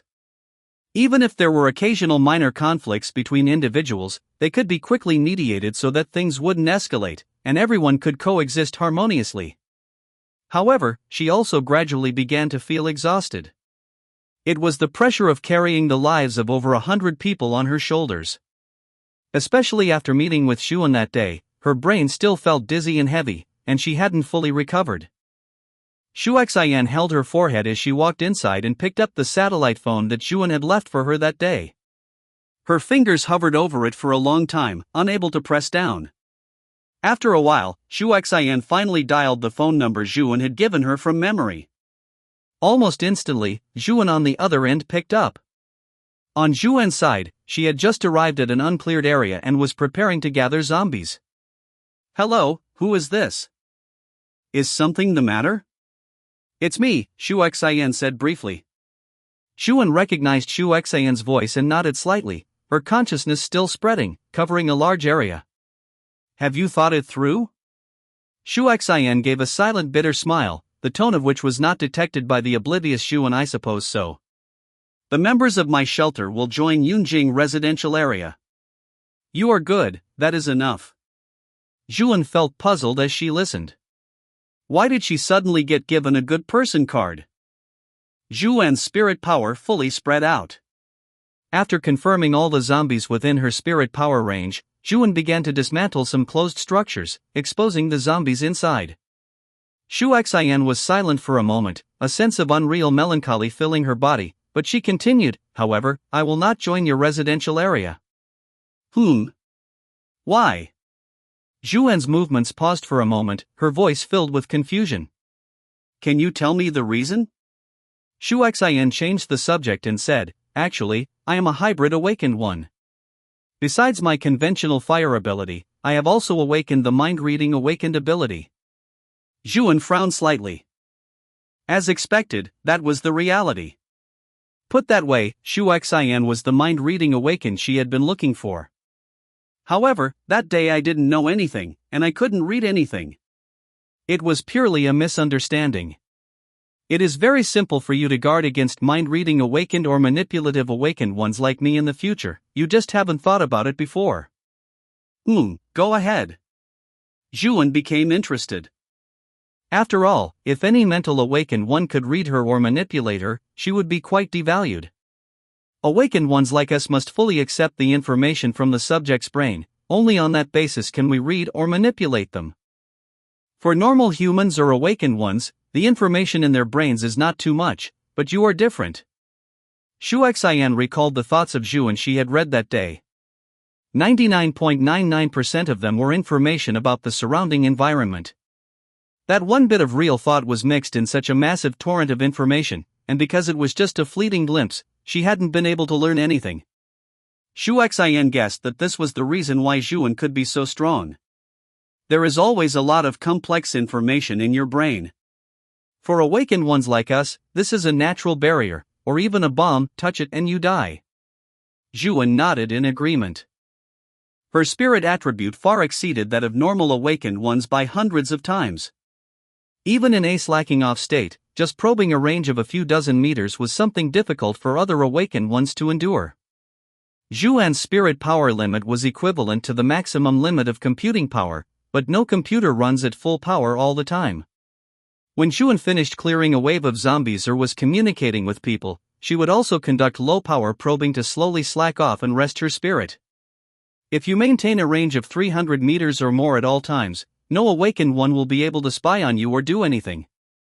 Xu Xian's tone paused for a moment, and she said solemnly, "Xuan, I apologize for my rudeness that day."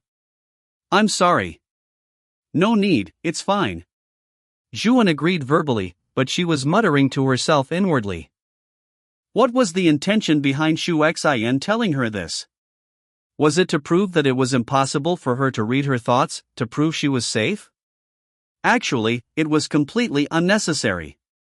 Xuan was not some homicidal maniac. Xu Xian meeting a friend and wanting to know about their recent situation was just social etiquette. Moreover, Yunjing residential area needed Xu Xian's ability. In short, Xuan would not target or kill Xu Xian. Xu Xian held the phone in her hand, sitting on the sofa.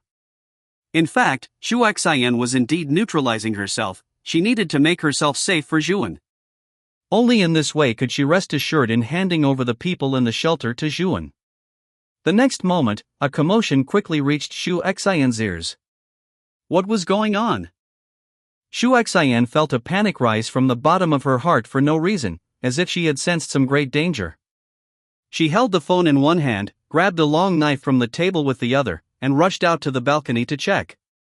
Subsequently, her pupils constricted, and an expression of disbelief appeared on her face. She saw a dense zombie horde in front of the building, almost piling over the 3-meter-high protective wall in front of the building. Among the dense crowd of normal zombies, there were also many evolved zombies and enhanced-type zombies that Shu Xian had fought before. They were all troublesome guys. There was even a zombie with sharpened limbs. Just by looking at it from afar, Shu Xian could feel her hair stand on end. This zombie was very dangerous. In addition, Shu Xian saw a familiar figure, timidly hiding behind a huge heavyweight zombie, with only a tiny corner of their clothing visible. However, Shu Xian recognized at a glance that the figure was Ninglu, the jerk who had been constantly harassing the shelter after being driven out by Shu Xian previously. Clearly, before, Ninglu was just causing minor trouble, gathering at most 20 or 30 zombies. Why could he gather so many zombies this time? This left Shu Xian in a predicament. Just the zombies in front of Shu Xian numbered at least over 1,000. The shelter did not have much high-end combat power. This zombie horde was enough to wipe out her shelter. Shu Xian could already imagine the bloody scene of zombies rushing into the shelter and slaughtering over 100 people. What happened? Zhuan, on the other end of the phone, sensed that something was wrong. Her movements of gathering zombies stopped for a moment, and she asked immediately. Zhuan, you are very strong, so I want to ask you a question. A look of determination appeared in Shu Xian's eyes. Did you choose to save humanity in order to become the strongest, or did you become the strongest in order to save humanity? Chapter 121, If Only You Were a Villain. Did you choose to save humanity to become the strongest, or did you become the strongest in order to save humanity? Faced with Shu Xian's interrogation, Zhuan was momentarily stunned. She had never thought about such a tricky angle. What exactly are you trying to say? No, Shu Xian smiled with relief. I'm just thinking about one thing. It's so good, you are the hero destined to save the world. As for me right now, I am simply happy for you. Listening to Shu Xian's words, Zhuan sensed something wrong with her state. She frowned and repeated, What are you saying? What on earth has happened? At this moment, Xiaojiu practically slammed open Shu Xian's door, panting as she said, Sister Shu, our entire building has been surrounded by a zombie horde. At least 3,000 of them. At this moment, despair had already taken hold in Xiaojiu's heart. Zhuan keenly heard Xiaojiu's words and asked urgently, Where is your shelter? I'll come to save you immediately. Immediately? Xiaojiu was startled. Although they had seen Zhuan's flight speed that day, the zombie horde was now at their doorstep. In just a blink of an eye, the zombie horde would attack and massacre them. Would Zhuan really make it in time? Shu Xian softly recited the address and finally said, You haven't answered my question yet, but there is no longer any need to answer.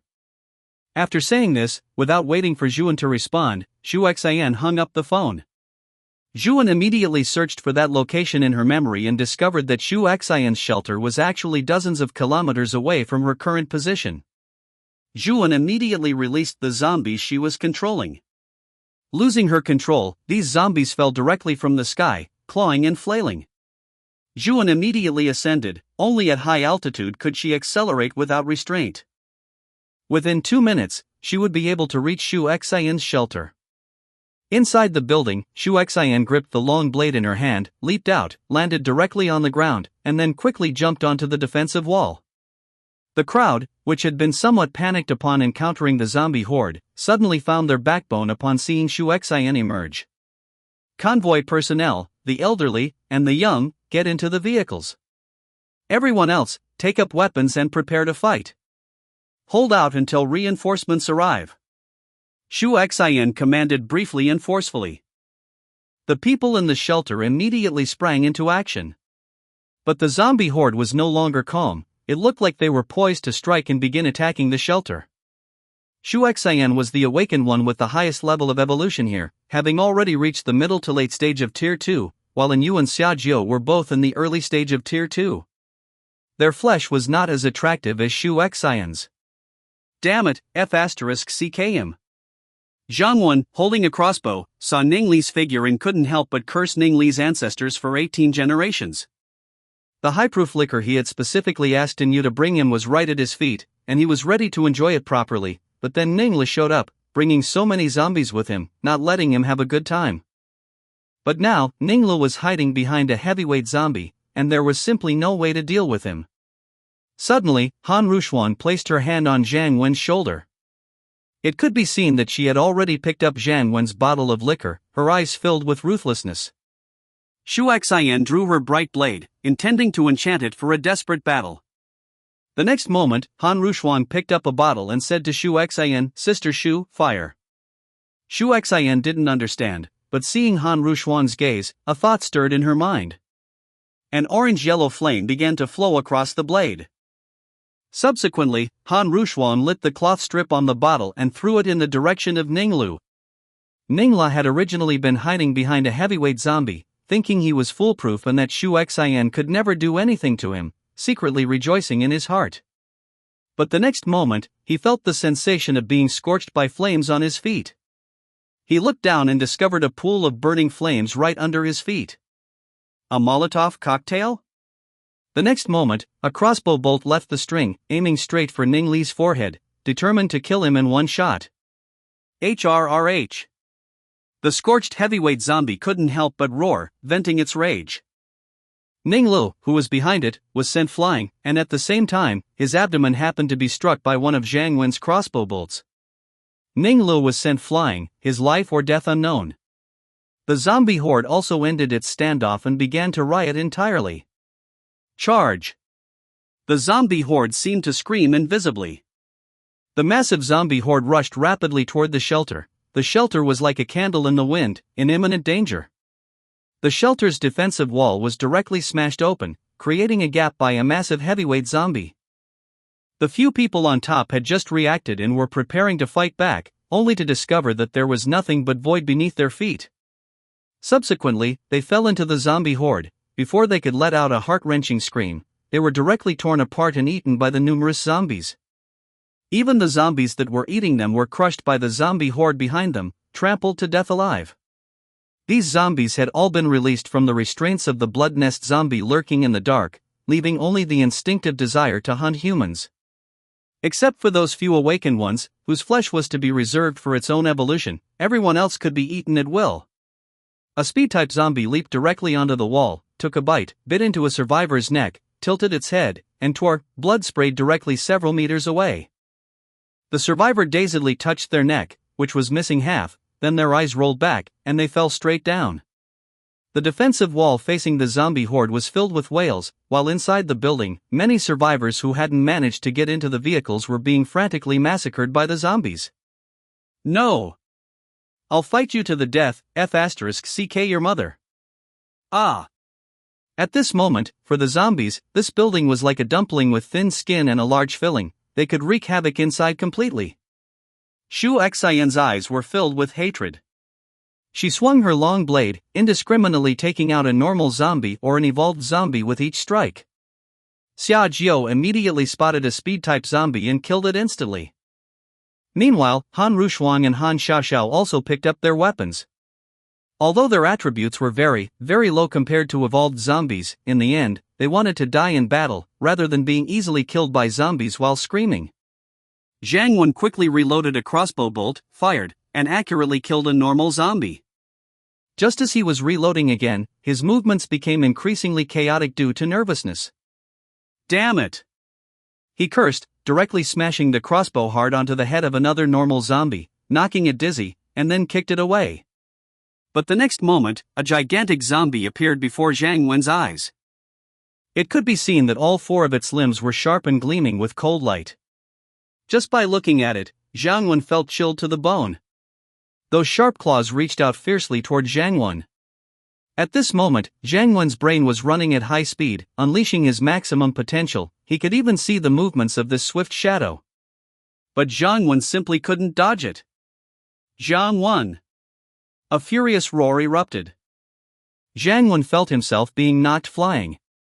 With the corner of his eye, he could barely see Xu Xian's back as she held her long blade, resolutely engaging the swift shadow in battle. Chapter 122, Severed Arm. Seeing Zhang Wen pushed away by Xu Xian, the swift shadow zombie wore a look of human-like surprise on its hideous face. A zombie that operated mainly on instinct could not possibly understand why Xu Xian would do such a thing. Although Xu Xian was a mid to late second order awakened one, the gap between the second and third order was immense. Not to mention the swift shadow zombie's specialized claws and unparalleled speed, even several regular third order awakened ones would likely be unable to take down a single swift shadow zombie. Was she here to throw her life away? She wondered if she could hold out until Zhuan arrived. With Zhuan's strength, could she instantly annihilate this zombie horde? By then, how many people would still be alive within the shelter? These thoughts flashed through Xu Xian's mind in the blink of an eye. The next moment, the swift shadow's claws collided with Xu Xian's blade. Clang! A cold glint flashed by. Shards of the long blade flew out, and the flames upon it extinguished. Xu Xian's long blade had only been reinforced with 2 or 3 white crystals. Against the swift shadow's claws, it was completely fragile. The swift shadow's claws maintained their momentum. With 3 swipes, they tore open Xu Xian's chest and abdomen, causing blood to spray out immediately. No! Seeing this, Xia Jiu's eyes nearly split from rage. She intended to rush forward to fight, but was entangled by a strength-type zombie in front of her. Get lost! Xia Jiu roared in anger and lunged past the flank of the strength-type zombie, leaving her back completely exposed. But the next moment, her left hand was grabbed by the strength-type zombie. Immediately, she was jerked hard by the strength-type zombie. A massive force shattered the bones in her hand, and it forcibly dragged her up, as if intending to smash her into a pulp. Meanwhile, on the other side, after severely wounding Xu Xian, the swift shadow zombie did not stop and intended to continue its attack. A blood nest zombie did not need the awakened one's corpse to be intact, it only needed a portion of the flesh and blood. Based on this logic, its priority action was to completely extinguish all signs of life from the awakened one. And this was something zombies excelled at. TCH. Xu Xian snorted coldly. Enduring the pain in her abdomen, she dodged the swift shadow zombie's attack. However, her speed was slowing down more and more. If this continued, she would surely be hacked to pieces by the swift shadow zombie. Xia Jiu's eyes had turned red. She desperately wanted to rush up and tear the swift shadow zombie to pieces, but her hand was still being gripped by the strength-type zombie. Without the slightest hesitation, Xia Jiu raised her blade and brought it down, severing her own left hand as blood sprayed out. At this moment, she didn't even think about the fact that she was a self-healing awakened one. It should be said that even if she weren't a self-healing awakened one, she still would have done the same. The left hand that the strength-type zombie was holding had suddenly been severed. Caught off guard, the massive force caused the strength-type zombie to fall backward, tumbling hard. Xia Jiu's face turned deathly pale in an instant, yet she felt no pain. In her field of vision, only that swift shadow zombie remained. Aim for the eyes. Xu Xian said, hold on. Ha! Zhang Wen, who had been stunned, finally reacted. He was just an ordinary person, his reaction speed was significantly slower than that of evolved zombies and awakened ones. Damn it! He grabbed a weapon nearby and smashed it heavily toward the swift shadow zombie. However, his strength was too low, he couldn't cause any damage to the swift shadow zombie, and instead, he only alerted the zombie. At this moment, Zhang Wen's anger vanished completely. He cursed himself for wasting the chance at survival that Xu Xian had sacrificed her own injury to secure for him, all because of a momentary fit of rage. No, thank you, the voices of Xu Xian and Xia Jiu rang out simultaneously. Poochie! 2 sounds of blades piercing flesh rang out. With the flash of blades, both of the swift shadow zombie's eyes were directly destroyed.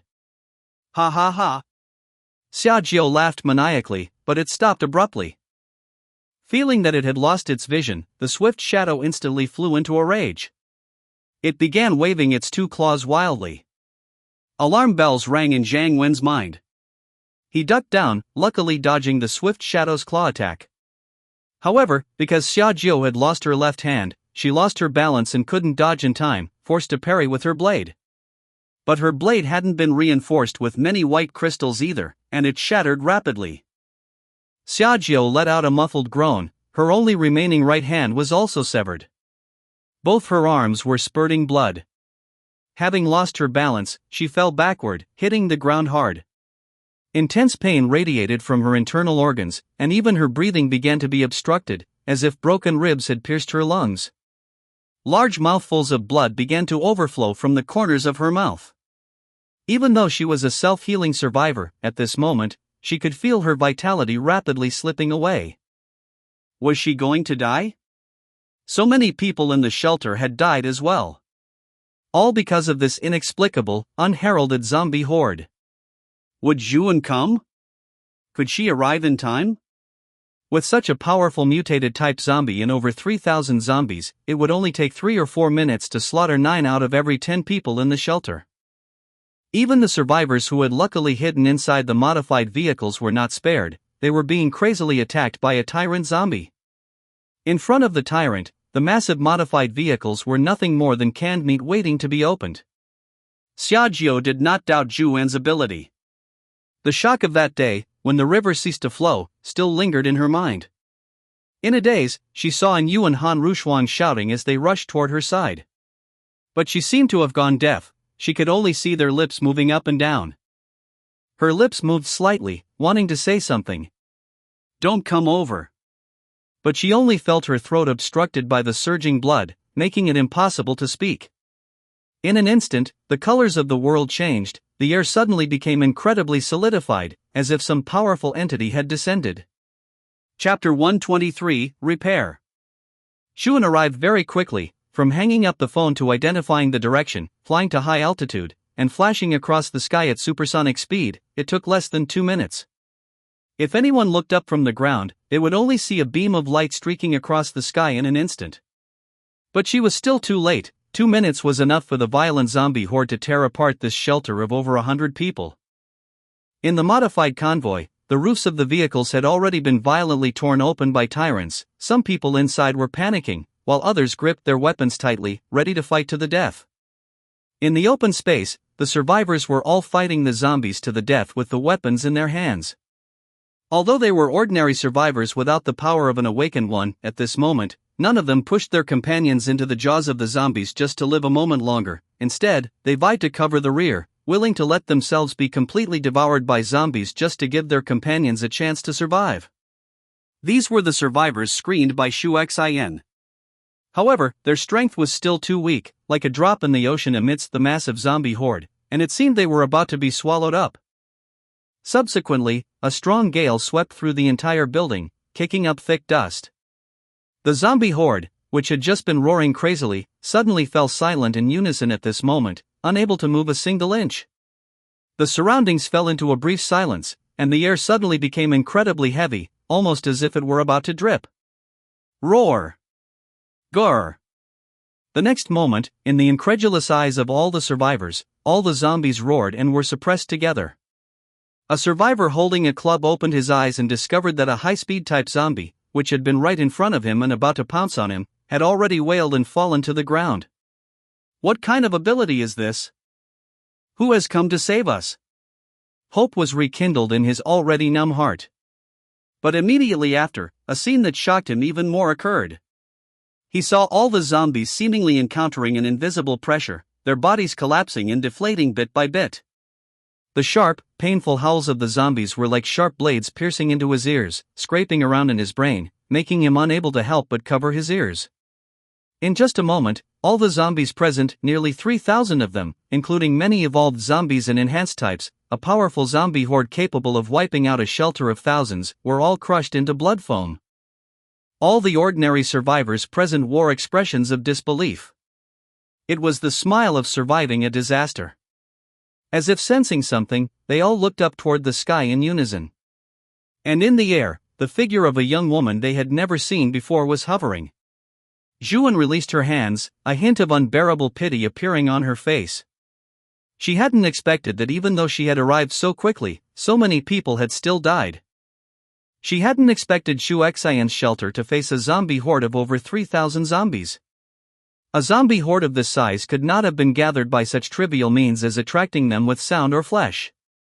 The only possibility Zhuan could think of was that a blood nest zombie was at work, wanting to swallow this shelter. She also noticed the presence of a surveillance-type zombie within the zombie horde. When she had just slaughtered the zombies, she had deliberately spared it. Zhuan's figure flickered slightly, and the next moment, she appeared in front of Xiaojiu. Even though it was someone she had just met the day before yesterday, at this moment, she had both arms severed, and her vitality was already fading. Zhuan immediately crouched down to treat her. With her current reverse curse technique, even if it were a severed limb or being cut in half at the waist, as long as the person wasn't completely dead, she could keep them alive and then repair their limbs to regenerate them. As a self-healing awakened one, Xiaojiu could clearly feel a gentle warmth circulating through her limbs and bones. Despite the fatal injuries, they were now rapidly repairing, and even her hands had already been restored. She opened her eyes weakly, and what came into view was Zhuan's iconic face. It had only been a little over 2 minutes, right? Had she really arrived in such a short time? Her heart was filled with mixed emotions. Zhuan kept Xiaojiu alive for the moment and breathed a sigh of relief, but immediately, the corner of her eye twitched uncontrollably. On the other side, Shu Xian had 3 large wounds on her abdomen and was also in critical condition, her consciousness fading. However, it was still in time. Zhuan sighed and continued to treat Shu Xian. She didn't know why, but they had only met twice, and both times, Shu Xian had been in critical condition. She didn't know who was the one bringing misfortune. Under Zhuan's treatment, the 3 wounds on Shu Xian's abdomen slowly recovered, but it seemed the injuries were too severe, and she did not wake up immediately. Zhang Wan and Yu, as well as Han Rushuang and Han Xiaoxiao, who were nearby, almost lunged over. Zhang Wan slapped himself hard. As one of the few middle-aged people in the shelter, tears were slowly welling up in his eyes at this moment. With his foul personality, only Shu Xian could keep him in check. He would even dare to talk back to Shu Xian usually. And Shu Xian would not get angry with him, just repeating the principles over and over again. Xiaojiu used her newly regenerated hand to prop herself up, barely leaning against the wall, looking exhausted. Her face was now covered in blood and dust, and only her eyes, which were blankly looking at the sky, held a trace of relief. Shu Xian also slowly regained consciousness, stabbed her blade into the ground, and slowly sat up. I didn't expect you to come so quickly. I didn't expect there to be so many zombies. Zhuan's voice was a bit low. Once a shelter is breached, the death of the survivors happens in an instant. An awakened one might hold on for a while longer, but they cannot escape the fate of death. At some point, the people who had survived had gathered in a circle around Zhuan. Their blank gazes converged on Zhuan, and the expressions on their faces were left with only desperate calm. Ah! Suddenly, a low growl from a zombie and a scream from a survivor broke this deathly silence. Chapter 124, Viral Contamination. Ah! No! A survivor was currently being attacked by a zombie nearby, and the expressions of those around him instantly filled with horror, causing them to scatter as if blown apart. Although all the zombies in the zombie horde had already been killed by Zhuan. However, under the impact of the zombie horde, many people had already been infected, and within a short time, they had completely turned into zombies. Zhuan fell silent, momentarily rendered speechless by her own actions. She rarely encountered such situations. Usually, the zombies she killed were on the streets or inside buildings, making her almost forget that zombies could transmit infections. The next moment, the survivor being bitten and the zombie were directly separated. The zombie could not move at all, with only those bloodshot, scarlet eyes staring fixedly at the survivor. Fresh blood was gushing from the survivor's neck. Clearly, he had been bitten by the zombie and would soon turn into one himself. Those who have been bitten by zombies, step forward voluntarily. Those who have not been bitten, move back, Zhuan said calmly, but her words carried unquestionable authority. To her, these people were transparent. Who was injured and who was not was clear at a glance. If they were willing to step forward, that would be fine. If not, Zhuan would have to take coercive measures, and things would become difficult to resolve then. Everyone looked at each other, their faces filled with the terror of having just survived a catastrophe. Although they had not met Juan before, they had been in this apocalypse for over a month, and assessing the situation was the most basic survival skill in the post-apocalyptic world. And Juan was the powerhouse who crushed them. With a mere gesture, the more than 3,000 zombies surrounding the building had been wiped out. Even a fool would know to comply with Juan's wishes. Some of those who had been bitten took a deep breath and stepped forward. They were mentally prepared to be crushed into a bloody mist by Juan on the spot. Some had tears welling up in their eyes as they took a large step forward. At the same time, those who had not been bitten stepped back. With this movement, a gap of nearly 2 meters appeared between the two groups. Juan scanned them in detail and discovered that not a single person in the back row was hiding their injuries. As for the people in the front row, although they had been bitten, their faces showed determination, as if they were not afraid of what was about to happen. None of these people were cowards, Juan praised inwardly. In the apocalypse, being able to find so many kind-hearted survivors was truly rare and precious. Juan approached the survivor who had been bitten, leaned down, and placed her hand on his neck. She wanted to try whether her reverse curse technique could cure the zombie virus. "Wait a moment, I am attempting to treat you." Juan's voice was crisp and calm, like a refreshing fragrance, immediately calming his originally panicked heart. Subsequently, his neck was slowly healed. His injury was not severe because Juan was present. The zombie had only managed to take a light bite on his neck before being controlled by Juan. Juan's hand pulled away, and when the survivor touched his neck, he discovered that it had been restored to its original state, the texture as soft as a newborn child's. Only his torn clothes and the bloodstains on them proved that he had just been bitten by a zombie. Had he been cured? Would he not turn into a zombie? A mix of emotions flooded his heart, but immediately, a sense of discomfort surged wildly into his mind. His eyes also became bloodshot and murky once again. Juan was puzzled, but she immediately controlled him again. HRRGH. The new zombie let out a low growl. The silent roar was like a sharp mockery. The other infected individuals who had seen Juan's miraculous healing ability had originally felt hope surge in their hearts, but this scene immediately shattered their illusions. Even with such self-healing capabilities, there was no way to be immune to the zombie virus. It still turned into a zombie, Juan sighed. Although her reverse curse technique had healing capabilities, ordinary people were not like awakened ones. They were inherently intolerant to the zombie virus. Even if she healed them, the ordinary person's body was conceptually already contaminated, and it could only return to the moment the flesh was infected. In the end, they would still turn into zombies. Her healing ability could only be used on awakened ones who were immune to the zombie virus, or on injuries sustained by ordinary people other than those caused by zombies, such as gunshot wounds, knife wounds, or physical illnesses. If there were healing awakened, the effect would be the same. As for reversing a zombie back into a human, that was even more of a fantasy. If such a reversal were possible, then Juan herself would be a joke. She would no longer be the Juan who saved others from misery, but just a great demon who slaughtered wantonly, killing hundreds of thousands of people in Yunzhou City, and who was determined to kill all 6 billion people on Earth. And at that point, Juan would directly collapse. Additionally, this apocalypse was far too unfriendly to ordinary people. A mere graze from a normal zombie would cause them to uncontrollably turn into a zombie, and if attacked by an evolved zombie, they would suffer immediate genetic collapse and turn into a pile of rotting flesh. The faces of the other bitten survivors were now ashen with despair. If even this mysterious woman before them could not cure them, then they were truly beyond saving. They could only wait for death. One person's expression was full of struggle, the veins on his face almost bulging out, and he murmured, "I beg you, kill us now, we don't want to turn into zombies.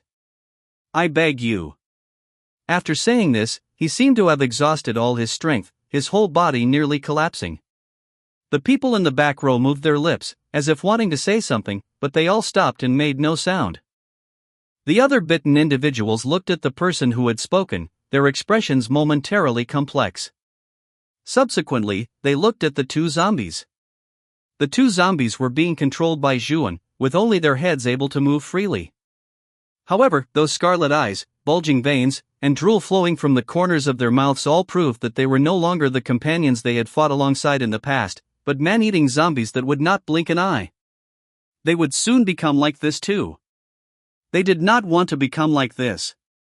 "We don't want to turn into zombies," they shouted in unison, though it was hard to hide the trace of sobbing in their voices. "Let us die as humans." Shuan was silent. She just took a heavy, deep breath to steady her emotions, and said briefly, "All right." Subsequently, Zhuan stood up and walked slowly toward them. When the first infected person saw Zhuan, there was absolutely no fear on his bitten face. He just silently opened his arms. Zhuan hugged him gently and whispered in his ear, "I'm sorry, I cannot save everyone."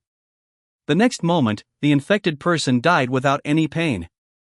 On his face, a smile of relief and release still remained. Chapter 125, The Evasive Blood Nest Zombie. Zhuan carried them over one by one. Soon, all 7 of them had breathed their last, but they died as humans. They still retained their humanity and pride. The next moment, the other 2 zombies were also killed by Zhuan, turning into 2 evolution points for Zhuan and 2 messages on the system. Subsequently, Zhuan quickly destroyed the scattered flesh and blood on the ground using Song, and the building, which had been covered in blood, was instantly restored to a brand new state.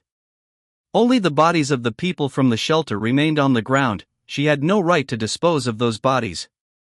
The surrounding survivors were silent. The shock Zhuan had brought them today was too much, leaving them momentarily numb. "You motherfucker, you're still alive." Zhang Wen, who was nearby, keenly discovered that Ning Lu, who was lying on the ground outside the building with an arrow in his chest, was actually still alive. He had been knocked outside the zombie horde by the tyrant from the very beginning. The tyrant hadn't killed him directly, the chaotic zombie horde hadn't trampled him to death, and Zhuan, identifying him as a human, hadn't killed him either. The people who shouldn't have died were dead, while the person who most deserved to die was still alive. At this moment, his anger was completely ignited. He immediately limped forward, determined to beat Ning Lu to death. Instantly, the crowd was incensed. Except for a few who were close to those who had just died, almost everyone rushed out of the building in a swarm. They wanted to tear Ning Lu apart while he was still alive to vent the hatred in their hearts. Originally, Ning Lu was like an annoying fly, constantly attracting zombies to harass their shelter. Today, he had even attracted a zombie horde of thousands to attack. If it hadn't been for Zhuan coming to the rescue, they would all be broken corpses on the ground or members of the zombie horde by now. Zhuan moved slightly and appeared beside the fallen Ning Lu. Now, she needed to know the situation. Driven by hatred, Xia Jiao and An Yu had already reached Ning Li's side. But when they tried to attack, they found that they couldn't hit Ning Lu at all. It was as if there was an invisible barrier around him. Half dead, Ning Lu woke up from his daze and saw a circle of people surrounding him. His heart couldn't help but beat wildly.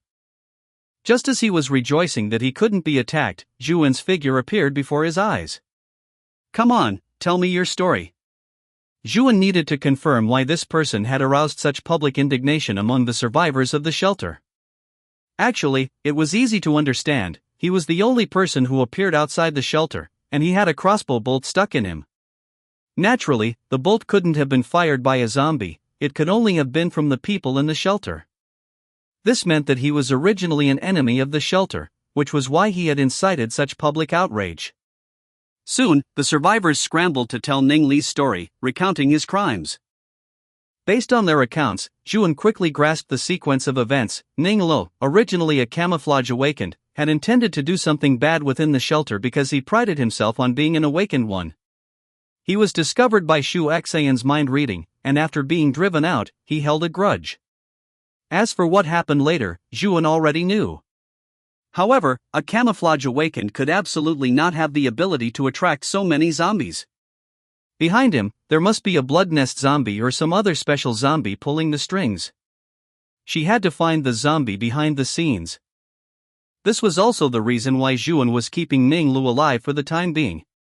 Ning Lu lowered his head, listening to the others' accusations against him. The more he heard, the more afraid he became, and a few drops of cold sweat ran down his face. He could tell that this mysterious woman before him held the power of life and death over him, and perhaps this invisible barrier was also her doing. He was completely finished today. After hearing the survivors' descriptions, Zhuan tilted her head and said coldly, "Ninglu, are they right? Do you have anything to say?" Ninglu opened his mouth, wanting to defend himself, but he couldn't speak at all.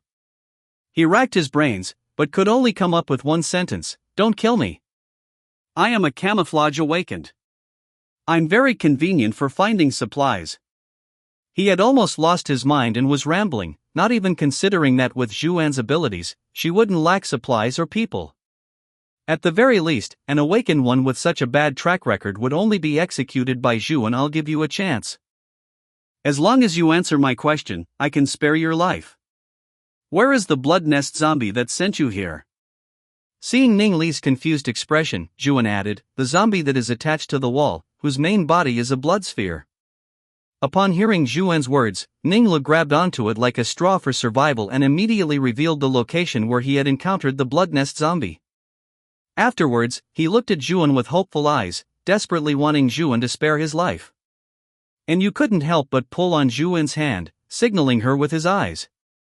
With Ningli's help, the zombie horde had killed so many people in the shelter. To this, Zhuan only responded with a faint smile, and immediately, she thrust her blade fiercely through Ningli's right palm. "Ah!" Ningli cried out in pain, letting out a miserable wail, almost shedding tears. But his hand had already been firmly pinned to the ground by Zhuan. The more he moved, the worse his injury became. What he heard was not a promise from Zhuan to let him go, but her icy cold words: "I hope you are telling the truth. Otherwise, even if I cut you in half, I can still heal you, and then torture you thousands of times until you want to die." "Ah! I definitely won't lie." Under Zhuan's torture, he was soon streaming with tears and snot. At this very moment, on another building, the blood nest zombie was monitoring everything through the vision of the only remaining surveillance-type zombie. When it felt the spirit link with 3,000 zombies instantly severed, its heart trembled. That was 3,000 zombies.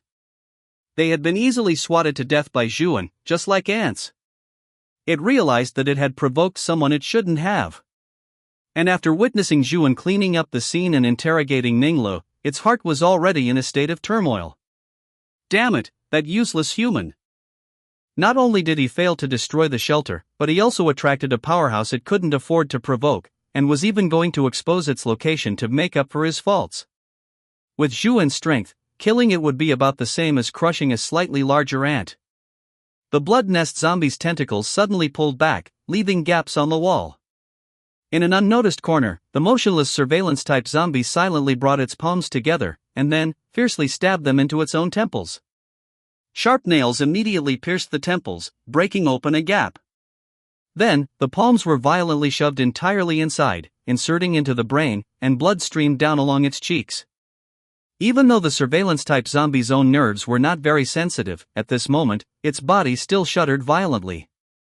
The next moment, under the control of the blood nest zombie, the surveillance-type zombie clenched its palms into fists, directly crushing its own brain, and its entire body completely went limp, falling weakly to the ground. Chapter 126, Blood Nest, Take This Side Path. At the same time, Zhuan, who had been maintaining a wide-range detection, sensed something unusual about the surveillance-type zombie. She had kept the surveillance-type zombie alive because Zhuan knew there was a special connection between the surveillance-type zombie and the blood nest zombie, which could serve as a clue to find the blood nest, so she hadn't killed it and had temporarily spared it. Now that the surveillance-type zombie had committed suicide, it proved that the blood nest zombie behind it had already discovered them. There was no time to lose. Zhuan lifted Ninglu with one hand and said loudly, "Whoever wants to come with me, be quick.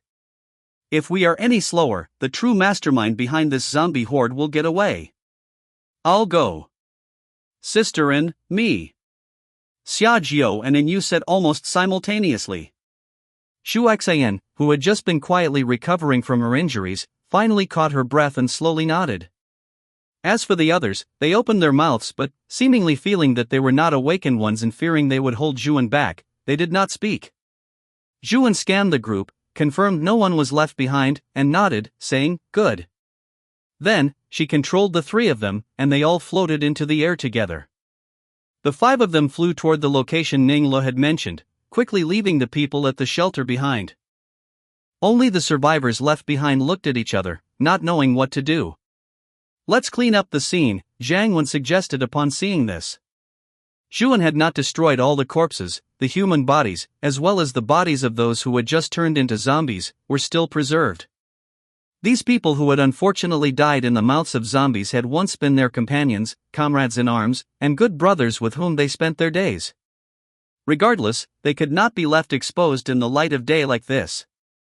They spontaneously entered the building and began to clean up their companions' bodies, preparing for a proper burial later. On the other side, the blood nest zombie finally pulled out all its tentacles. Under its rough movements, some small pieces of cement cracked from the wall, and some small tentacles snapped directly, losing a little blood from the broken ends. It was in a sorry state, but it couldn't care about that. Escaping was paramount. Inside the building, on the floors centered around the blood nest zombie, there were various zombies stockpiled by the blood nest zombie. Evolved zombies and enhanced type zombies were visible almost everywhere. If an ordinary team of awakened ones entered, it would surely be a near certain death situation. However, if it were Zhuan, she could crush this building directly with a wave of her hand. These arrangements were completely meaningless. These evolved zombies and enhanced type zombies had already been treated as abandoned pawns by the blood nest zombie. Only a higher evolution mutated type zombie, a tyrant, accompanied the blood nest zombie from behind, acting as the blood nest zombie's loyal bodyguard to protect it. As long as it could leave here and avoid Zhuan's vengeance, the blood nest zombie was confident it could make a comeback and establish another zombie empire. The blood nest zombie's main tentacles made contact with the ground and began to exert force to run, a scene that looked extremely bizarre. Just as it was halfway down the stairs, it suddenly felt a tremendous pressure coming from its body. That omnipresent, massive pressure was squeezing every inch of its muscles, making its countless tentacles unable to support it, causing it to collapse directly to the ground. The blood sphere pressed tightly against the ground, and the contents within the blood sphere churned violently. As for the tyrant beside the blood nest zombie, it fell down silently without a sound. The blood nest zombie sensed that some powerful existence, whose level of evolution far exceeded theirs, had arrived. The figures of Zhuan and her group had already appeared outside the blood nest zombie's building. And the three awakened ones, clearly unaccustomed to Zhuan's speed, had colorful expressions on their faces for a moment. "We're here already?" And Yu said incredulously. Zhuan had long since detected the position of the blood nest zombie and nodded gently. "Fortunately, we caught up, it didn't get away." Zhuan gently tapped her jade finger, and in an instant, except for the commanding blood nest zombie, the massive zombie horde hidden throughout the building was instantly annihilated, without even causing a ripple. At this moment, Ninglu, who was being carried by Zhuan with one hand, could not see Zhuan's expression at all, but his heart was becoming increasingly panicked and anxious. How could it be so fast? Why would that strange zombie run? There are so many zombies in this building, even for this strange woman, it shouldn't be easy, right? It would be best if they all died here. Then, I can just tell a little lie to that strange zombie, saying I tricked these people into coming here for it to eat, and that way, I won't die. Ninglu secretly made his plans in his heart, wanting to extricate himself. However, Ninglu, who had been knocked unconscious by the tyrant at the very beginning of the zombie horde attack, had not seen how the zombie horde was annihilated at all. If he had seen it even once, he would never have had the thought that the blood nest zombie and the zombie horde could oppose Zhuan. The next moment, Zhuan and her group broke through the window. The glass curtain wall shattered into numerous glass fragments, but it did not scratch any of the four people at all. And what appeared before Xia Jiao and the other three was that blood nest zombie, crawling on the ground, unable to move. Impossible. Ninglu saw that the zombies on this floor had actually all collapsed to the ground, and he was incredibly shocked. The destructive power and intimidating force of these zombies were nothing to sneeze at. The 2-meter-7 giant zombie lying next to the strange zombie was the guy who had punched him, sending him flying and knocking him unconscious. With that strength, it could easily punch through a wall. As for the other speed types and weight types, they were lying on the ground like cannon fodder, worthless. As for that strange zombie he saw the first time, the tentacles that had wanted to reach into his mouth and eyes had long since been pulled out. Its arrogant appearance had already vanished, and the whole sphere was lying powerlessly on the ground, just like a dog begging for mercy. When was all this done? At this moment, the last wish in Ning Li's heart was also shattered. And Xiaojiao and Yu both looked at that strange zombie on the ground. In the middle was a huge blood sphere, and under the sphere were countless tentacles. Zhuan had killed so many zombies but left only this one, which meant that this zombie was the true mastermind behind the zombie horde. Thinking of this, the look of hatred in both their eyes grew even more intense. They wished they could tear this zombie into pieces right then and there to dissipate the hatred in their hearts. Zhuan's expression remained unchanged as she explained, this kind of zombie is called a blood nest zombie, a tier 3 mutated type zombie. It has the ability to manipulate a zombie horde ranging from 1,000 to over 10,000, and it can also remotely obtain information through surveillance-type zombies. It also possesses a certain level of intelligence, about that of a 7-year-old child. In any case, basic information exchange and planning are definitely within its capabilities. Zhuan loosened her hands and dropped Ninglu. Ninglu fell heavily to the ground, letting out a muffled grunt. Zhuan stepped on his injured right hand, twisted it twice, and added coldly, right? Chapter 127, 1000-7. Ninglu had already lost the ability to wail and was on the verge of death. Zhuan turned her head again and said to Xiaojiao, "Do you want to kill this zombie yourselves?" Xiaojiao was silent for a moment. After Zhuan's earlier explanation, she now knew that the reason the shelter had been besieged by the zombie horde was solely the work of the blood nest zombie before them. A large number of survivors had died because of it. Xiaojiao drew a new blade from her waist and walked firmly toward the blood nest zombie. The blood nest zombie wanted to struggle and resist, but under Zhuan's control, it could not move at all and could only wait for slaughter. Poochie! Poochie! Xiaojiao struck twice violently, piercing directly into the blood nest zombie's blood sphere. The blood nest zombie shuddered rapidly as if electrocuted, and blood mixed with an unknown yellow liquid flowed down from the two cuts, making one feel nauseated. Xiaojiao pressed her right shoulder and loosened her wrist. Her newly restored arm could not yet adapt to such impact. Zhuan's healing ability also exceeded Xiaojiao's expectations. If Xiaojiao had to restore these two hands herself, it would take at least a day and require a large amount of energy. Yet Zhuan had healed her directly, as if conjuring a pair of hands out of thin air. Regarding this one point, it was the same for Xu Xian, her wounds were also repaired out of thin air. In a flash of thought, Xiaojiao stabbed her blade deep into the blood sphere again, using all her strength to thrust both the blade and her hand inside. At this moment, the blade was already soaked in various liquids, making it somewhat difficult to grip. Xiaojiao gripped the blade tightly with both hands and slashed violently, slicing open more than half of the blood nest zombie's already fragile outer shell. A large amount of liquid flowed out, and the infant gestating within the blood sphere slid onto the ground. Faced with such an anomaly, Yu and Ninglu were shocked, feeling their worldviews violently impacted. They could never have imagined that the true form of the blood nest zombie, which manipulated the zombie horde, was actually a human infant. But Xiaojiao only paused for a moment. Without the slightest hesitation, the blade in her hand immediately stabbed toward the infant's neck. The infant did not even have time to cry before its throat was pierced by Xiaojiao, and subsequently, it was directly decapitated by Xiaojiao, separating its head from its body. A mutated type blood nest zombie was thus easily controlled by Zhuan like a chicken or a duck, and died in humiliation. After the slaughter, the anger in Xiaojiao's heart had actually dissipated quite a bit, and a sense of fatigue uncontrollably washed over her body, making her want to collapse on the ground and fall asleep on the spot. However, the revenge was not yet complete. Xiaojiao's gaze turned toward Ninglu, who was lying on the ground. The hatred in her eyes seemed as if it would mince Ninglu into pieces on the spot. Ninglu dared not meet Xiaojiao's gaze and could only lower his eyes, staring at the blood gradually spreading across the floor. He was definitely going to die today. At this moment, Zhuan added lightly, "This person is also yours to dispose of. If you want to torture him, I can restore his condition to a perfect state, no matter how many times it is repeated." "Thank you." Xiaojiao said a sincere thank you. She grabbed Ning Li's foot roughly with one hand and dragged him toward a room nearby. Ning Li's chin kept knocking against the floor. The sound of the collisions, mixed with muffled groans, echoed continuously through the empty building. And Yu also gripped his weapon tightly and followed. He also wanted to torture Ninglu severely, otherwise, he would not be able to forgive himself. Soon, Ninglu was dragged into a room. Ninglu desperately grabbed the doorframe, but Inyu immediately kicked his hand. "No, didn't you say you wouldn't kill me?"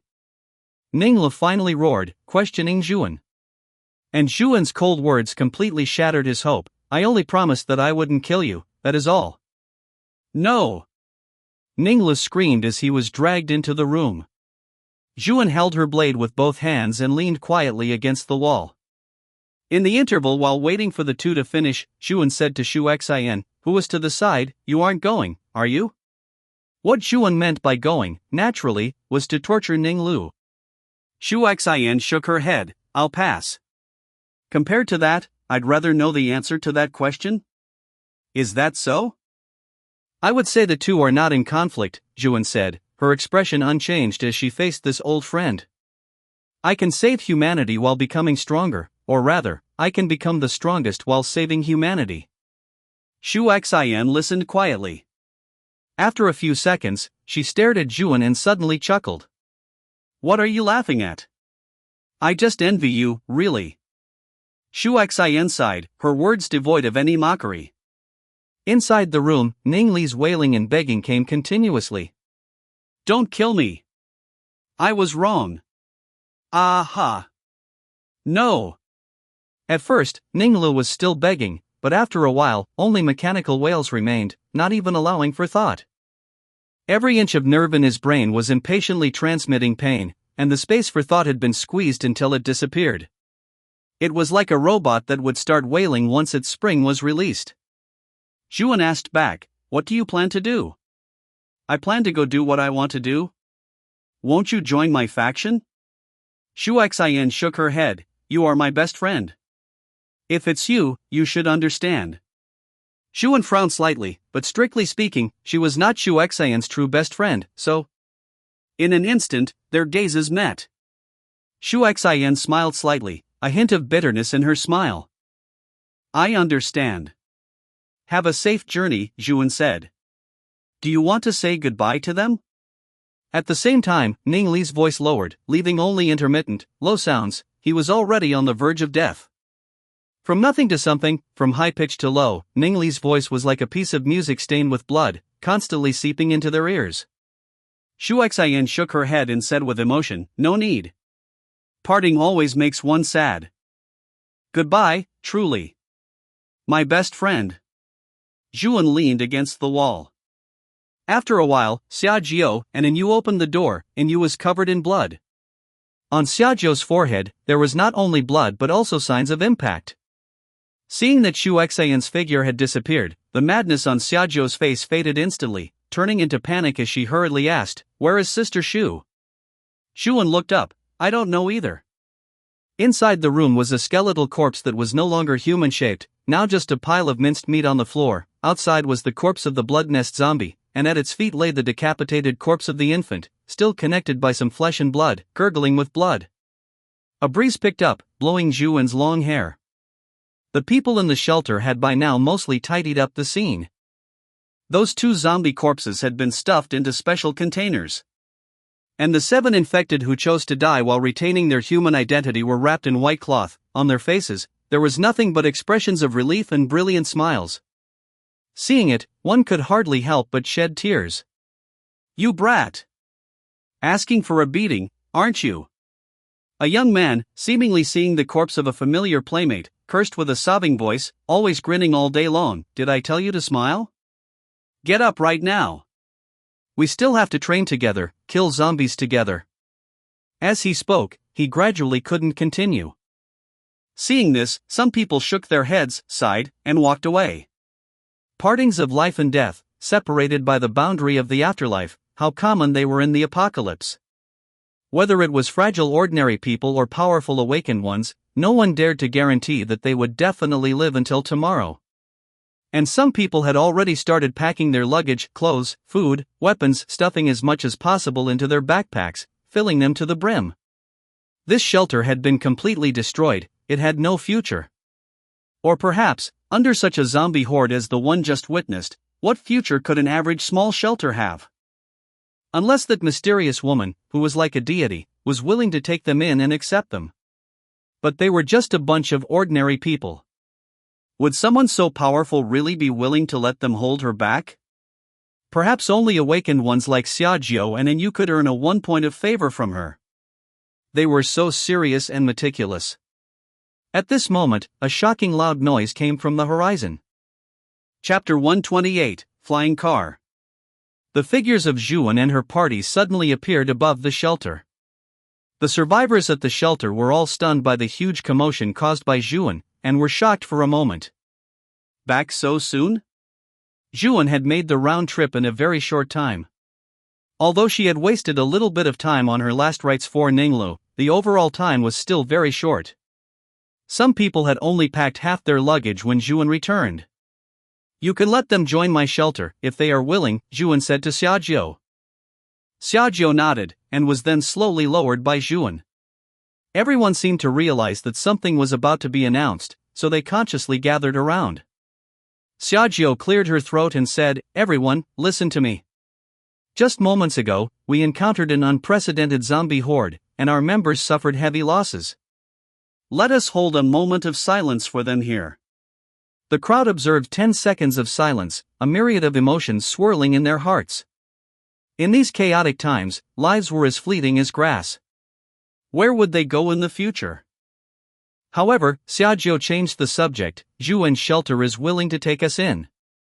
From now on, Yunjing residential area will be our new home." The crowd grew excited and hurriedly asked, "Who is Zhuan?" Zhuan had acted in such a rush that she hadn't even told them her name. Upon learning that Zhuan was the manager of Yunjing residential area, they were filled with questions. Why was Xu Xin connected to Zhuan? How could she get Zhuan to come and support them? And why, as a manager, was Zhuan so casual in her actions? Furthermore, Zhuan was simply too strong, to a point that was non-human. As for doubting the motives of Zhuan and Xiaojiu, they didn't think that way. Anyone who could have a connection with Xu Xin could not be a bad person. That was the gold standard of a mind-reading awakened. It was just that Zhuan was actually willing to accept ordinary people like them who were of no use, which made them feel flattered. Zhuan, who was in the sky, remained motionless, seemingly endorsing Xiaojiu's actions. "Now, those who are willing to go to Yunjing residential area, take a step forward. Those who are unwilling, or have other ideas, take a step back." Most people did not hesitate at all and took a big step forward. A few others, after wavering for a while, also walked forward. Choosing Zhuan meant choosing safety. They were just ordinary people. Even if they had had delusions of killing zombies, becoming the strongest, or suppressing an era, after a month of being tempered by the apocalypse, they had long recognized reality. They were not awakened ones, let alone protagonists. They were just ordinary people who would be thrown into a zombie horde in the apocalypse, stuffed into a 10,000 ghost banner in a cultivation world, or be cannon fodder hit by bullets and artillery in a sci-fi world. Now, having a safe place willing to accept them was the greatest stroke of luck in their misfortune. Zhuan watched as these people indicated their willingness to join Yunjing residential area, and she breathed a sigh of relief. If someone didn't want to come, she would find it quite troublesome. After all, these people were previously under Xu Xin's command. Protecting them well could be considered her final responsibility to Xu Xin. Under Zhuan's absolute force, Yunjing residential area had a properly functioning management organization, sufficient supplies, and absolute safety, maintaining the order from before the apocalypse. Compared to the outside world where people ate people and zombies were everywhere, it seemed completely out of place. If this apocalypse were a game, then Yunjing residential area would be more like the main city in the apocalypse. Being here meant absolute safety, while the outside was a red-named wild zone where one could wantonly kill people and level up by killing monsters. "Alright, then get ready," Zhuan said calmly. Although her voice was not loud, under the control of cursed energy, it was clearly transmitted to everyone's ears. After about 20 minutes, everyone had quickly packed their things. In the apocalypse, there was no need for much luggage. Basic survival supplies, food, and weapons were enough. Under Xiaojiu's arrangement, these people quickly boarded the shelter's modified vehicles, which were just enough to fit everyone. Seeing that everyone was ready and had boarded the vehicles, Juan reminded them, "Hold on tight, we need to make good time." She couldn't wait for them to drive there. The straight line distance was over 30 kilometers, and with all the major and minor roads, it would take half an hour. Although the people in the cars didn't know why, they still grabbed onto things for safety. In the small, crowded car, and you also managed to grab Han Rushuang's hand as he wished. Han Rushuang did not resist, and in Yu's heart suddenly began to pound wildly.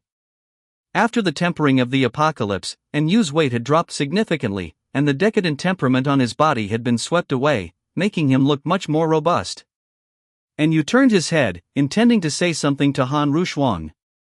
Suddenly, Yu's head slammed against the car wall, and he felt a powerful force. Two fully loaded modified vehicles and one private car were all suspended in the air. Then, under Juan's control, the vehicles began to accelerate slowly at an acceleration that the human body could withstand. Of course, this slowly was relative to Juan. Juan could withstand an acceleration of 60 or 70 gs, instantly reaching nearly twice the speed of sound. For ordinary people, 3 gs was the maximum value for comfortable acceleration they could handle. The combat scenarios for pilots were only around 8 gs. The people in the cars all wore expressions of pain to varying degrees, either pressed against the car or pressed against each other. Some were even in awkward positions. After a dozen seconds of acceleration, they entered a steady phase. The powerful overload force immediately disappeared, and the people in the cars were finally liberated, with apologies and "it's okay" sounds heard everywhere. "Are we flying now?" The driver, who had originally been sitting in the driver's seat, looked at the high-rise buildings outside the car window and the chaotic apocalyptic scene beneath his feet flashing by like flight, and fell into self-doubt. It seemed he wasn't very useful after all. He knew how to drive a car, but he didn't know how to drive a flying car. As for the others, looking at the scenery outside through the few windows, they were all wildly amazed. At this speed, it should be just a tiny bit away from breaking the sound barrier, right? Similar to a fighter jet? Taking this trip was worth it for a lifetime. Just as they were reminiscing, Juan's signature gentle voice rang clearly in each of their ears. "Please hold on tight, we are about to decelerate." Having experienced the previous acceleration, the people didn't want to make a fool of themselves again, so they immediately sat obediently in their original positions and held on firmly. Under Juan's control, the vehicles slowly decelerated and hovered steadily above Yunjing residential area. The people of Yunjing residential area also discovered the vehicles that had suddenly appeared above the residential area. Aliens? Chapter 129, A Useless Ability. Aliens, someone wondered aloud, and then they clearly saw the figure of Juan. "Oh, it's Managerin, that's not surprising." If it was Juan, it wouldn't be strange no matter what she came up with. Juan controlled the vehicle as it descended steadily. The vehicle that had been hovering finally landed on the flat ground, giving people a sense of security from having their feet on solid ground. These survivors opened the car doors and saw Yunjing residential area, which was completely different from the outside world. The people here didn't seem to have any worries about the apocalypse on their faces. Instead, there was a positive energy that almost infected them. The buildings and the ground were also incredibly clean and tidy. It seemed like someone cleaned and tidied them up every day. In the distance, there seemed to be reasonably large vegetable plots and fish ponds, presenting a scene of harmony and happiness. It was really hard to imagine that this could actually be a shelter in the apocalypse. On the other side, Qin Yuan had already received the news and brought members of the personnel department. Several of them were holding a significant number of residential area information manuals. While everyone was still dazed, a copy of the information manual was already shoved into their hands. After reading it, report to the personnel department. Awakened ones, come find me, and I will take you to collect supplies. Qin Yuan finished speaking concisely and then went to communicate with Juan. Having the information manual really saved them a lot of effort in explaining things. Xia Jiao and Yu opened the manuals in their hands and were instantly amazed. They hadn't expected Zhu and Shelter to be so professional, even having something like this. And Yu carefully flipped through it page by page and understood the origin and development of the residential area, as well as Juan's idea, to rely on personal force to directly overturn this apocalypse, while others just needed to live as part of humanity and be able to self-manage, which would be considered a success. If any other awakened one were this arrogant, and you would sneer, but the person thinking this was Zhu, and Zhuan's strength was beyond doubt. On the first day of the apocalypse, Zhuan had killed a person, which had given the Inu of that time immense shock. Afterwards, due to being separated by a large region and the disconnection of the network, and you hadn't been able to contact Zhuan for a long time, he didn't expect that when they met again, Zhuan would have grown to this extent. And you continued reading and soon reached the end of the book. On the final photo, there was a group photo of the residential area management team, as well as a solo photo of Zhuan. In it, Zhuan was blindfolded, holding a sharp tang sword in her hand, her long black hair flowing freely behind her, her temperament gentle, passionate, and profound. It made people unable to help but want to explore the true scene after she took off the blindfold. The other survivors had also basically finished reading the information manual, and when they looked at Zhuan's figure, there was a bit more respect. In the apocalypse, for a strong person to be willing to follow a certain moral bottom line is a kindness to the weak. Because she could have chosen not to do so. In the apocalypse, there are too many people who, once they possess a little bit of power or strength, such as firearms or abilities, exploit and persecute others without any bottom line. Many of them had been oppressed in other shelters or squads, and only after various coincidences did they enter Shu Xian's shelter, finally finding a moment of stability. And now, it seemed they had finally tasted the sweetness after bitterness and were able to find a stable place. If even Zhuan couldn't protect their safety, then humanity in this world should have long since gone extinct. Now, they should consider their grouping and employment. Some people were already suffering from decision paralysis. It seems going to the logistics group isn't bad, it should be like security, just watching the warehouse every day, right? Does the security group have to go outside and directly engage with zombies? It seems a bit dangerous, but will there be firearms distributed? Sisterin, where did you bring these people back from? Qin Yuan asked Zhuan. These people, that's a long story. Afterwards, Zhuan briefly explained to Qin Yuan how she first met Shu Xian, gave Shu Xian the satellite phone, and the causes and consequences of the zombie horde encountered by Shu Xian's shelter, and so on. Listening, Qin Yuan couldn't help but be moved by these survivors. Especially when Zhuan talked about how these infected survivors voluntarily let themselves be killed by her, there were even some tears in Qin Yuan's eyes. Qin Yuan didn't expect that there would still be such people in the apocalypse. And, such people were not an isolated case, but a group. This seemed to be the credit of that mind-reading awakened. Being able to screen people through mind-reading was an extreme boost to the shelter's cohesion. Qin Yuan remembered that Hao Jianwei, who was mainly responsible for personnel management, would sometimes complain to him that the survivors absorbed into the residential area were basically a mixed bag, with all kinds of people. After the baptism of the apocalypse, the moral standards of most people had dropped significantly, and some were even sinister extremists. Although there were warnings from past events and these people didn't dare to escape or cause trouble, they still caused a lot of trouble for the management of the residential area. It would be great if they could be screened out directly when selecting members.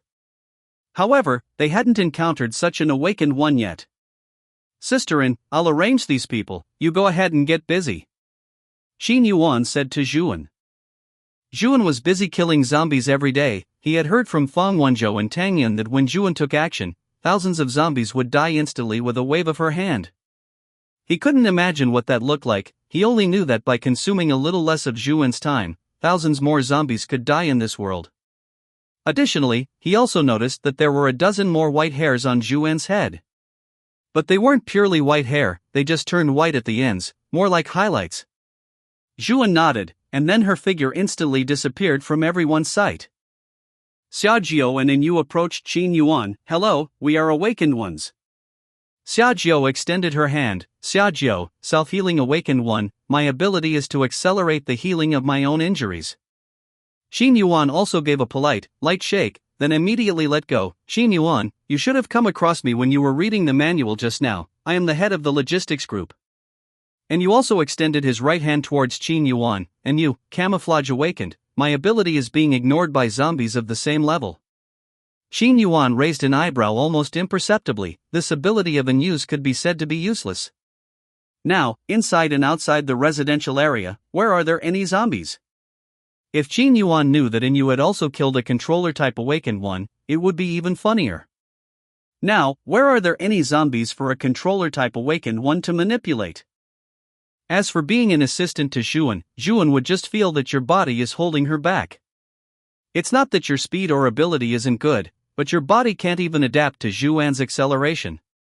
Is it some special supply that you specifically asked us awakened ones to come? Xiaojiu asked tentatively. Qin Yuan nodded, pretending to be profound. Although there were two awakened ones in front of him, he didn't feel that he was in a weaker position. The next moment, both of them were shocked by Qin Yuan's words.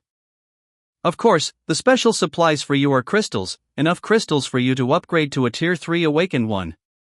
Chapter 130, Wealthy and Generous. Upon hearing Qin Yuan's words, both of them were taken aback. For an awakened one, crystals are absolutely indispensable strategic resources.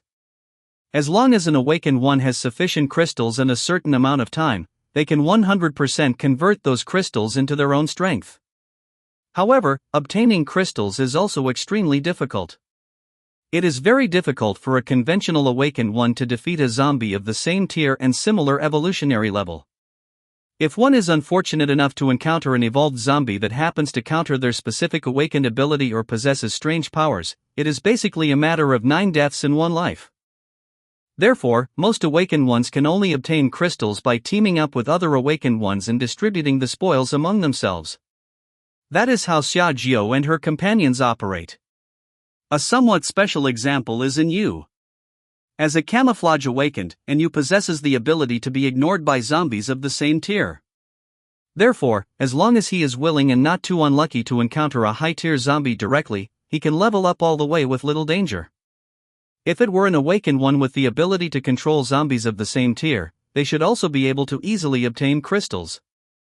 Compared to conventional awakened ones, powerful ability-based awakened ones often find it simpler to kill evolved zombies of the same tier.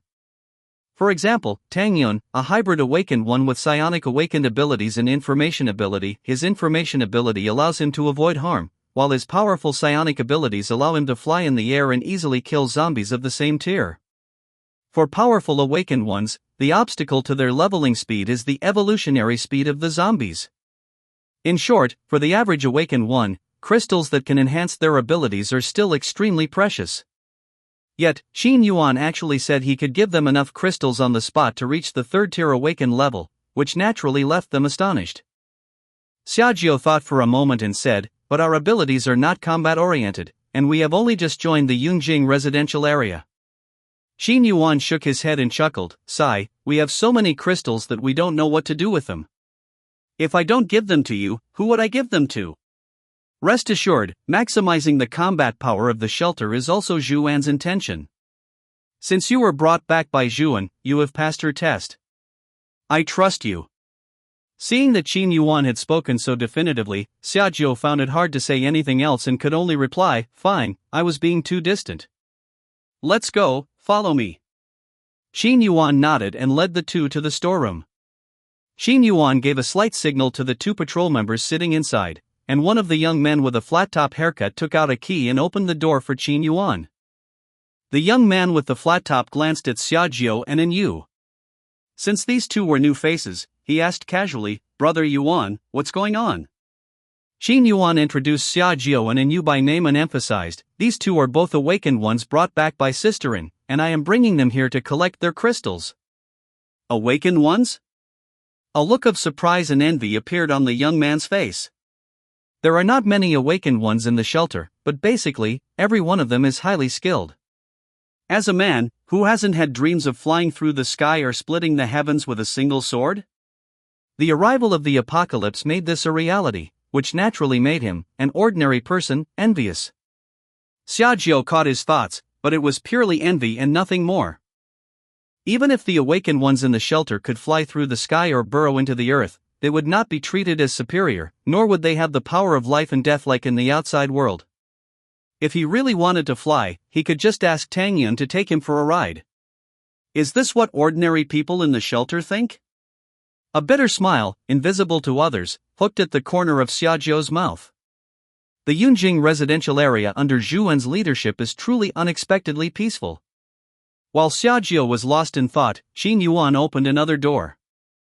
Inside was an incredibly spacious large warehouse.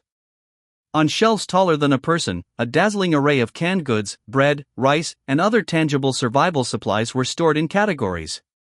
This was one of the logistics group's supply storage rooms, but the real big hall was not here. Qin Yuan approached the edge of the wall, performed a series of actions, and opened a hidden door, revealing a small room. Inside were 3 safes. Obviously, this was the place where crystals were stored. Since the last defection incident, the storage of crystals has become strict. At the very least, they are no longer something that can be stolen at will. Xiaojio, and you, what tier are you currently as awakened ones? 3 second-tier crystals, Xiaojio said. 2 second-tier crystals, added in you. Qin Yuan nodded, and just as he was about to open the safe, he seemed to think of something and added, "Oh right, to what extent have your weapons been enhanced?" Awakened 1 weapons can also be enhanced to the 3rd tier, you know. And you asked in confusion, weapons can be 2? Yes, and if you want to change weapons, that's not impossible either. The enhancement rules for weapons are the same as for the awakened one's body. Also, paired weapons like knuckle gloves need to be specially noted. Qin Yuan got a headache just thinking about those 2 spendthrifts, Song Xiaoshan and Tang Yun. Especially Tang Yun, with 1 type of Chinese saber and 8 flying knives, he was really something. If it weren't for the fact that Zhuan kills zombies like drinking water, they simply wouldn't be able to afford such expensive weapons. The 2 looked at each other, shocked in their hearts. They had basically only enhanced their weapons with 3 white crystals. This meant that if they wanted to bring both their own levels and their weapons to the 3rd tier, it would require 14 white crystals and 35 yellow crystals. Truly wealthy and generous. Converting these crystals into evolved zombies and enhanced type zombies, the 2 imagined the scene and felt suffocated. A zombie horde with such a high degree of evolution could easily destroy a shelter of 100 people. The 2 immediately nodded and stated their weapon enhancement levels. Not changing weapons, right? After Qin Yuan repeated the question, he opened the first safe. As soon as the first safe was opened, several white crystals that had been packed inside fell out. The shelter really has a lot of white crystals, and there is simply no place to use them. The perimeter walls had already been enhanced to a high tier, and the outer armaments and some modified vehicles had also been enhanced long ago. These white crystals had to be stockpiled. As for black crystals, because the number of mutated type zombies is still relatively small, the black crystals are prioritized for Tang Yun and the others. However, at Zhuan's cleaning speed, soon both Xiaojio and Yu would also be able to consume black crystals and become 4th-tier awakened ones. Qin Yuan divided the crystals into 2 portions, counted them 1 by 1, checked them twice, and after confirming they were accurate, handed the 2 portions of crystals to them. Use these crystals well and become a help to the shelter. Thank you. Xiaojio nodded in gratitude. Okay. And Yu replied with high spirits. Chapter 131, Head Pats. By evening, most of the residents in the Yunjing residential area had finished their work and were walking home in 2s and 3s, preparing to cook or eat with their families. Others were taking leisurely strolls around the residential area or waiting for Zhuan's return. Wei Ran walked slowly along the road. The baby in her belly was now nearly 7 months old and becoming increasingly restless. Yang Lihua accompanied her with a look of concern, while Yang Yutao, who had just finished his lessons, walked beside his mother, with Lin Zijin following behind him. This child has grown so big already, Wei Ran said with emotion. I hope the child can be born smoothly. It definitely will, just set your mind at ease, Yang Lihua said. Wei Ran just smiled gently, not saying anything more. Her child would soon be born, but when would this damned apocalypse ever end? She did not want her child to be born into a broken, hopeless world. The twilight sun shone on everyone, as if someone had wantonly sprinkled a handful of gold dust, turning them into figures from a mural. And in that twilight, a free-spirited figure appeared above the residential area. It was Zhuan who had returned. The next moment, Zhuan's figure appeared beside Wei Ran. Hello, Managerin, Wei Ran and Yang Lihua greeted her. Wow, sisterin, you're back? Zhuan nodded at the group and specifically glanced at Wei Ran. As one of the survivors from the initial radio group, Wei Ran had left a deep impression on Zhuan. Moreover, she was carrying a child. Children were the future in this apocalypse. Take care of your health. Does our residential area have a dedicated doctor? If you have any problems, you can also come to me. Although I don't know medicine, my healing abilities are decent. At the very least, performing a C-section and then reversing it with healing was something she could easily do, though, of course, Zhuan didn't say this out loud. Wei Ran shook her head. There isn't a doctor, but there's no need to trouble manager and with everything. Just stay safe. Zhuan leaned down to look at the two children. As a native of the residential area, Yang Yutao had hardly experienced the cruelty of the apocalypse, and he displayed the innocence typical of a boy his age. Yutao, have you finished your homework? Do you feel pressure from your studies? Zhuan remembered herself being questioned by relatives when she was young. Who could have imagined that now, she would be on the other side of that conversation? Yang Yutao shook his head, his clear, water-like eyes unable to hide his little thoughts. Sister, I've finished all my homework. The things Teacher Shin has been teaching recently aren't too hard, I feel like I've learned them all. Oh, really? Zhuan feigned astonishment. Then I'll have to increase the difficulty for you. Yutao, are you interested in elementary school math Olympiad problems? Yang Yutao pouted and shook his head violently to show his protest. I don't want that. I definitely don't want that. Zhuan beamed, patted Yang Yutao on the head, and said to Lin Zijin, who was standing to the side, how about you, Zijin? Sister, I'm doing fine, Lin Zijin said calmly. Compared to Yang Yutao, Lin Zijin had arrived at the residential area a bit later. In fact, when Zhuan first met her, it was during a scene where a speed-type zombie was wantonly slaughtering survivors. Therefore, Lin Zijin had always displayed a calmness that did not match her age. Yu Zhuan reached out with her other hand and patted Lin Zijin on the head. Lin Zijin did not dodge or avoid it, instead, she narrowed her eyes, seemingly enjoying Zhuan's touch. With one hand on each of them, Zhuan played with their hair, having a great time. After a while, Zhuan reluctantly stopped. You two study hard, as for me, I have to go attend to my own business. Okay, sisterin. Goodbye, sisterin.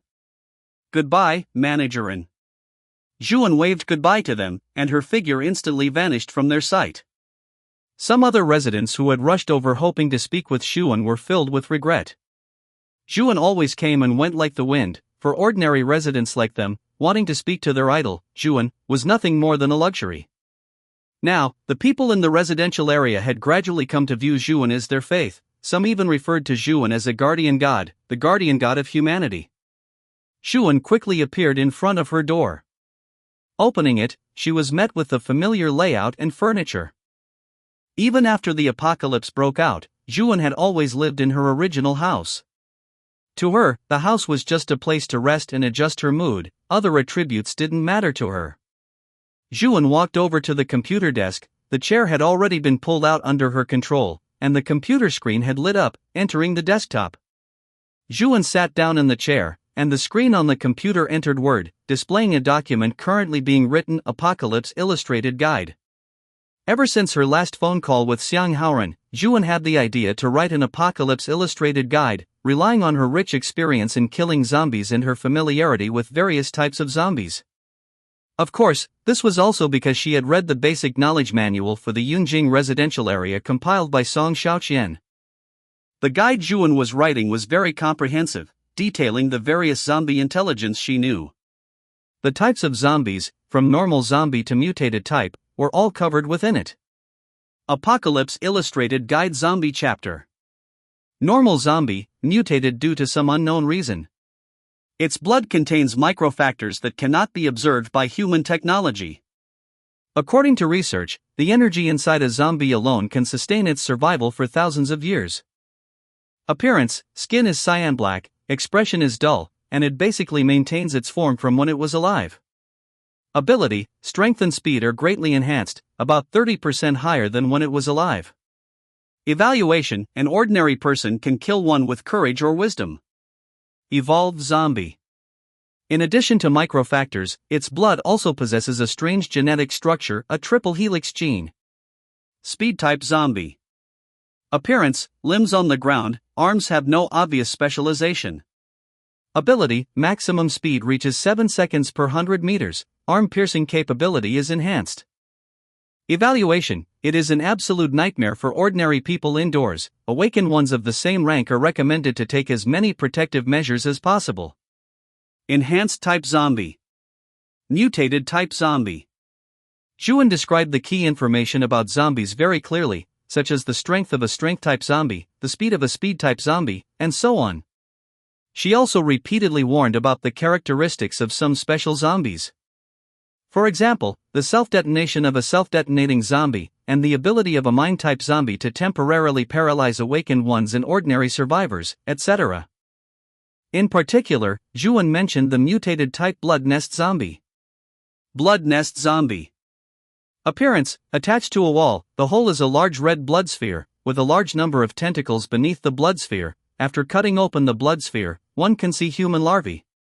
Ability: can control other zombies of the same rank, and control a zombie horde ranging from 1,000 to 10,000, possesses the intelligence of about a 6-year-old child and will actively attack human shelters.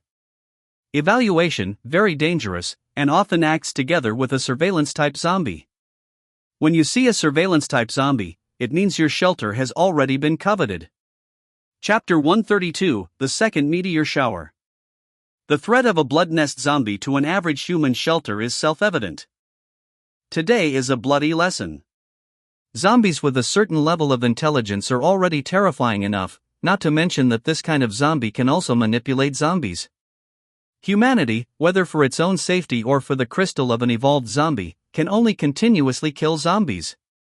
As for zombies, they themselves crave human flesh and blood, not to mention that evolved zombies also yearn to absorb genes and achieve evolution by consuming the flesh and blood of awakened ones.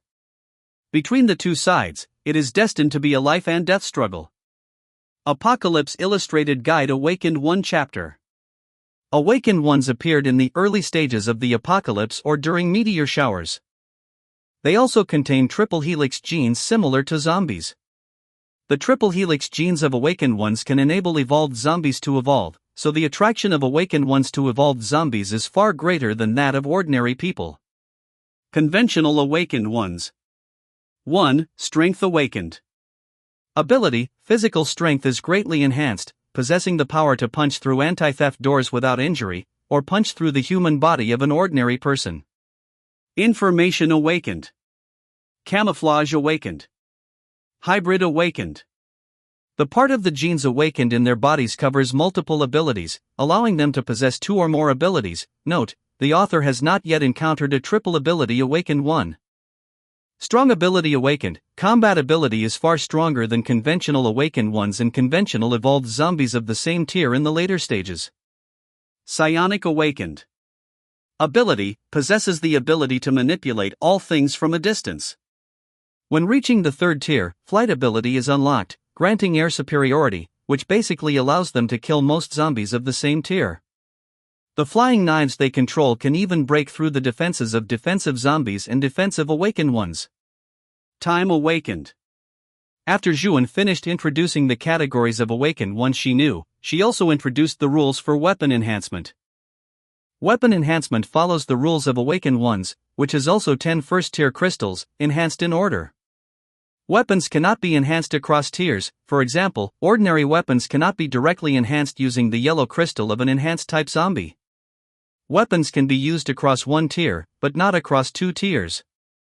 For example, an ordinary person can hold a weapon enhanced with 9 white crystals, but cannot pick up a weapon enhanced with 10 white crystals that has been upgraded to the 2nd tier.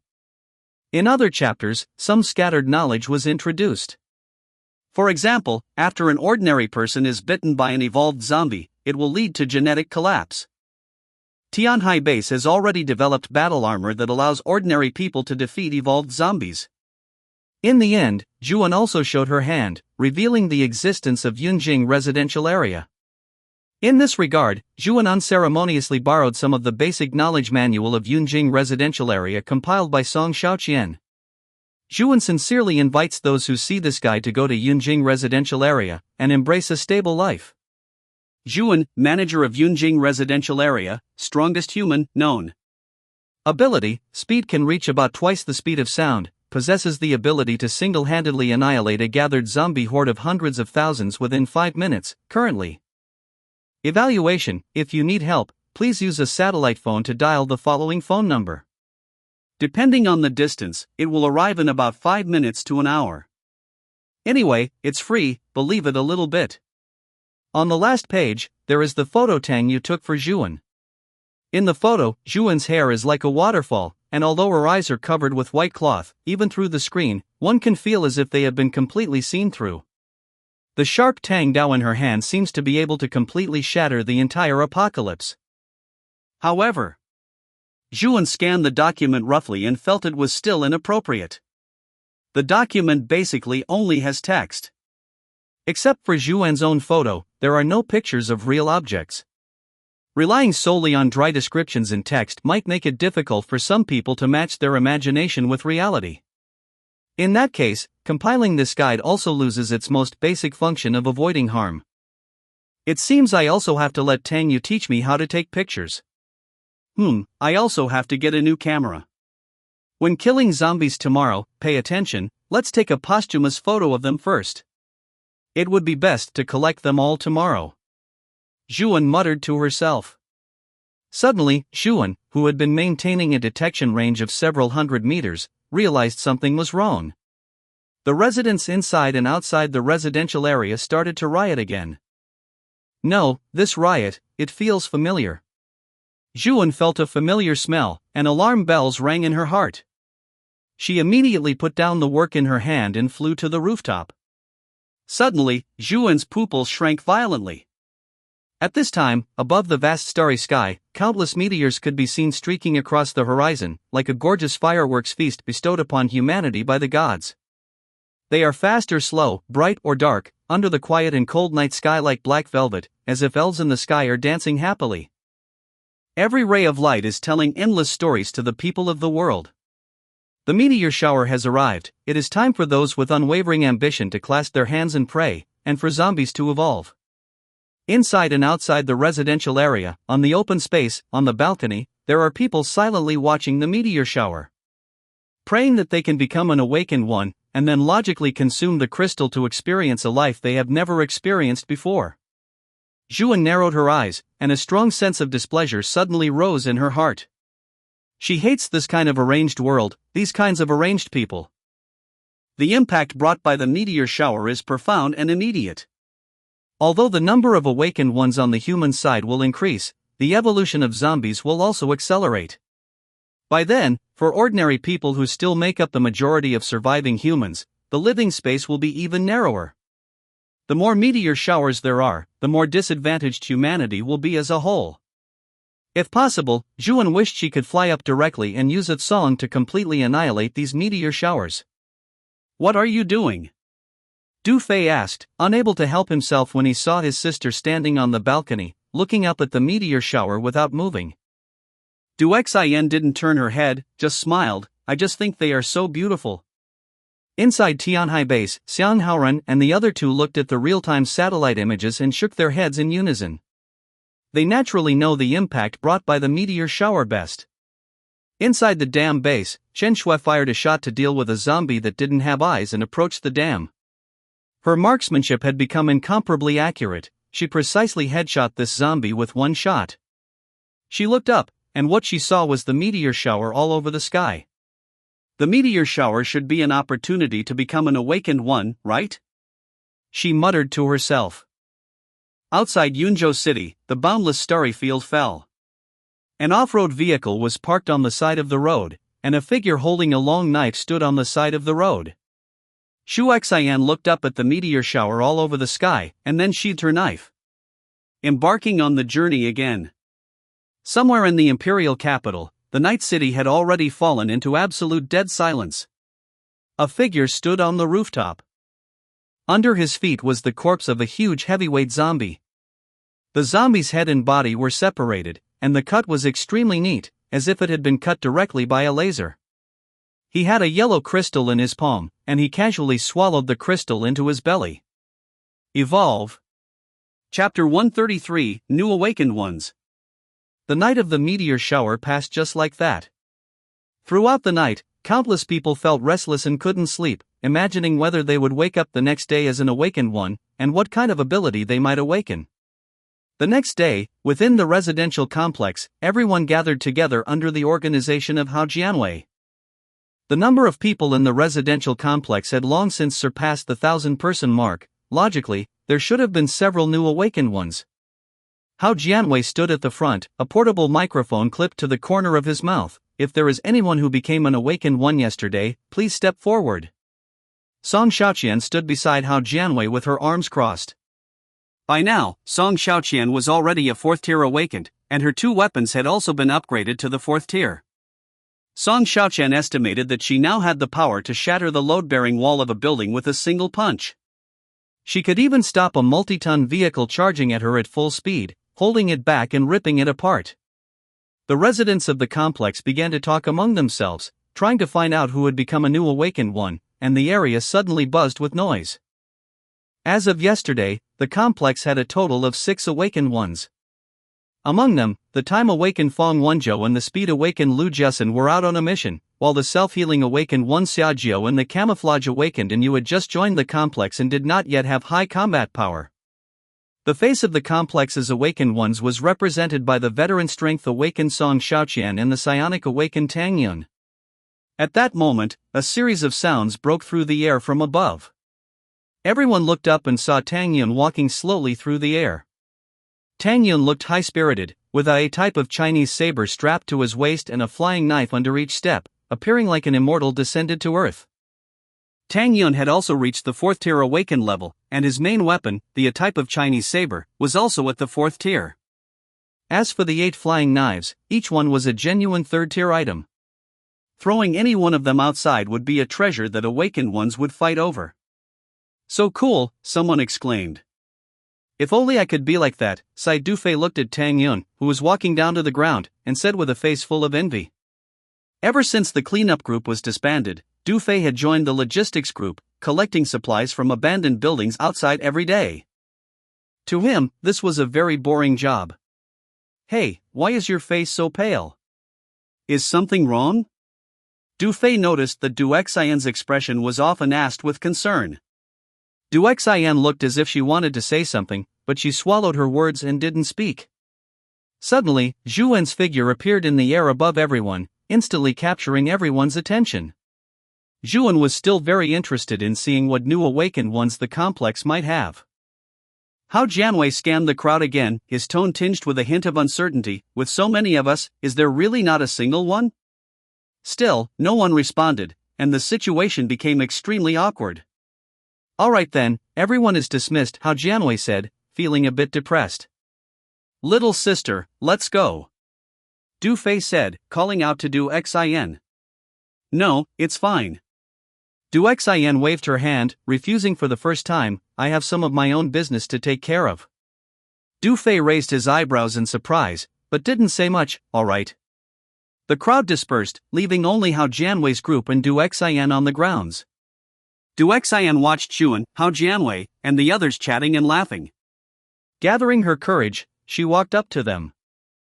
Hao Jianwei also noticed that Du Xian hadn't left. Is something the matter? You don't look so good. After Hao Jianwei said that, the gazes of Zhu Wen, Tang Yun, and Song Xiaoqian all shifted to Du Xian. Du Xian twisted the corner of her shirt, not daring to meet Zhu Wen's eyes. Manager, and, actually, I discovered that I seem to have become an awakened one. Oh? Hao Jianwei paused. Then why didn't you say so just now? No, it's not that. I wasn't sure. The ability I awakened is very strange. Song Xiaoqian's interest was piqued, and she asked curiously, what ability?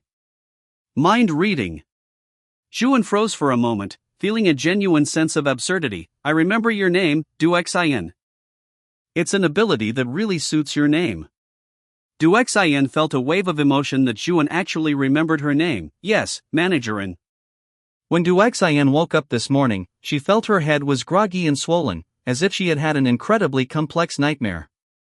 Subsequently, she was surprised to discover that she actually possessed the ability to read minds and could read what others were thinking.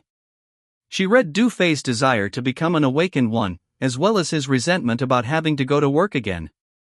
After experimentally reading the thoughts of a few people, Du Xian, who had just become an awakened one and lacked sufficient ability, was already pale-faced.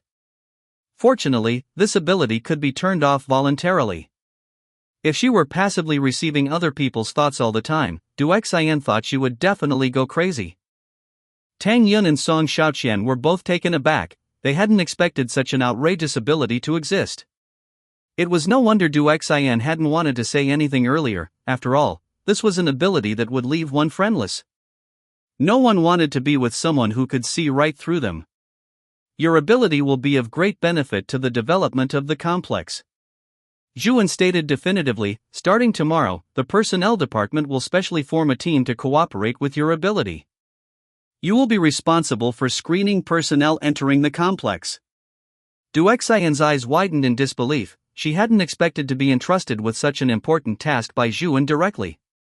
At the same time, Du Xian felt a cool sensation in her brain, and the discomfort she had been feeling instantly vanished. It was exactly Zhuan's reverse curse technique. When the time comes, just go to Qin Yuan to collect the crystal. You can ask Tang Yun and Xiaoqian about how to consume the crystal. Strive to reach the 4th tier awakened level as soon as possible. By then, the efficiency of your mind reading will be much faster. Additionally, there is one more thing. Zhuan emphasized, do not attempt to read my thoughts. I am different from others. If you try to do so, my subconscious thoughts alone could cause your direct death. Everyone was startled by Zhuan's stern tone, and Du Xian nodded obediently. Even if she really could read Zhuan's thoughts, she wouldn't dare do it. And since Zhuan said so, it must be for her own good. Also, use this ability with caution, do you understand? It was easy to imagine that someone who could read others' thoughts would not be popular among people. Humans still needed privacy. Even Tang Yun and Song Xiaoqian felt a jolt in their hearts upon hearing about Du Xian's ability. Although Du Xian had just become an awakened one and couldn't read the minds of veteran awakened ones like them, she could only read the thoughts of ordinary people. It still made one feel genuinely uncomfortable. Okay, I understand. I will work hard for the complex. Chapter 134, Hijacking the Escort? Inside the hydropower station base, Lu Jiasun, who was an awakened one, organized everyone and asked if anyone had become an awakened one. However, it seemed that none had. Just as Lu Jiasun was shaking her head in disappointment, someone whispered to her, Captain Lu, we are missing one person here? Who is missing? Chen Shui. Got it. Since I have nothing to do, I'll go find her. Lu Jiasun said casually, walking out of the power station. Lu Jiasun knew that Chen Shui was someone who couldn't sit still, and due to her personal experiences, she held a strong hatred for zombies and certain men. Driven by this hatred, Chen Shui would often spontaneously go outside to shoot zombies. Although Zhuan had thoroughly cleared out the zombies near the hydropower station at the beginning, Chen Shui still drove out. On the streets at the edge of the city, due to the lack of management, summer grass grew lushly, making it appear somewhat desolate. A vehicle that clearly looked well maintained and modified was parked on the side of the street. Near the car, several zombies were roaring at a figure upstairs. Chen Shui was crouching on the second floor, holding a gun, and pulled the trigger. Several dazed zombies were shot dead on the spot. After clearing these few zombies, Chen Shui did not turn around to open the door behind her. Instead, her figure vanished instantly, and the next moment, she had already appeared beside the car downstairs. It was the ability of a teleportation awakened. After the meteor shower last night, Chen Shui had also become an awakened one. Chen Shui felt the changes from when she had just activated her ability, and for the first time, there was a ripple in her dead silent heart.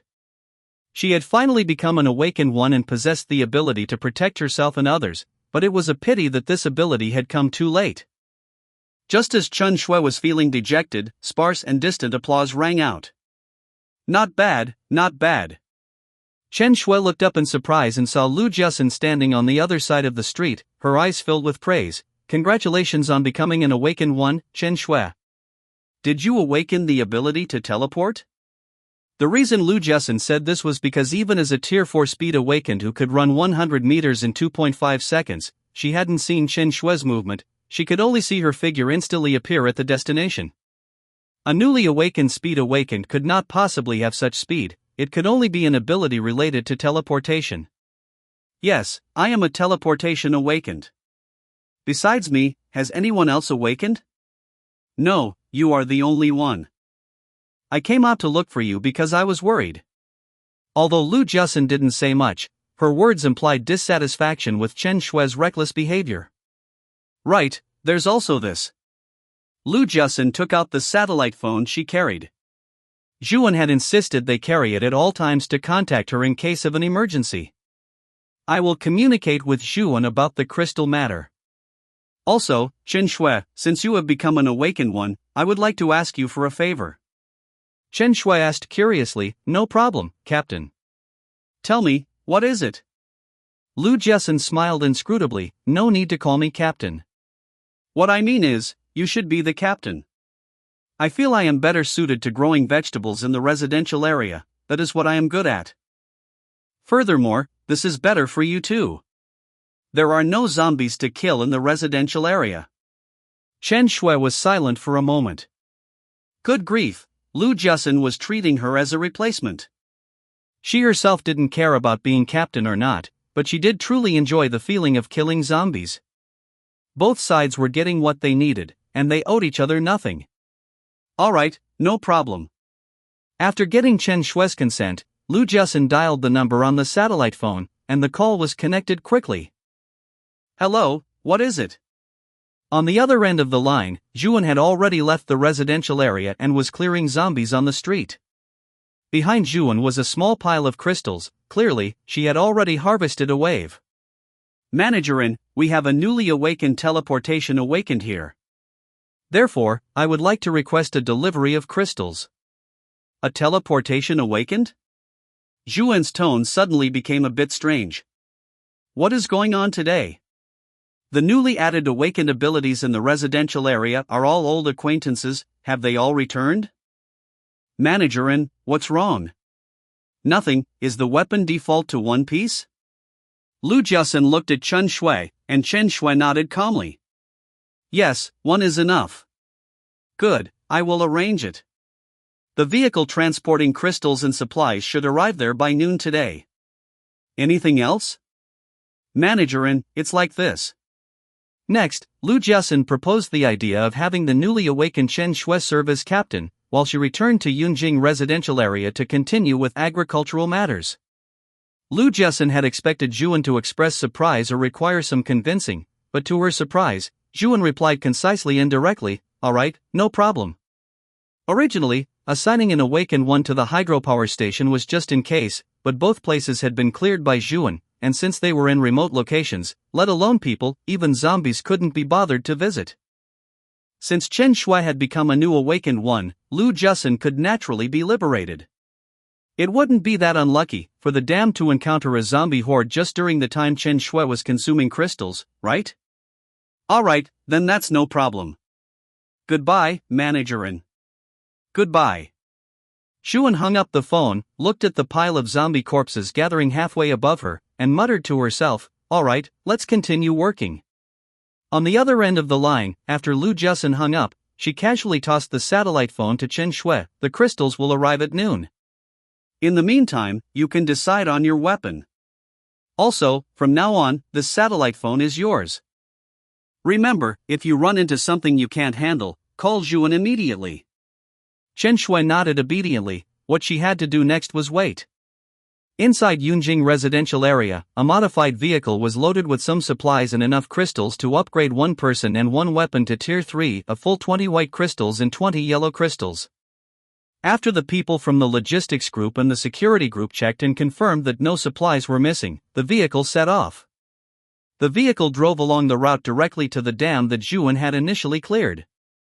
The area Zhuan cleared was very large, so there was no need to worry about encountering zombies on this road. Even if they encountered a small number of zombies, the two firearms they carried would be able to solve the problem. Although they were not awakened ones, they were aware of the value of these crystals. It's really strange, there are no zombies here at all. There isn't even any blood. On the street, a yellow-haired man said suspiciously. Beside the yellow-haired man was a skinny man, and behind them was a car. Clearly, they were out looking for supplies.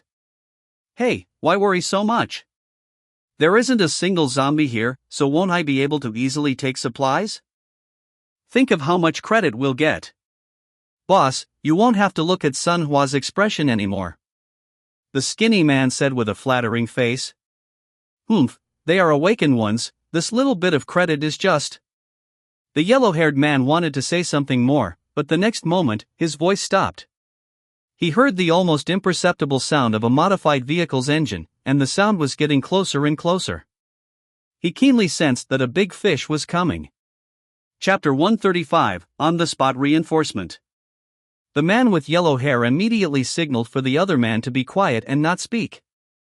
The thin man understood immediately, kept silent, and his eyes filled with alertness. There is the sound of a vehicle coming towards us, the man with yellow hair said in a low voice. The Yunjing residential area convoy did not notice the two men and their vehicle hiding in the shadows, and slowly drove past their location. What should we do? Should we follow them? The man with yellow hair pondered for a long time, and finally seemed to make up his mind. Follow them. This vehicle looks very strange, I have a feeling there must be a big catch. The two immediately drove off in pursuit.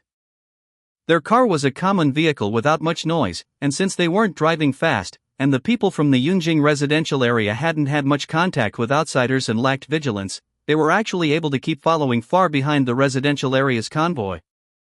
The thin man snorted, what kind of idiots are they? How could they possibly have such a good car? Moreover, there were no zombies to be found on the roadside. Let alone zombies, the entire neighborhood was clean, without even a single corpse. Something is definitely fishy. The vehicle drove without the slightest hesitation, as if it knew exactly where there were no zombies. Furthermore, the vehicle was driving away from the central urban area, and the buildings on both sides were becoming increasingly shorter and more desolate. At this moment, a trace of hesitation appeared on the thin man's face. Both of them were just ordinary people, not awakened ones. If they got involved in strange business, they would either be easily eaten by zombies or killed by an awakened one to make an example of them. However, the man with yellow hair driving did not retreat at all. Instead, his eyes lit up with intensity.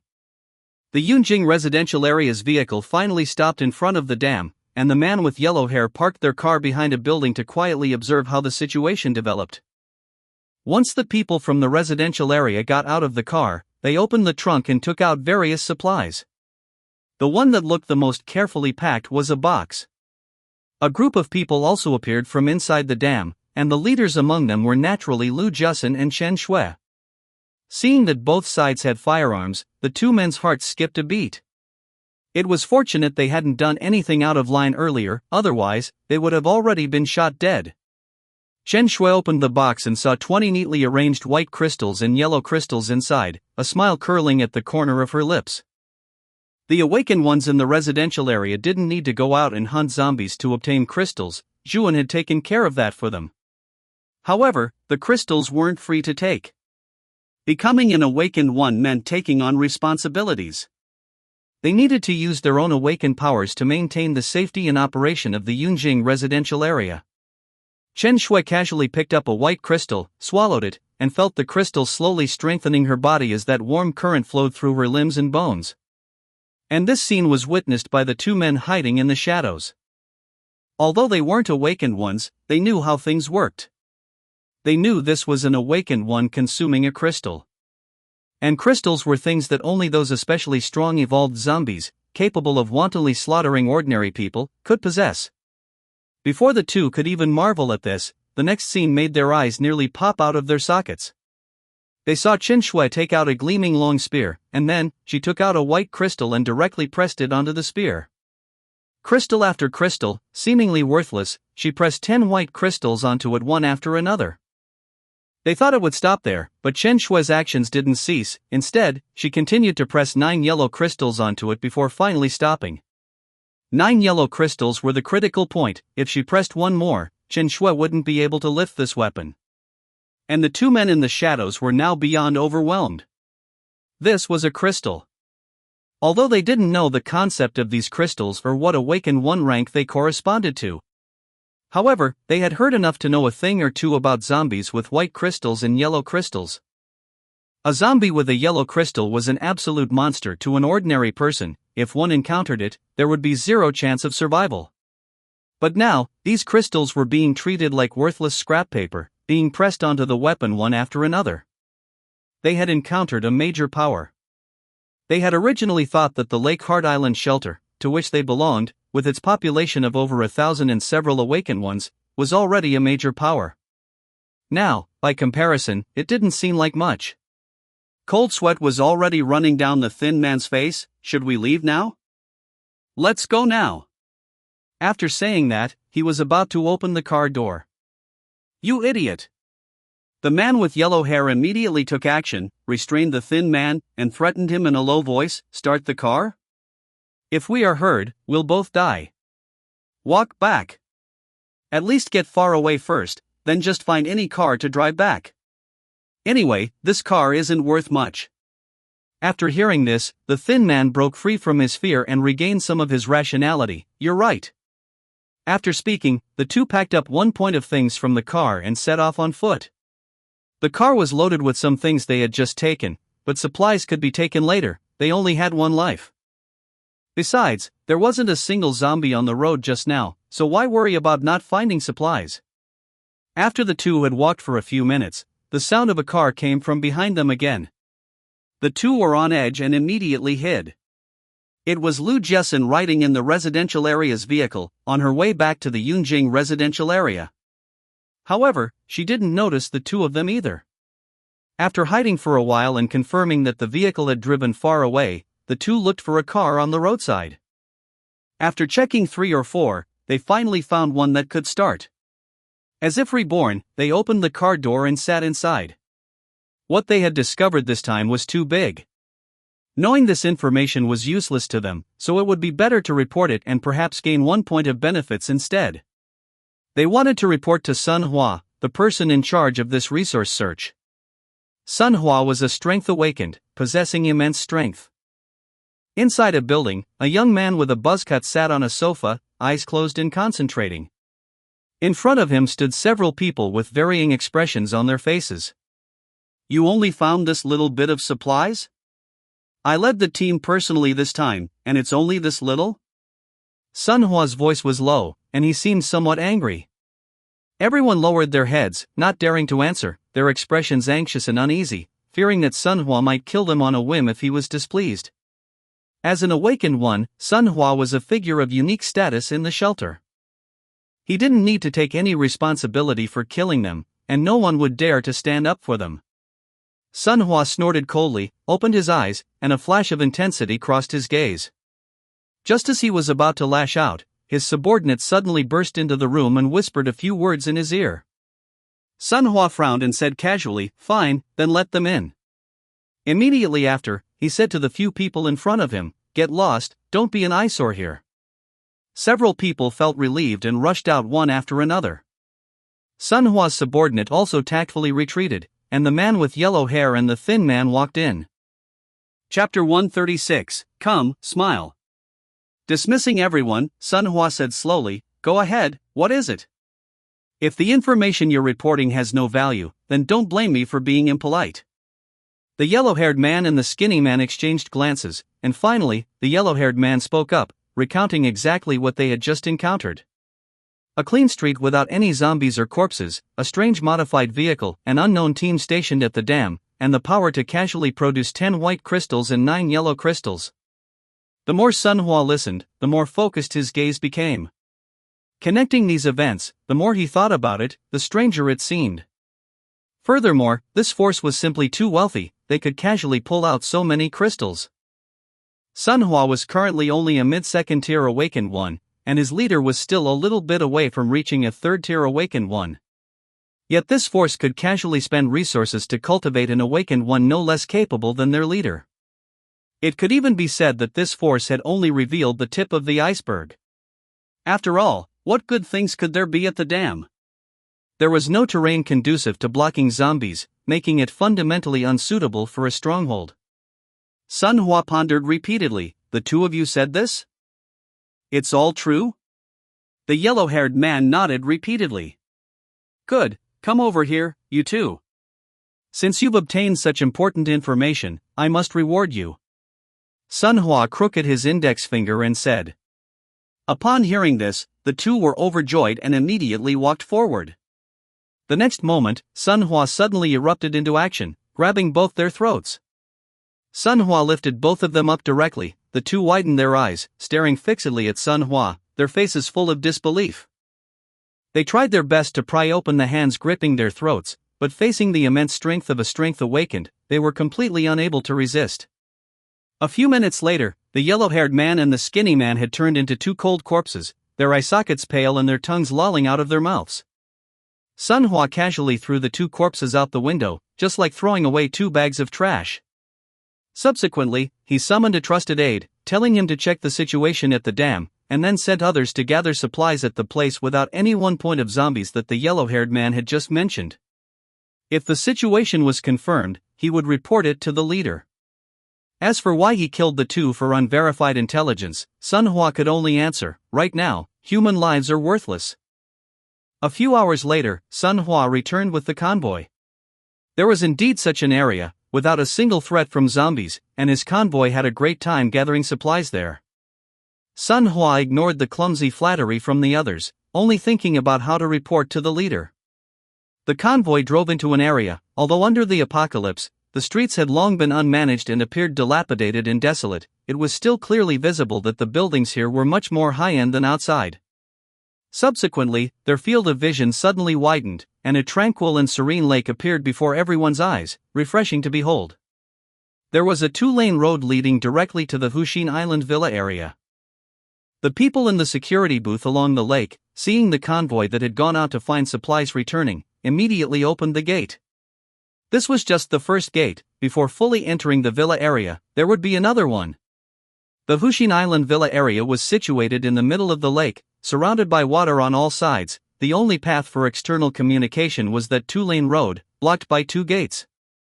It could be said that this place was absolutely safe. Zombies simply could not break in. Therefore, this place had gathered over 1,000 survivors, and naturally, there was no shortage of internal strife. The person capable of being their leader naturally had to have some real skills. Sun Hua led the convoy into the shelter and immediately began searching for the leader. Some female survivors, taking advantage of the moment the convoy returned, wanted to engage in some indescribable relationships with these people in exchange for supplies. Sun Hua glared, and these women dared not approach him. Subsequently, he found the leader, Li Shuihua. Li Shuihua was a serious, imposing middle-aged man with two bodyguards who never left his side, protecting his safety. He was an original resident of this villa area, having built a foundation before the apocalypse through the accumulation of his parents and his own efforts. After the apocalypse broke out, although money became waste paper, he became an awakened one, and his status remained transcendent. Is there anything? Li Shuihua asked calmly. Yes, actually, today I discovered something. Sun Hua faced Li Shuihua and recounted today's events in detail. The time was approaching dusk. On the silent street, there was still a figure constantly wandering. One could see Zhuan with a camera hanging around her neck, muttering to herself, "Today, I still need one more tyrant zombie, and I will be able to finish taking pictures of all the zombies." Zhuan wanted to provide illustrations for the various zombies in the Apocalypse illustrated guide she was writing. Without vivid image demonstrations, just text would make it difficult for people to have a concrete and accurate impression of the described zombies. After today's high-intensity overtime, Zhuan had already taken many pictures of zombies. The evolved type and enhanced type zombies were all fully recorded, and only the mutated type zombies, because they were relatively few in number, were still missing one tyrant to complete the collection. As for this camera, it was, of course, borrowed by Zhuan from Tang Yu. Tang Yu had also spent quite a while helping Zhuan understand how to operate this camera, not to mention high-end knowledge like aperture and composition. She at least had to learn basic photography and how to view the storage. Found it. Suddenly, Zhuan muttered something, and the next moment, her figure instantly disappeared. In an instant, Zhuan's figure appeared 1,000 meters away. Inside the building, a huge tyrant was quietly resting, it was so large that it almost touched the ceiling, and any awakened one who saw it for the first time would feel incredibly troubled and afraid. But the next moment, before the tyrant could react, a power it could not comprehend at all dragged it directly out the window, splattering a large amount of glass debris. What happened? It was momentarily confused. Subsequently, its gaze moved upward, and it saw the figure of a young woman standing horizontally before it, holding a black box of unknown purpose, pointing it directly at it. Although there was a void beneath its feet, it did not fall. To the best of its intelligence, it felt as if the air beneath its feet had solidified. Subsequently, its own body, under that inexplicable power, unexpectedly moved uncontrollably on its own, fists clenched, pounding on its chest, the explosive muscles on its arms appearing even more ferocious. An invisible sense of humiliation rose in its heart. It wanted to pounce directly at this mysterious woman before it and tear her to shreds. However, let alone opening its mouth to roar, it couldn't even move its lips slightly. Zhu En's coaxing voice sounded. "Come, look at me, strike a pose." Chapter 137, Disaster.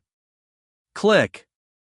Accompanied by the flash of the camera, the violent pose of the tyrant with its fists colliding was permanently recorded. Zhu En looked at the photos for a few moments, studied them for quite a while, and seemed quite satisfied with her photography skills. However, as if thinking of something, Zhu En maneuvered a small car to fly over to the tyrant's side. With the tyrant in the air, there were no reference objects, which might make it difficult for people to grasp the concept of the tyrant's 2.7-meter giant height. 2.7 meters is already equivalent to the length of a small car. When it stands up, it is like a wall of flesh. Alright, that should do it. Zhu En leaned in closer and took a shot from a closer angle. Subsequently, with a wave of Zhu En's hand, this tyrant died in such a stifling way. A mutated type zombie, which hadn't even thrown a punch at Zhu En, was toyed with until it died just like that. The tyrant's black crystal then, like a bullet, pierced through its head on the spot. The blood on the crystal instantly and elegantly slid off, returning to the pile of crystals floating behind Zhu En. Currently, the awakened ones in the residential area are not lacking in white crystals or yellow crystals. However, because the number of mutated type zombies is not very high, black crystals are still relatively rare. Plus, since Zhu En's own weapon consumes half of them, some newly joined awakened ones or those who have just awakened cannot yet advance to the 4th rank. Zhu En casually generated a small blue, annihilated the tyrant's corpse, then flew to a new area, methodically spreading out her spiritual power, preparing to clear out the zombies. Just as Zhu En expanded her spiritual power to its maximum, reaching a radius of over 2,000 meters, her expression shifted slightly. Today, I am really lucky. Not only did I photograph all the zombies in the illustrated handbook, but I even discovered 2 more types of zombies. Zhu En mused, and a few seconds later, her figure appeared over 2,000 meters away. This was a wide plaza, where quite a few zombies had gathered, like hideous ghosts in hell, constantly wandering around. There were many mangled corpses on the ground, blood was everywhere, and on some fitness equipment, there were even half-eaten human intestines draped over them. As soon as Zhu En's figure appeared above, the scent of her flesh attracted some normal zombies. These zombies began to stir and rushed violently toward the ground beneath Zhu En. Some high-level evolved zombies only now discovered Zhu En's presence. However, these evolved zombies were like they had just eaten a full meal and had no interest in Zhu En. In the eyes of these evolved zombies, Zhu En was just an ordinary double-stranded genetic creature with no appeal at all, and they disdained competing with the normal zombies for food. Zhu En, likewise, couldn't be bothered to pay attention to these normal zombies. Her gaze remained locked on 2 special zombies. One was a giant zombie, also with a height of 2.7 meters like the tyrant, but its arms had completely mutated into 2 white bone doors, about 10 centimeters thick. The other giant zombie was about 2.5 meters tall, with an exceptionally swollen body, looking a bit like an enlarged version of a self-detonating zombie. Zhu En speculated that it should be a mutated type that evolved from a self-detonating zombie. Gradually, there were more and more zombies beneath Zhu En's feet, even beginning to pile up on top of each other. The constant clamor of the zombies began to stir a slight sense of annoyance in Zhu En's heart. "You are very annoying," Zhu En said coldly. Suddenly, except for those 2 special zombies, all the other zombies were instantly crushed into blood mist by an invisible pressure. Those two zombies also woke up as if from a dream, realizing that the double-stranded creature in front of them, whom they had looked down upon, might have strength far exceeding their own. The next moment, the self-detonating zombie was about to pierce its own fragile belly with both hands, wanting to brazenly self-detonate and catch Zhuan off guard with its life. However, how could Zhuan let it have its way? A mutated type zombie is worth 20 evolution points, it would be a waste not to take them. Besides, I haven't taken a picture yet, and you want to die? In Zhuan's hands, zombies don't even have the freedom to choose life or death. You can only die if Zhuan wants you to die.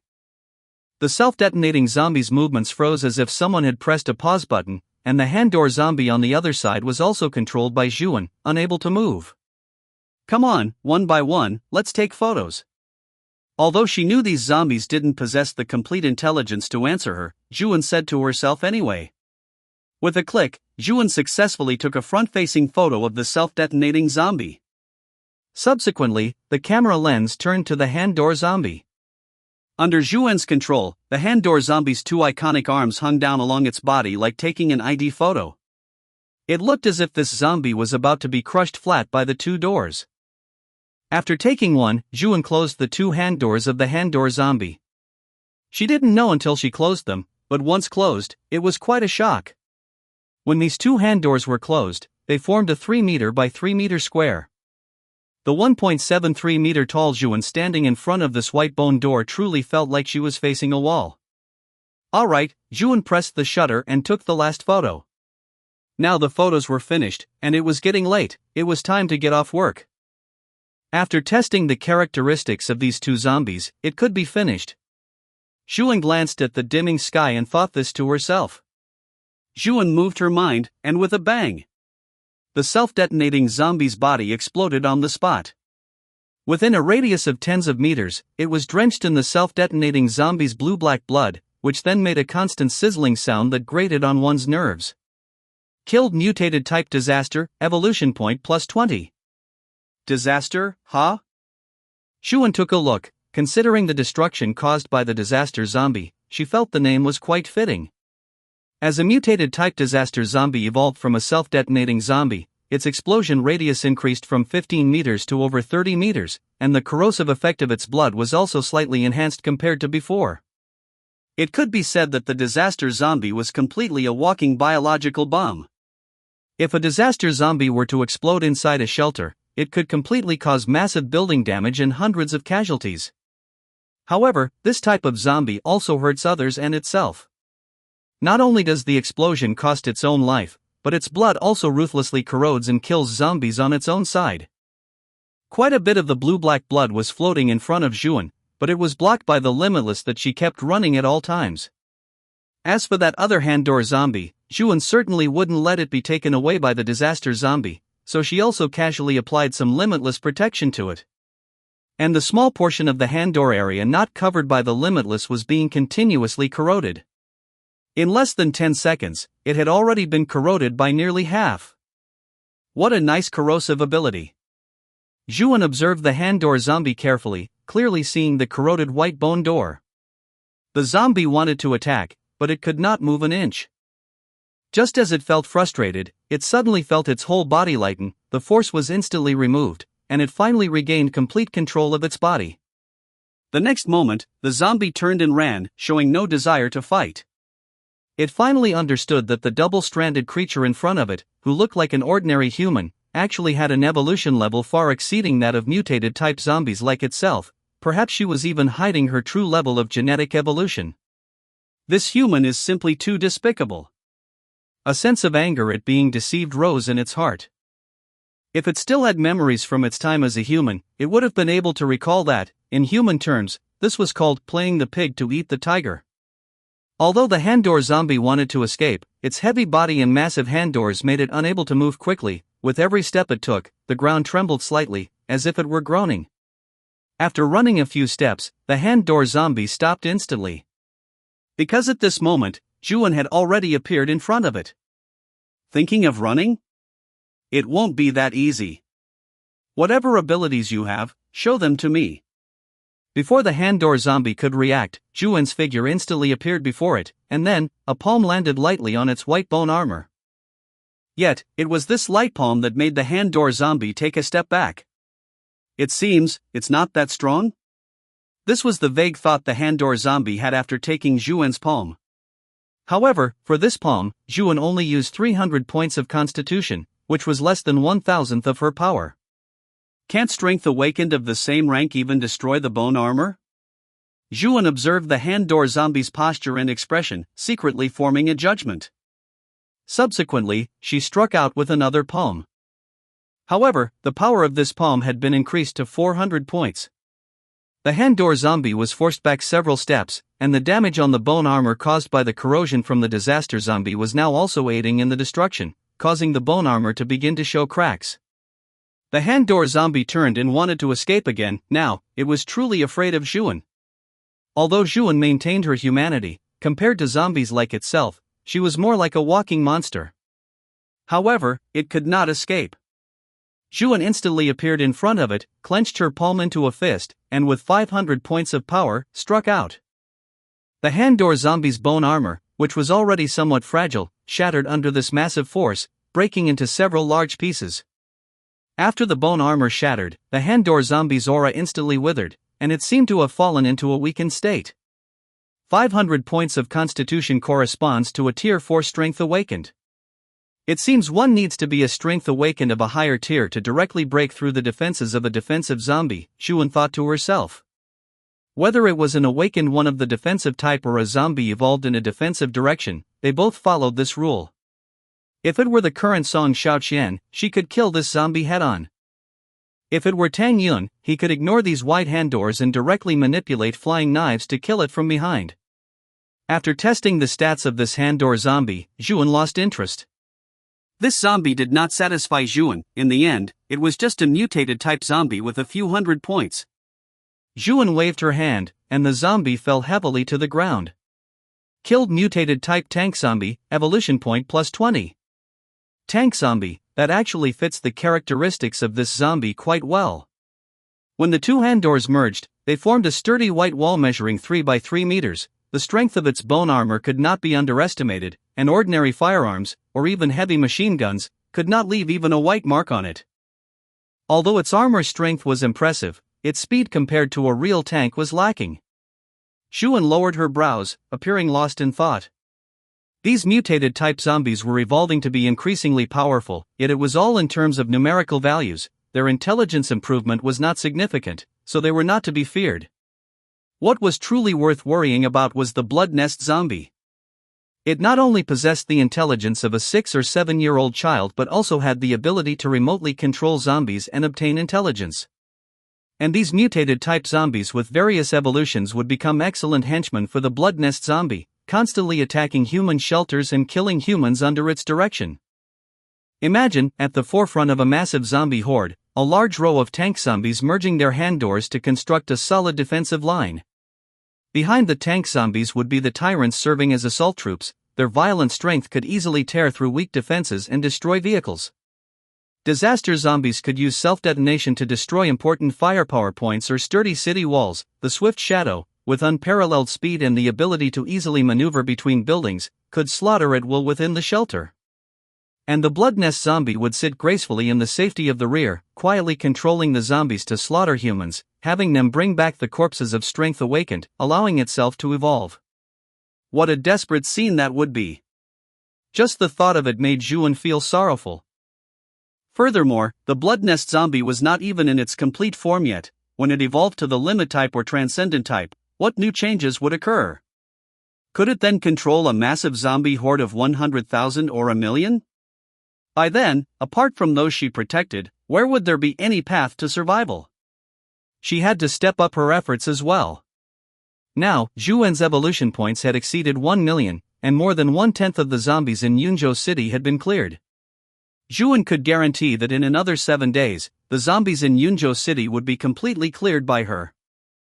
By then, many things would have to be put on the table and considered carefully.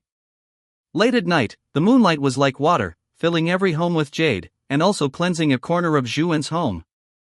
After finishing other tasks, Zhuan sat at her computer desk and opened a document. Actually, Zhuan did not need to specifically sit at the computer desk. she could operate the computer invisibly while lying in bed, but Zhuan preferred to call this a sense of ritual. Just like how Zhuan, despite having a 360-degree omniscient perspective, would still perform human actions like nodding or turning her head. Otherwise, her sense of identity as a human would become increasingly thin. Zhuan added the photos she had taken today and supplemented the information on the two new types of zombies. Mutated type zombie. Disaster, evolved from an enhanced type self-detonating zombie. Its explosion radius increased from 15 meters to 35 meters, its corrosive ability slightly increased, and at the same time, due to its massive size, the corrosive liquid inside it also increased. Evaluation: do not harbor the wishful thinking that you are safe just because you are far away. Tank zombie, the arm mutated and specialized into flat bone armor, about 10 centimeters thick. The two hand doors combined measure about 3 by 3 meters and are very hard. Only a Tier 4 strength awakened or higher can violently destroy its bone armor. Evaluation: the zombie lives up to its name. Chapter 139, Vaccine Experiment. Tianhai Base, in the control room. On the large screen, the entire map of Tianhai City was fully visible, with circles of various sizes marked on it. These were the potential locations of blood nest zombies, determined through satellite maps and various screening methods.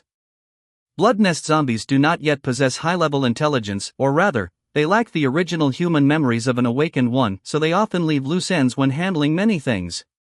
The abnormal and persistent gathering of large numbers of zombies is the main characteristic of a blood nest zombie's location. Since their last setback, the military had reflected deeply and resolved to take out the blood nest zombies, stripping the zombies of their command capabilities. And now, it was time for revenge. In the suburbs, rows of short-range missile vehicles and rocket launchers were ready. Following the order from the control room, missiles were launched one by one from the missile vehicles, carving fiery trails across the sky as they struck the locations of the blood nest zombies with precision. A blood nest zombie was entrenched in a building, using several tentacles to hold a pair of mangled human corpses while it fed. However, the next moment, an uncontrollable sense of fear abruptly rose in its heart. A missile, trailing exhaust flames, crashed into the floor where the blood nest zombie was located. Bang! The sound of the missile explosion was deafening. Flames shot up into the sky, and after a brief brilliance, endless gray smoke remained. Not only did the blood nest zombies hiding in the buildings suffer, but those in basements, underground parking lots, and air raid shelters were also not spared. Powerful bunker-busting missiles drilled into their lairs. Under the precision bombardment, the zombie horde was instantly torn apart. The shockwaves and flames generated by the explosions engulfed the zombies, blasting them into dust and ashes. As for the other zombies that luckily escaped the blasts, they lost the control of the blood nest zombies, stopped gathering, and began to wander aimlessly. The red circles on the large screen turned green one by one. The entire Tianhai city was filled with countless smoke and flames, resembling countless gray-black tentacles reaching out from Tianhai city toward the sky. Xiang Haoran watched the footage transmitted from the satellite and couldn't help but sigh. In truth, he didn't want to destroy human cities like this. However, of two evils, choose the lesser. Rather than letting the zombies develop and destroy humanity, it was better to cut off an arm to save the body. Living is always better than dying. It's just that if humanity ever manages to end the apocalypse, he will be constantly pilloried and condemned for the decisions made today. How is the situation with Zhuan? Xiang Haoran asked Chen Zhengxian, who was standing beside him.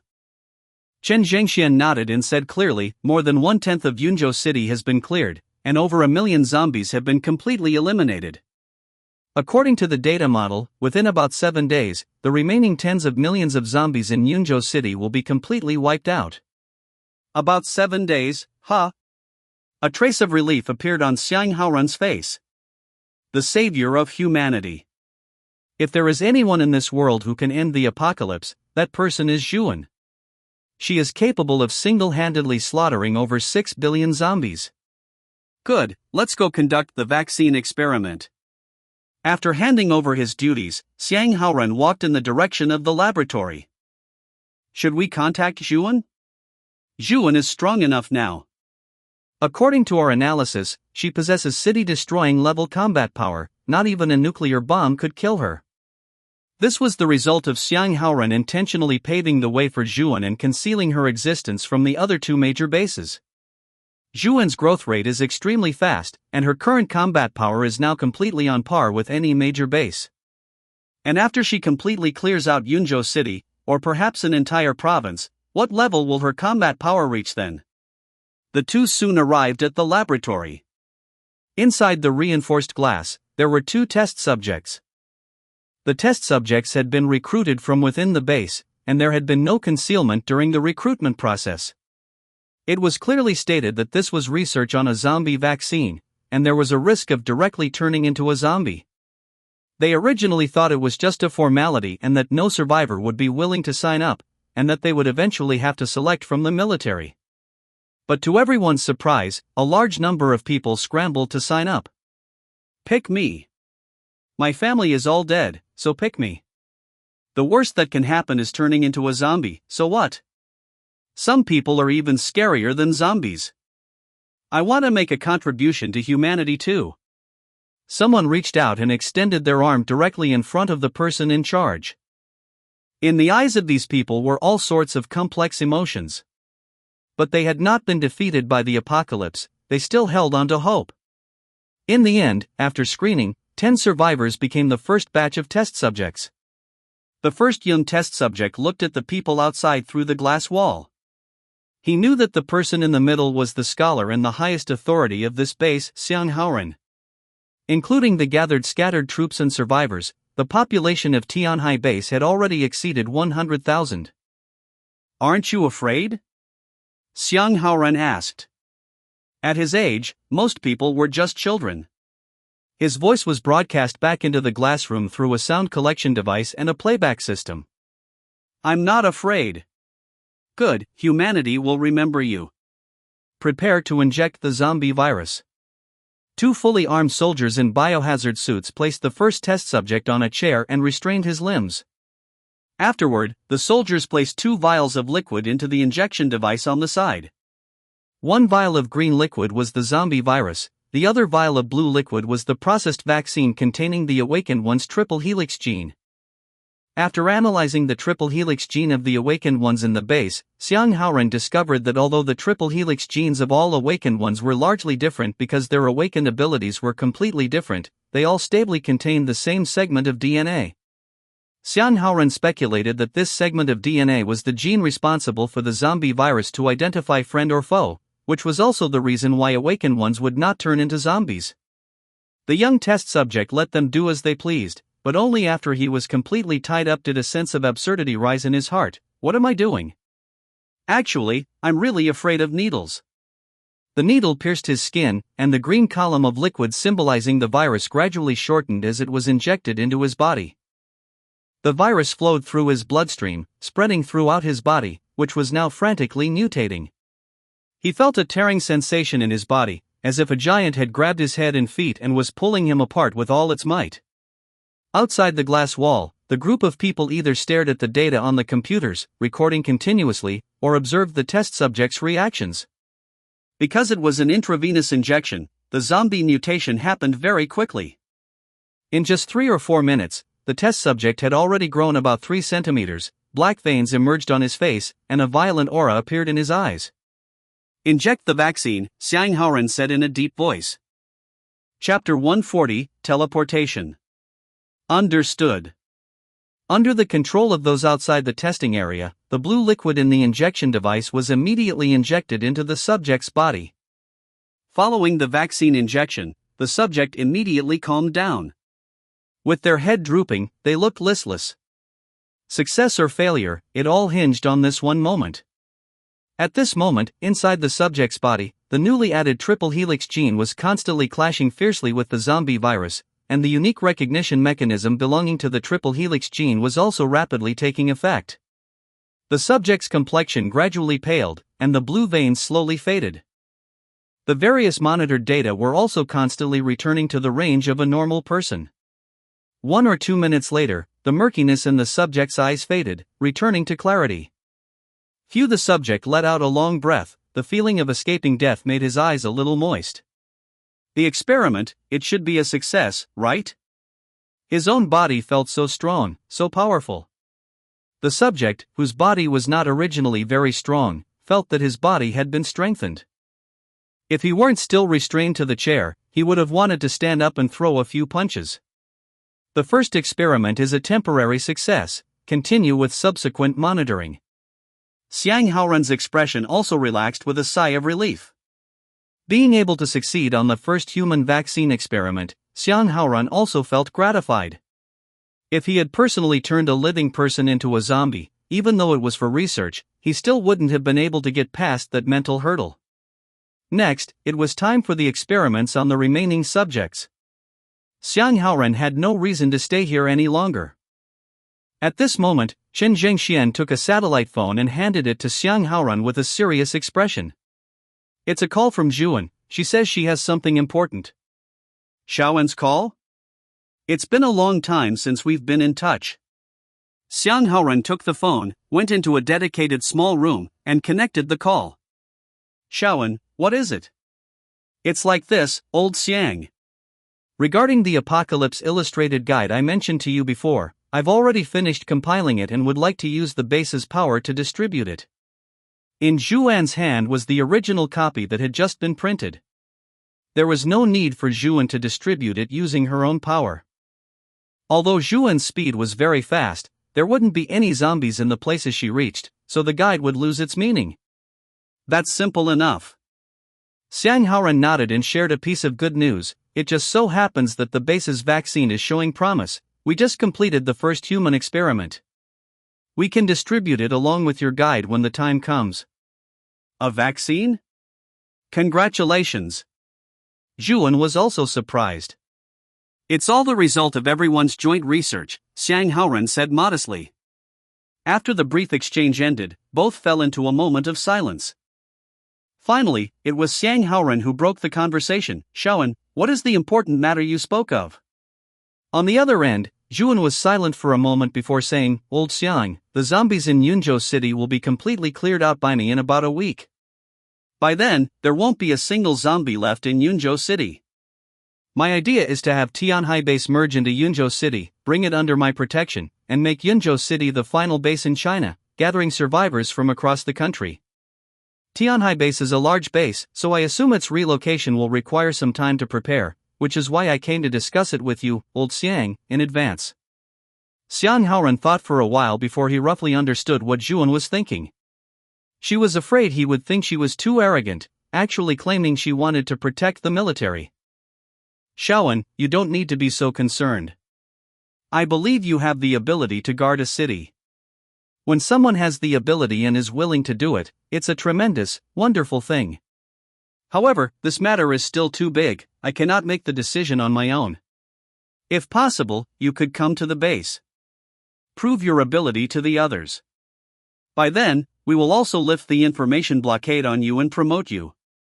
Hearing that Xiang Haoran had already considered the issues thoroughly, Zhuan was slightly moved. Okay, I understand. It just so happens I need to deliver the guide, so I can come over now. Besides Tianhai Base, there are two other established bases in China, Dunhuang Base and Imperial Capital Base. I cannot guarantee whether they are well-intentioned toward you. If we start promoting you, there's no guarantee you won't encounter danger. Therefore, you need to possess the ability to deter them. Zhuan readily agreed, no problem. As for me personally, I don't think there is any technological creation on Earth that can kill me. Do you need me to send someone to pick you up? It's fine, Zhuan smiled slightly.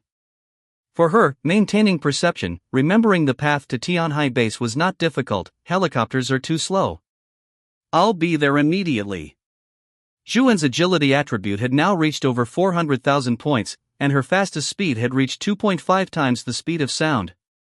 However, she did not intend to reach Tianhai Base in that way. She wanted to use Tsong to accelerate herself. After unlocking small-scale Tsang, as well as the method of activating multiple Tsongs simultaneously, the proficiency level of Zhuan's Tsong reached proficient. In the past, Tsong was always used to clear zombie corpses, but what if the target of Tsong was set to herself? After controlling the output intensity, based on the powerful attraction setting of Tsong itself, it could provide her with powerful acceleration. Sang could even shorten the space between her and the target, thereby accelerating her speed at the root. The only drawback was that Sang could only be generated within her spirit perception range. However, despite this, Sang's speed was still much faster than other modes of flight. The next moment, Zhuan's figure teleported and appeared in the air more than 2,000 meters away. This was Zhuan's current limit for perception range. Zhuan carefully felt the difference in this teleportation and inwardly marveled. She hadn't expected to have an additional gain. The method of providing powerful acceleration for herself was something only she could use. Because only her own body, which had been strengthened to an exaggerated degree by the system, could withstand such powerful acceleration. If it were an ordinary person or a low-level awakened one, they would be instantly compressed into a small ball of blood foam. But if it was the method of shortening space, then the problem of having to slow down when carrying others due to concerns about their constitution would be easily solved. Zhuan opened the system panel. Constitution, 492,100. Spirit, 492,100. Agility, 492,100. Unlocked Curse Technique, Crimson Blood Manipulation Technique, 100, perfected. Reverse Curse Technique, 90/100, proficient. Limitless, 99/100, proficient. Sang, 70/100, proficient. He, 47/100, skilled. Techniques to be unlocked. Hollow Technique, purple. Sure enough, the proficiency of Tsang had already reached proficient. Once she broke through the skill level of He, she would be able to unlock another cursed technique. As for the mana consumed by this teleportation, it was almost negligible. She could completely rely on Tsang's teleportation to travel all the way. Zhuan followed the path in her memory and teleported all the way there. Xian Haoran hung up the phone, and in less than a minute and a half, Zhuan's figure had already appeared above Tianhai Base. Chapter 141, The Development of Tianhai Base. It looks like development is going quite well. Zhuan looked down at Tianhai Base and couldn't help but exclaim. Tianhai Base was already different from when she last visited. With Tianhai Base as the core, a large number of habitable areas had been expanded, and a silver wall over 5 meters high had been built around it. Such a massive project had actually been completed in such a short time.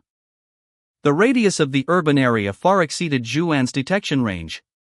Including the base's military forces, there must be at least over 100,000 survivors. Meanwhile, inside the base, the suddenly appearing Zhuan was automatically locked onto by the base's defense system. A person? The soldier at his post saw Zhuan's figure, and his heart was filled with inexplicable surprise. Who is this? Tianhai Base shouldn't have such a powerful female psionic awakened. However, he didn't stay confused for long before he was ordered by Zhou Jiang, who was beside him, "Disengage fire control, this is one of our own."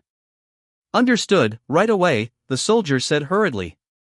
After some operations by his subordinates, the small red box that had been locked onto Zhuan immediately disappeared. What is Zhuan here for this time? After Zhou Jiang sent out the message, he couldn't help but mutter to himself. Still, it certainly wasn't anything bad.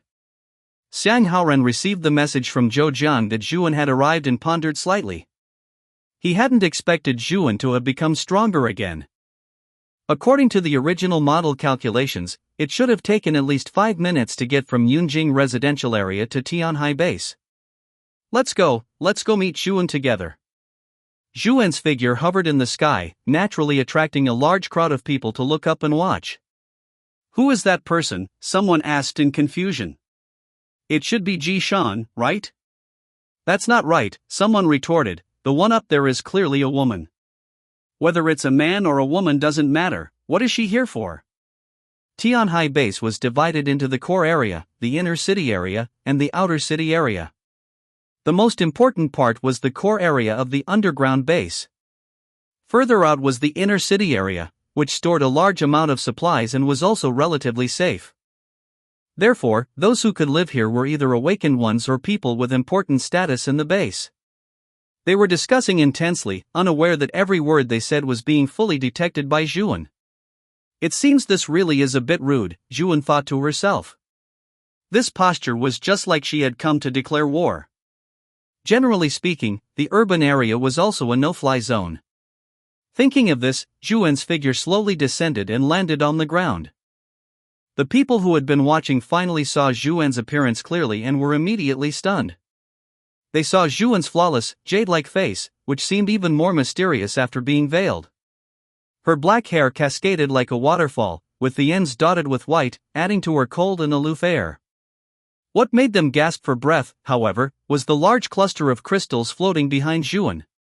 At least 50 or 60 white crystals, and over a dozen yellow crystals.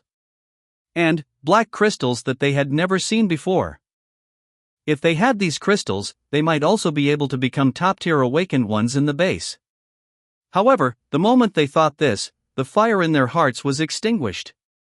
They didn't know the strength of this mysterious woman before them, but she was at least a psionic awakened, and being able to casually carry so many crystals could only mean that her ability had long surpassed that tier, perhaps having reached the level of a fourth-tier awakened, which no one had ever reached. Thinking of robbing her of her crystals was just asking for trouble, only a fool would do that. Suddenly, a girl who looked 17 or 18 years old, full of youthful vitality, walked up to Zhuan's side. "Big sister, hello, are you interested in getting to know each other? My name is Feng Zhiro, the Zhi with the grass radical on top and the character for stop below." Feng Zhiro asked tentatively. Zhuan tilted her head. "Sure, my name is Zhuan." Feng Zhiro's heart suddenly raced, as she sensed the scent of an opportunity. She had only become an awakened one after the second meteor shower, and her awakened ability was quite ordinary. She was just a speed awakened. She hadn't even consumed a single white crystal yet. She had never seen an awakened one who was both this strong and so kind. Back when she wasn't an awakened one, she often saw the base's awakened ones bullying ordinary people. Due to the base's mandatory regulations, vicious incidents of awakened ones killing ordinary people did not occur within the urban area. But the lives of ordinary people weren't very easy either. "Hello, Sisterin. Is Sisterin a psionic awakened?" Zhuan shook her head. She didn't belong to the awakened one system at all, she belonged to the cheating system. Not exactly. Anyway, it's a long story.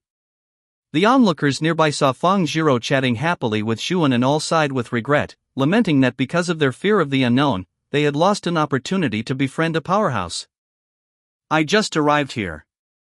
If it's possible, I would like you to help explain some things about the base to me."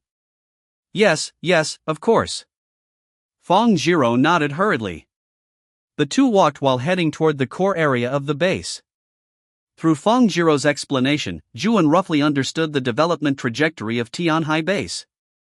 Since Tianhai Base restored part of its military equipment, it had started a counterattack on Tianhai City and the gathering of survivors.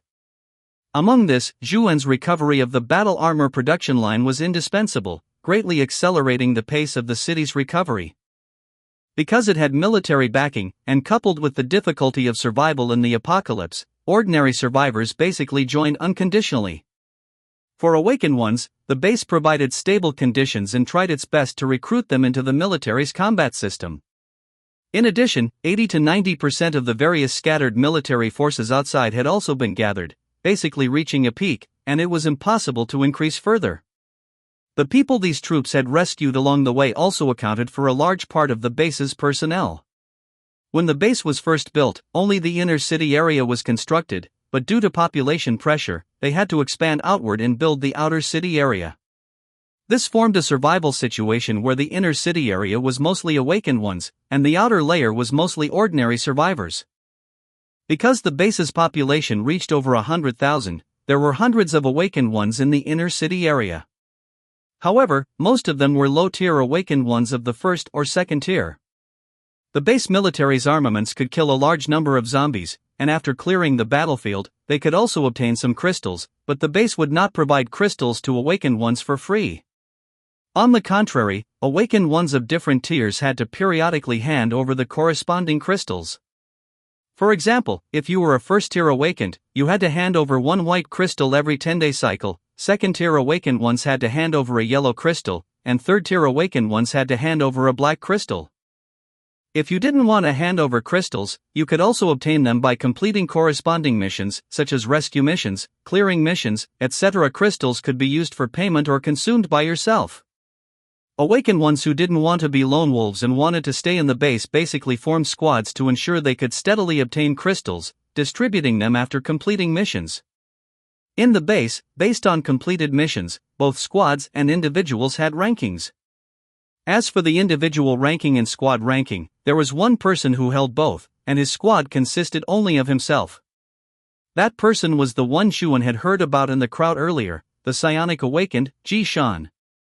Chapter 142, We're fighting Xuan? Xuan nodded slightly. As a psionic awakened and a strong awakened one, she possessed the ability to challenge an evolved zombie of the same tier single-handedly, which was nothing for her. It was evident that Tang Yun's template was not to be underestimated. Not only was he a psionic awakened, but he was also a hybrid awakened.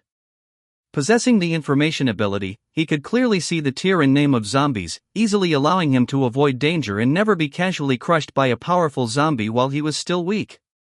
However, since the highest level of zombies currently available were only third-tier mutated type zombies, even if Ji Shan were stronger, he could only reach the threshold of a fourth-tier awakened, which was 500 attribute points. He was still far behind Xuan. As the two walked along, Xuan listened the entire way, gaining a general grasp of the current state of the base's development. "Sisterin, the core area is ahead, we can't go any further." Fang Zhiro stopped in front of a metal gate, where two armed guards stared at her coldly.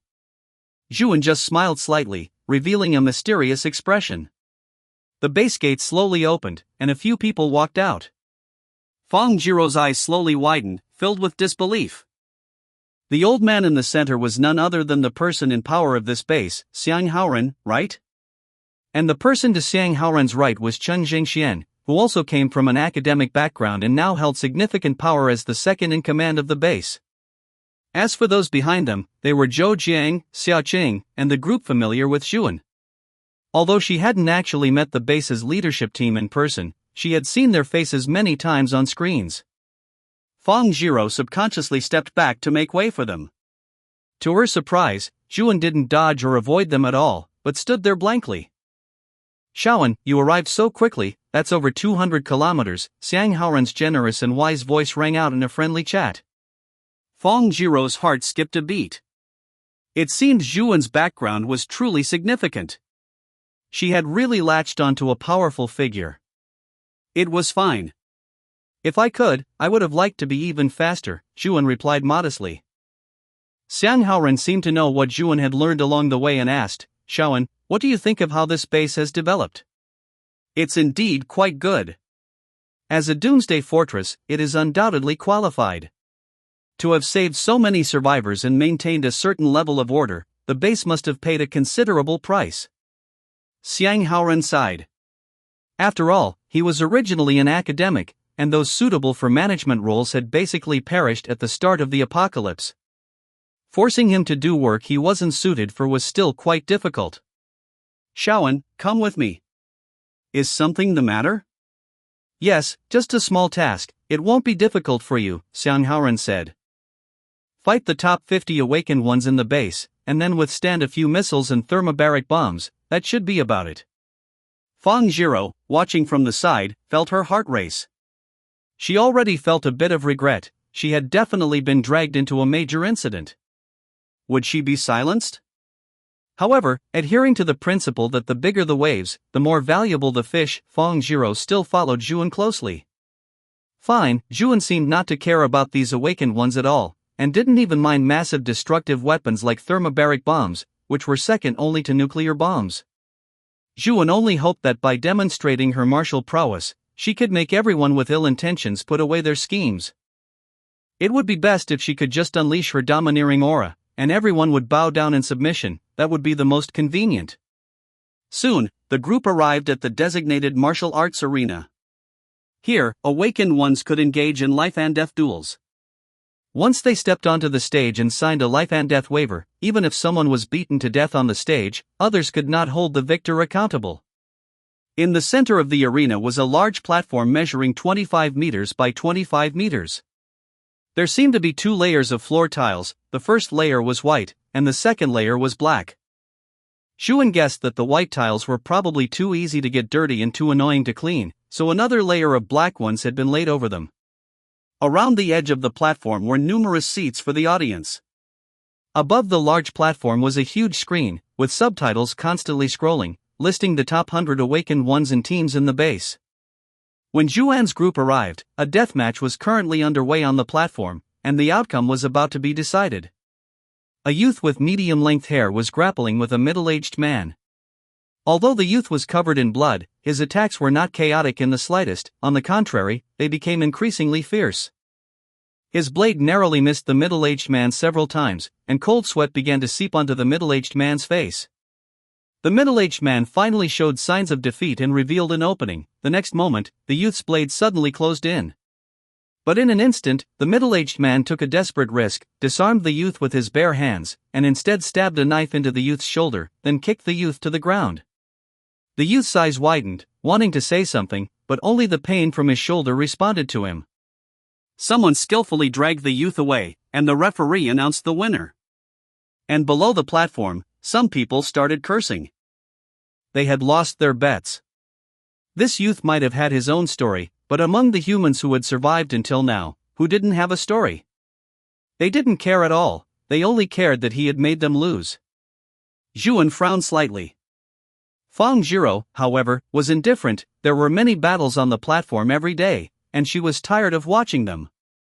Chen Zhengxian noticed Zhuan's dissatisfaction and explained, "There's no other way. These awakened ones inevitably have resentment. Blocking is worse than guiding. Instead of letting them run wild or even vent their anger on ordinary people, it's better to give them a dedicated stage to fight."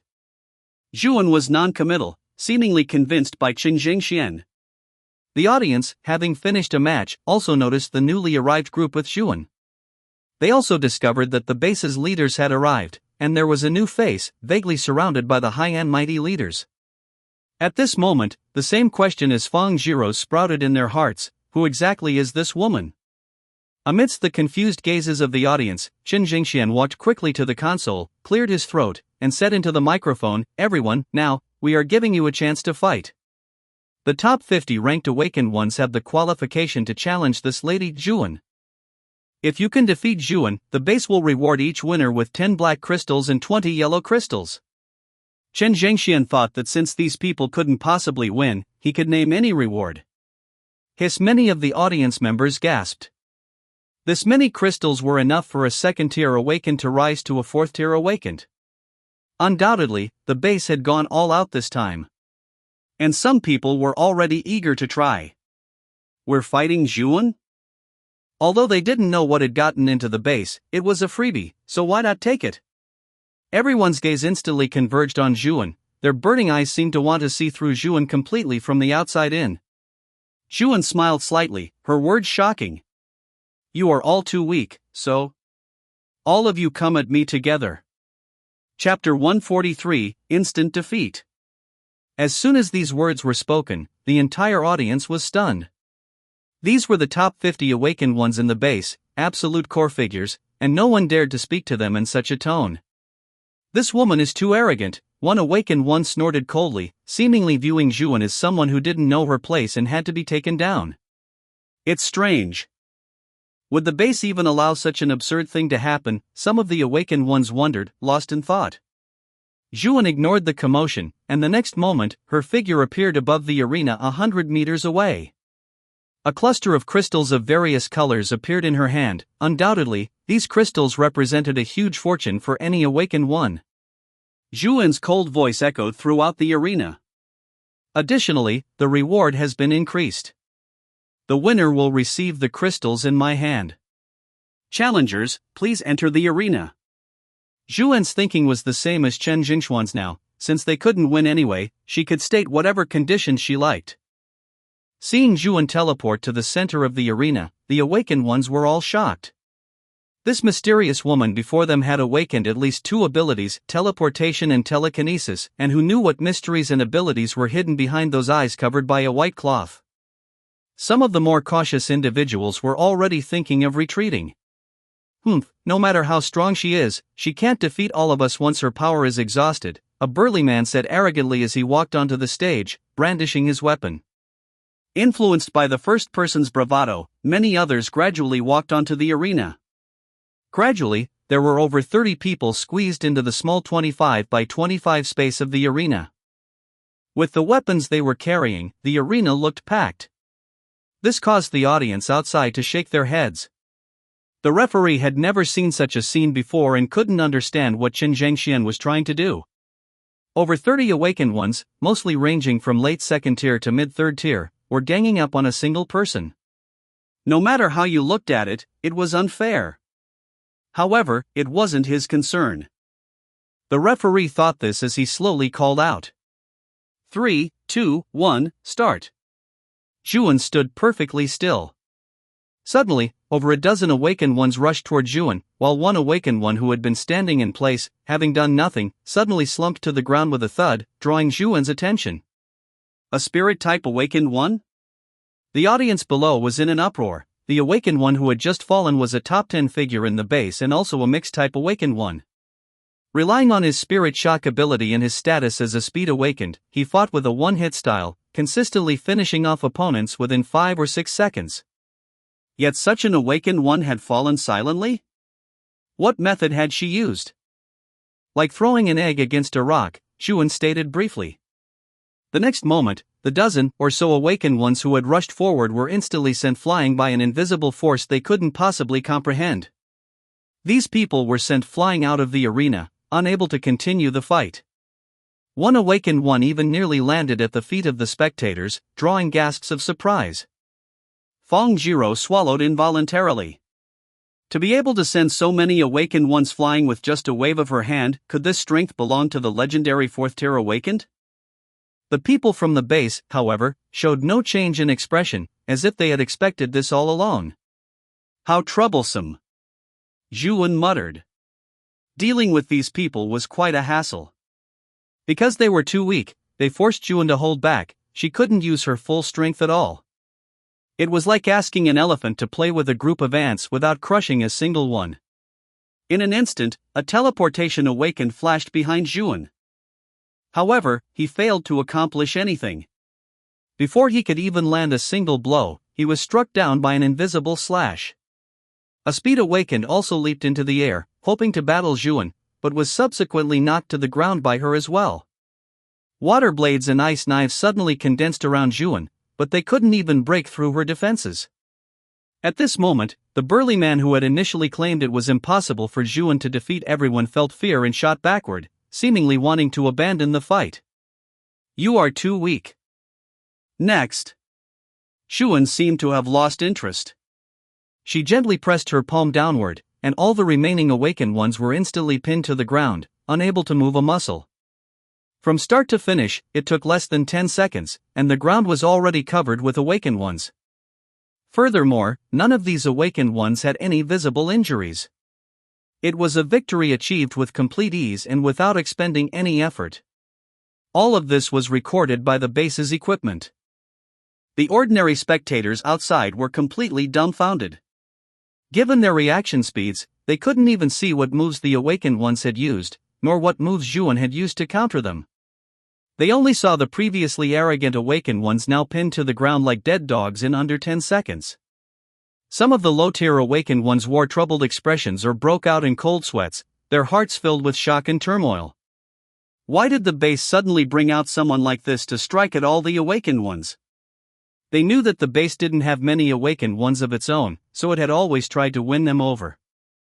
This had led some awakened ones, who relied on the base, to look down on it and cause trouble.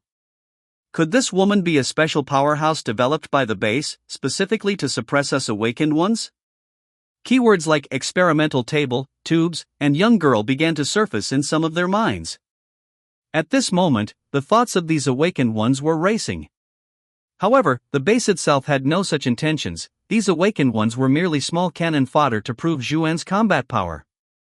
Meanwhile, the awakened ones pinned down by Zhuan were in a state of chaotic thoughts, plunged into a mix of disbelief, anger, and panic. Although Zhuan was holding back and hadn't done anything to them otherwise, they would have been reduced to blood mist instantly. As the best awakened ones in the base, they had never experienced such humiliation. The next moment, they all felt their bodies lighten as the invisible pressure was lifted. Their injuries even vanished instantly, and they felt refreshed. Not killing these awakened ones was a request from Chen Zhengxian. While slaughtering them would be easy, it wouldn't bring stability to the base. Instead, it would stir up trouble and incite resistance from the nearly 1,000 awakened ones in the base. Zhuan gathered the crystals and put them behind her. She also sheathed her crimson blood, temporarily hiding its edge. Disperse! Her cold voice rang in their ears. Although they were indignant, they were outmatched and had no other choice. They could only climb to their feet, gather their weapons, and walk off the stage in twos and threes.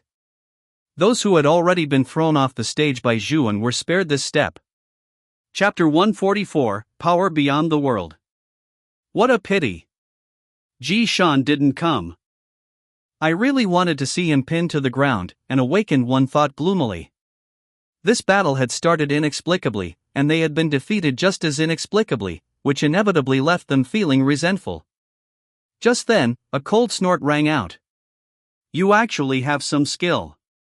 Everyone looked in the direction of the sound and saw a tall figure hovering in mid-air, surrounded by what seemed to be a red mist of blood, like a devil who had slaughtered his way out of a mountain of corpses and a sea of blood. Ji Shan swept a cold glance over the awakened ones on the ground, taking in the look of shock in their eyes. Having just become a fourth-tier awakened, and as a psionic awakened, he believed he possessed the ability to wipe out all these awakened ones. Except for that mental awakened one, who was rather troublesome. Seems like she's already passed out? Is that Ji Shan? When did he come back? Can he win? The spectators outside the arena were abuzz with discussion, the noise rising to a clamor. Between the seemingly more advanced psionic awakened, Ji Shan, and this mysterious woman before them, who would win and who would lose? Placing bets. Placing bets. Someone had already set up shop, looking to make a big profit.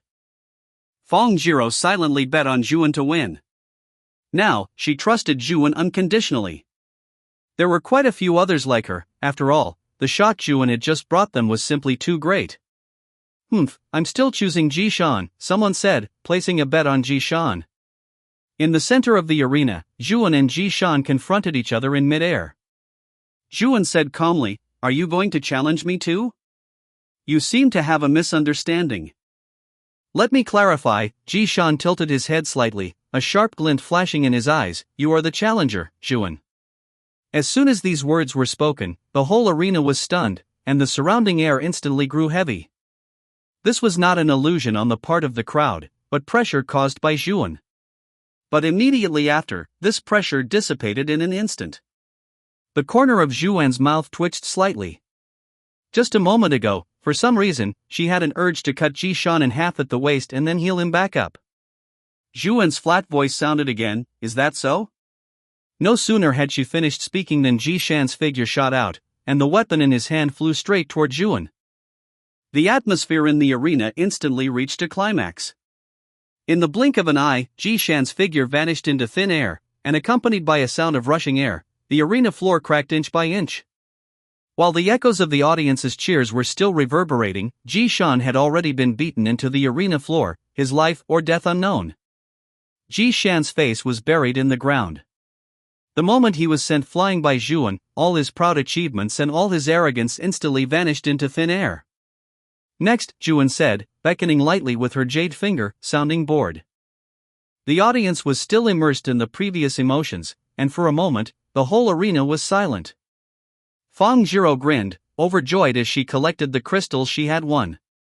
She knew it, trusting Zhuan was the right choice. If there's no one else, I'm leaving. Before her voice had faded, Zhuan appeared beside Chen Zhengxian. Chen Zhengxian was not the least bit surprised, and leading his group, they quietly left the arena again. After they left, the noise in the entire arena erupted like a tsunami.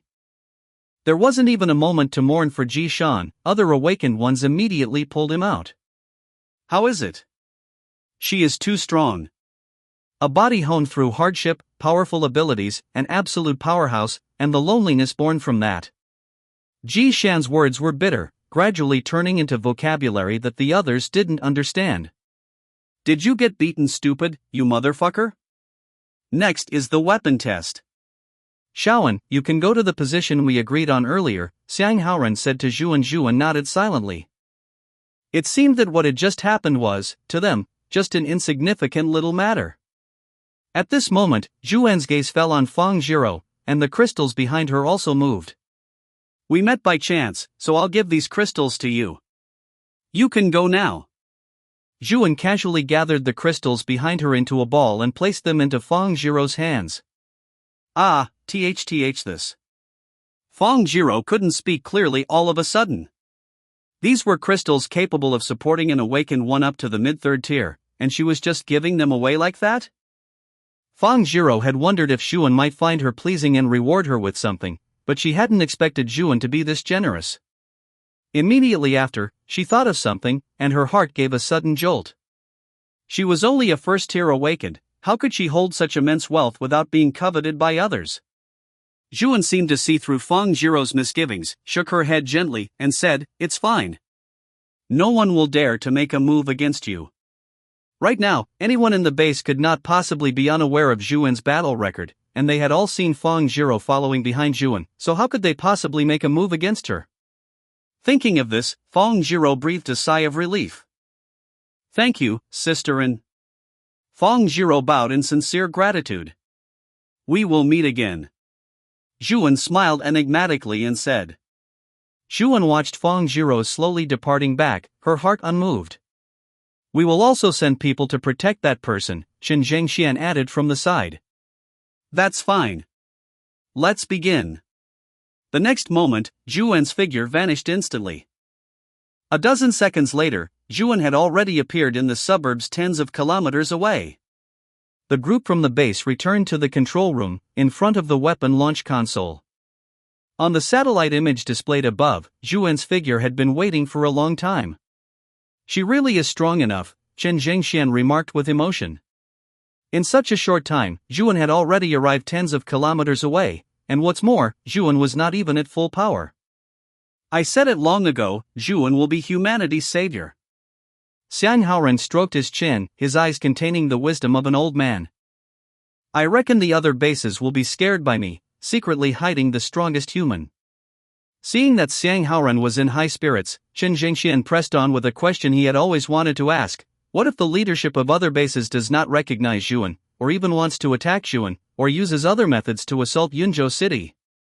Even as strong as Zhuan was, she did not have the ability to be in two places at once. Even if she herself was not afraid of bombardment from any technological creation, the Yunjing residential area shelter under her protection could not escape unscathed. When that time came, Zhuan would be caught in a dilemma. Given Zhuan's personality and strength, the higher UPS of the two major bases, and even many innocent people, would be slaughtered by Zhuan. "It won't happen, believe me," Xiang Haoran said leisurely. "After Zhuan demonstrates her strength and growth potential, the other two bases will recognize her." "This is not just my own wishful thinking," Xiang Haoran's eyes became resolute, "but rather, I can feel that if other bases were to take such actions, not only the bases, Zhuan, but even the entire world we depend on for survival would be destroyed by a higher dimensional power." Chen Zhengxian was puzzled. Higher dimensional power? "Some kind of force dictates this order. I call it the power beyond the world." Chapter 145, Explosion. Chen Zhengxian was confused again. Power from outside the world? Why is the teacher getting more and more cryptic? However, he didn't question Xiang Haoran's ideas. In the days he had followed Xiang Haoran many times, scientific breakthroughs had stemmed from Xiang Haoran's inexplicable inspirations. Or rather, scientific intuition. Do not try to understand it, just feel it. However, if things really went as Xiang Haoran said, then China could be unexpectedly harmonious.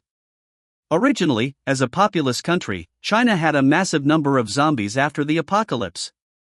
Clearing these ubiquitous and numerous zombies, even for the military, required protracted warfare, and the corresponding logistics and supplies were under immense pressure. But now, after the appearance of Zhuan, the military only needed to implement the strategy of gathering survivors and holding fortresses. At the same time, the long-term strategic policy centered on preserving civilization had also changed to only needing to hold out for 3 to 6 months, and material reserves had become much more abundant. Put this way, the military was a bit like an assistant to Zhu, and Chen Jingxian thought of this and smiled, shaking his head. The base in Zhuan maintained communication. Is it starting? Yes, the first wave is cluster rockets, the second wave is a thermobaric bomb. Understood. Chen Jingxian turned his head and said to the operator, "Start." The operator didn't know why the base wanted to conduct such a test on a person. Even the strongest awakened one couldn't resist a thermobaric bomb, which was known as a subnuclear weapon. Wouldn't this just be sending someone to their death? However, as a soldier, he still complied, targeting, modifying target settings, launch. The first wave to strike was rockets. These were China's most advanced rocket vehicles, with a range of 300 kilometers. Each rocket even possessed a positioning system and the ability to adjust its attitude. They were jokingly referred to by people as the national defense missile of small countries if modified slightly. Soon, dozens of rockets were launched simultaneously, heading toward the preset target. Zhuan stood quietly in place, waiting for the rockets to arrive. Subsequently, the trajectories of the rockets entered Zhuan's detection range. Even the swaying exhaust flames were clearly seen by Zhuan. "No," Zhuan murmured, raising her hand. She perceived the texture of her clothes without the slightest error. She seemed to have remembered something. "Speaking of which, my clothes are still of ordinary material." Just as Zhuan was muttering to herself, a dozen rockets exploded around her simultaneously. In an instant, over a dozen fireballs exploded in the sky. The bright flames were fleeting, and the powerful shockwaves spread in all directions, causing invisible lethality. Before the smoke and dust had even dissipated, the subsequent rockets arrived one after another. Watching the real-time footage on the screen, the operator's eyes flickered slightly. If it were before the apocalypse, under such dense strikes, no one would have survived. This was something no one with common sense would dispute. But now it was the apocalypse, and even things that seemed to defy science, like zombies and awakened ones, had appeared. It wasn't impossible for someone to withstand this. The strike ended, and the smoke slowly dissipated. The next scene made the operator's eyes widen. Far from being turned into dust, the mysterious woman was still standing steadily in the air, without even the slightest damage to her clothes, as if nothing had happened. Only the ground beneath her feet, which had been smashed into a depression, and the debris of the bombs covering the ground proved that a major bombardment had occurred here. Chen Zhengxian and Xiang Haoran's expressions remained unchanged, as if it had been expected. A scientific weapon of this level could simply not affect Zhuan outside the suburbs. Zhuan fanned the air lightly. The smell of gunpowder made her feel uncomfortable, so she temporarily sealed her sense of smell and switched to internal circulation. If it were a boy, he would have surely played a similar game with himself when he was young, holding his breath to see how long he could last.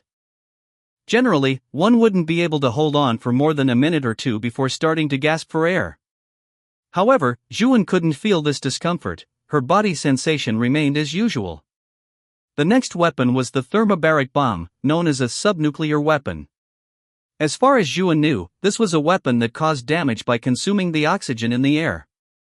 Soldiers on the periphery often died of suffocation caused by respiratory tract burns and lung burns, while soldiers inside buildings died from the continuously reflected and superimposed blast waves. Humans always have unexpected enthusiasm for researching how to kill their own kind. Speaking of which, if she didn't even need air to survive, could she perform a spacewalk? Zhuan had a flash of inspiration and thought of something. As for the power to move, there was no fluid to manipulate in space, but she could generate song to accelerate herself. In this way, the problem of propulsion would be solved. Perhaps she could become the first human to go into space alone. The vast universe, the endless stars, overlooking the Earth, taking in the whole world, just thinking about it made one feel excited. Just as Zhuan was excited, the thermobaric bomb also appeared within Zhuan's detection range. It's here! A slight sense of excitement actually rose in Zhuan's heart. In the blink of an eye, the thermobaric bomb exploded. Zhuan could feel that under the first explosion, a large amount of fuel was evenly distributed in the air. These were the combustible gases. Subsequently, the thermobaric bomb performed a second detonation. At first, a bright spot appeared in the sky that was the detonation point of the thermobaric bomb. Immediately after, a deafening roar tore through the sky, as if the entire world was violently trembling at this instant. The intense shockwave generated by the explosion spread in all directions at a speed of over 2,000 meters per second. The surrounding air seemed to be instantly torn apart, forming violent storms. A huge fireball grew from the center of the explosion. The orange-red flames looked hot and warm, like a blooming flower of fire.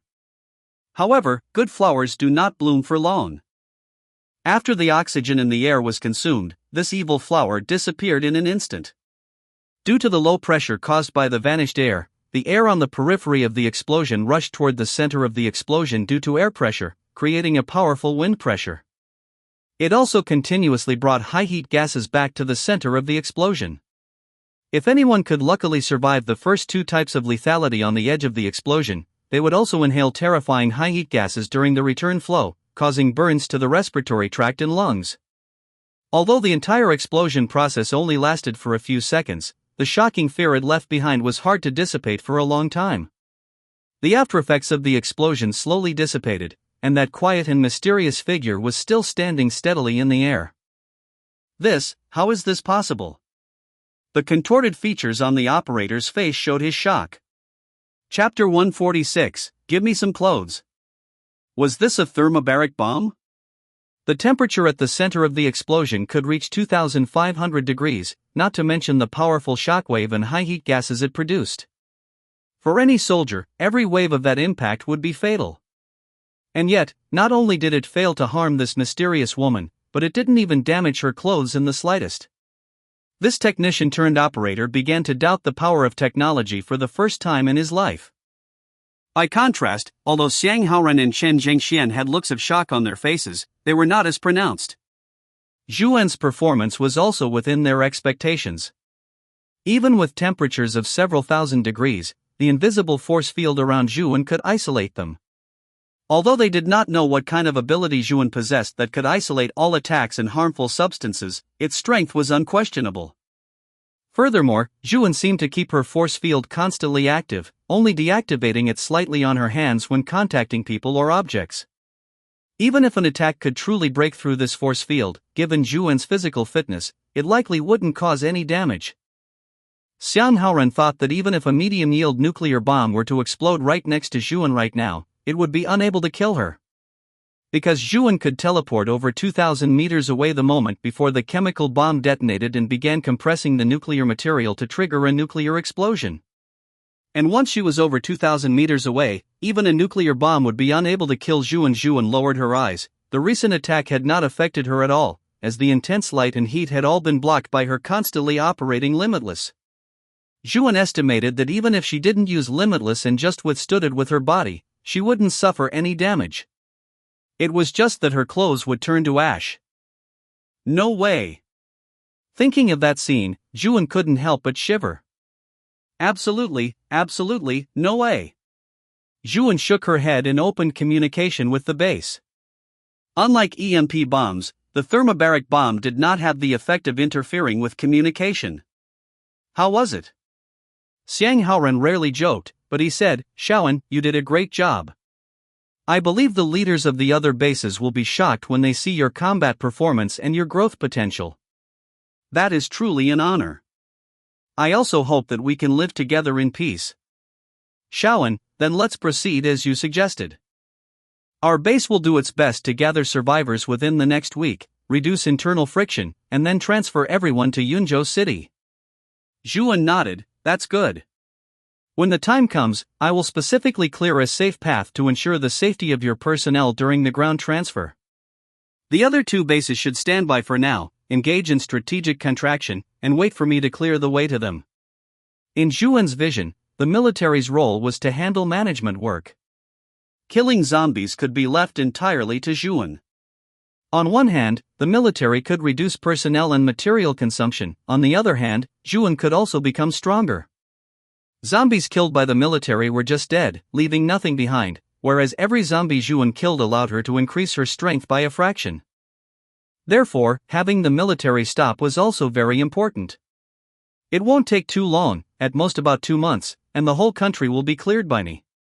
If zombies evolve into special types, such as zombies that can completely disguise themselves as humans, or zombies capable of triggering a zombie horde of 10 million, the situation might be a little different. Xiang Haoran asked, how different? Zhuan's voice was steady and confident. If there are high-level zombies that can spontaneously attract zombies together for me to kill, the cleaning speed would actually be much faster. Xiang Haoran couldn't help but laugh. Zhuan was truly, honestly, not humble. However, she had the capital for it. Notifying the other two bases, as well as the various negotiations, I'll have to trouble you with that. Zhuan withdrew her aura and said, if possible, I do not wish to be disturbed before I finish clearing Yunzhou City. Understood. Xiang Haoran nodded. I can certainly understand that request. Zhuan was someone who liked peace and quiet, always thinking about finishing things by herself. Furthermore, Zhuan had already cooperated with the base and proven her strength. It was now his job to use this data to persuade the other two bases. Also, there is one more thing. Zhuan's expression was a bit embarrassed. I want a few pieces of clothing, preferably with metallic components that can be reinforced by crystals. Why? Xiang Haoran asked, though with his intelligence, he understood quickly. In the apocalypse, ordinary people only needed to worry about the season and protection when wearing clothes. They were far from reaching the point where mere movement would cause clothes made of ordinary materials to be destroyed. But Zhuan's speed was simply too fast. Surely in the future, she would face all kinds of severe combat scenarios. At that time, ordinary clothes would inevitably be damaged. After all, this was reality, not one of those superhero movies where a character's clothes remain completely unscathed after taking a bomb that blows a crater hundreds of meters wide. Zhuan was a girl, after all, so it was normal for her to care about such things. No, it should be said, even a man would care about these things. No protection needed. As for the color, pure black is fine. Zhuan roughly described the clothes she wanted. Zhuan's fashion sense could only be described as virtually non-existent. She only wore pure black or pure white. The only thing to be glad about was that in the current apocalypse, no one really cared about how others dressed. Xiang Haoran agreed immediately. No problem, I will have someone deliver them to your residential compound later. In fact, he actually wished Zhuan could have asked for a bigger condition, otherwise, he really felt bad about it. Zhuan had done so much for the base and for China, yet she only asked for such a tiny, negligible reward. For Tianhai Base, these things were just a drop in the bucket. Zhuan breathed a sigh of relief. Thank you. That was good. As for the crystals needed to reinforce the clothes, Zhuan was not lacking at all. Qin Yuan had long told her that the lowest tier white crystals couldn't even fit in the safe and had to be taken out and stored in sacks. This was even with the premise that Zhuan gave half of the crystals she obtained to Crimson Blood to eat. Zhuan planned to allocate half of the crystals to Crimson Blood. She would use about 3% to reinforce each set of clothes. She didn't need many clothes, 3 sets would be enough. Anyway, with her limitless constantly operating, there was no chance for the clothes to ever get dirty. As for how to dispose of the other crystals, some would be distributed to the awakened ones of Tianhai Base, but these people would also have to pass a mind-reading audit. If the crystals she obtained were to turn into capital for others to do evil, Zhuan would condemn herself. Then that's it. See you in 7 days, bye-bye. Zhuan said. All right, goodbye. Xiang Haoran showed a tired smile on his face, a lightness that came after setting down an invisible burden of responsibility. Shaoan, personally, and on behalf of humanity, I would like to express my gratitude to you. Zhuan paused for a moment, her voice gentle and firm. It's nothing. I am just fulfilling my duty as a strong person, a duty to humanity. With the strength of one person, she resolved the confusion and saved the world from collapse. Chapter 147, Stuck at Your Level. At night, the sky was dotted with dense stars, which, along with the cold, clear moon, floated amidst the sea of clouds. Zhuan trekked alone through the downtown area of Yunzhou City.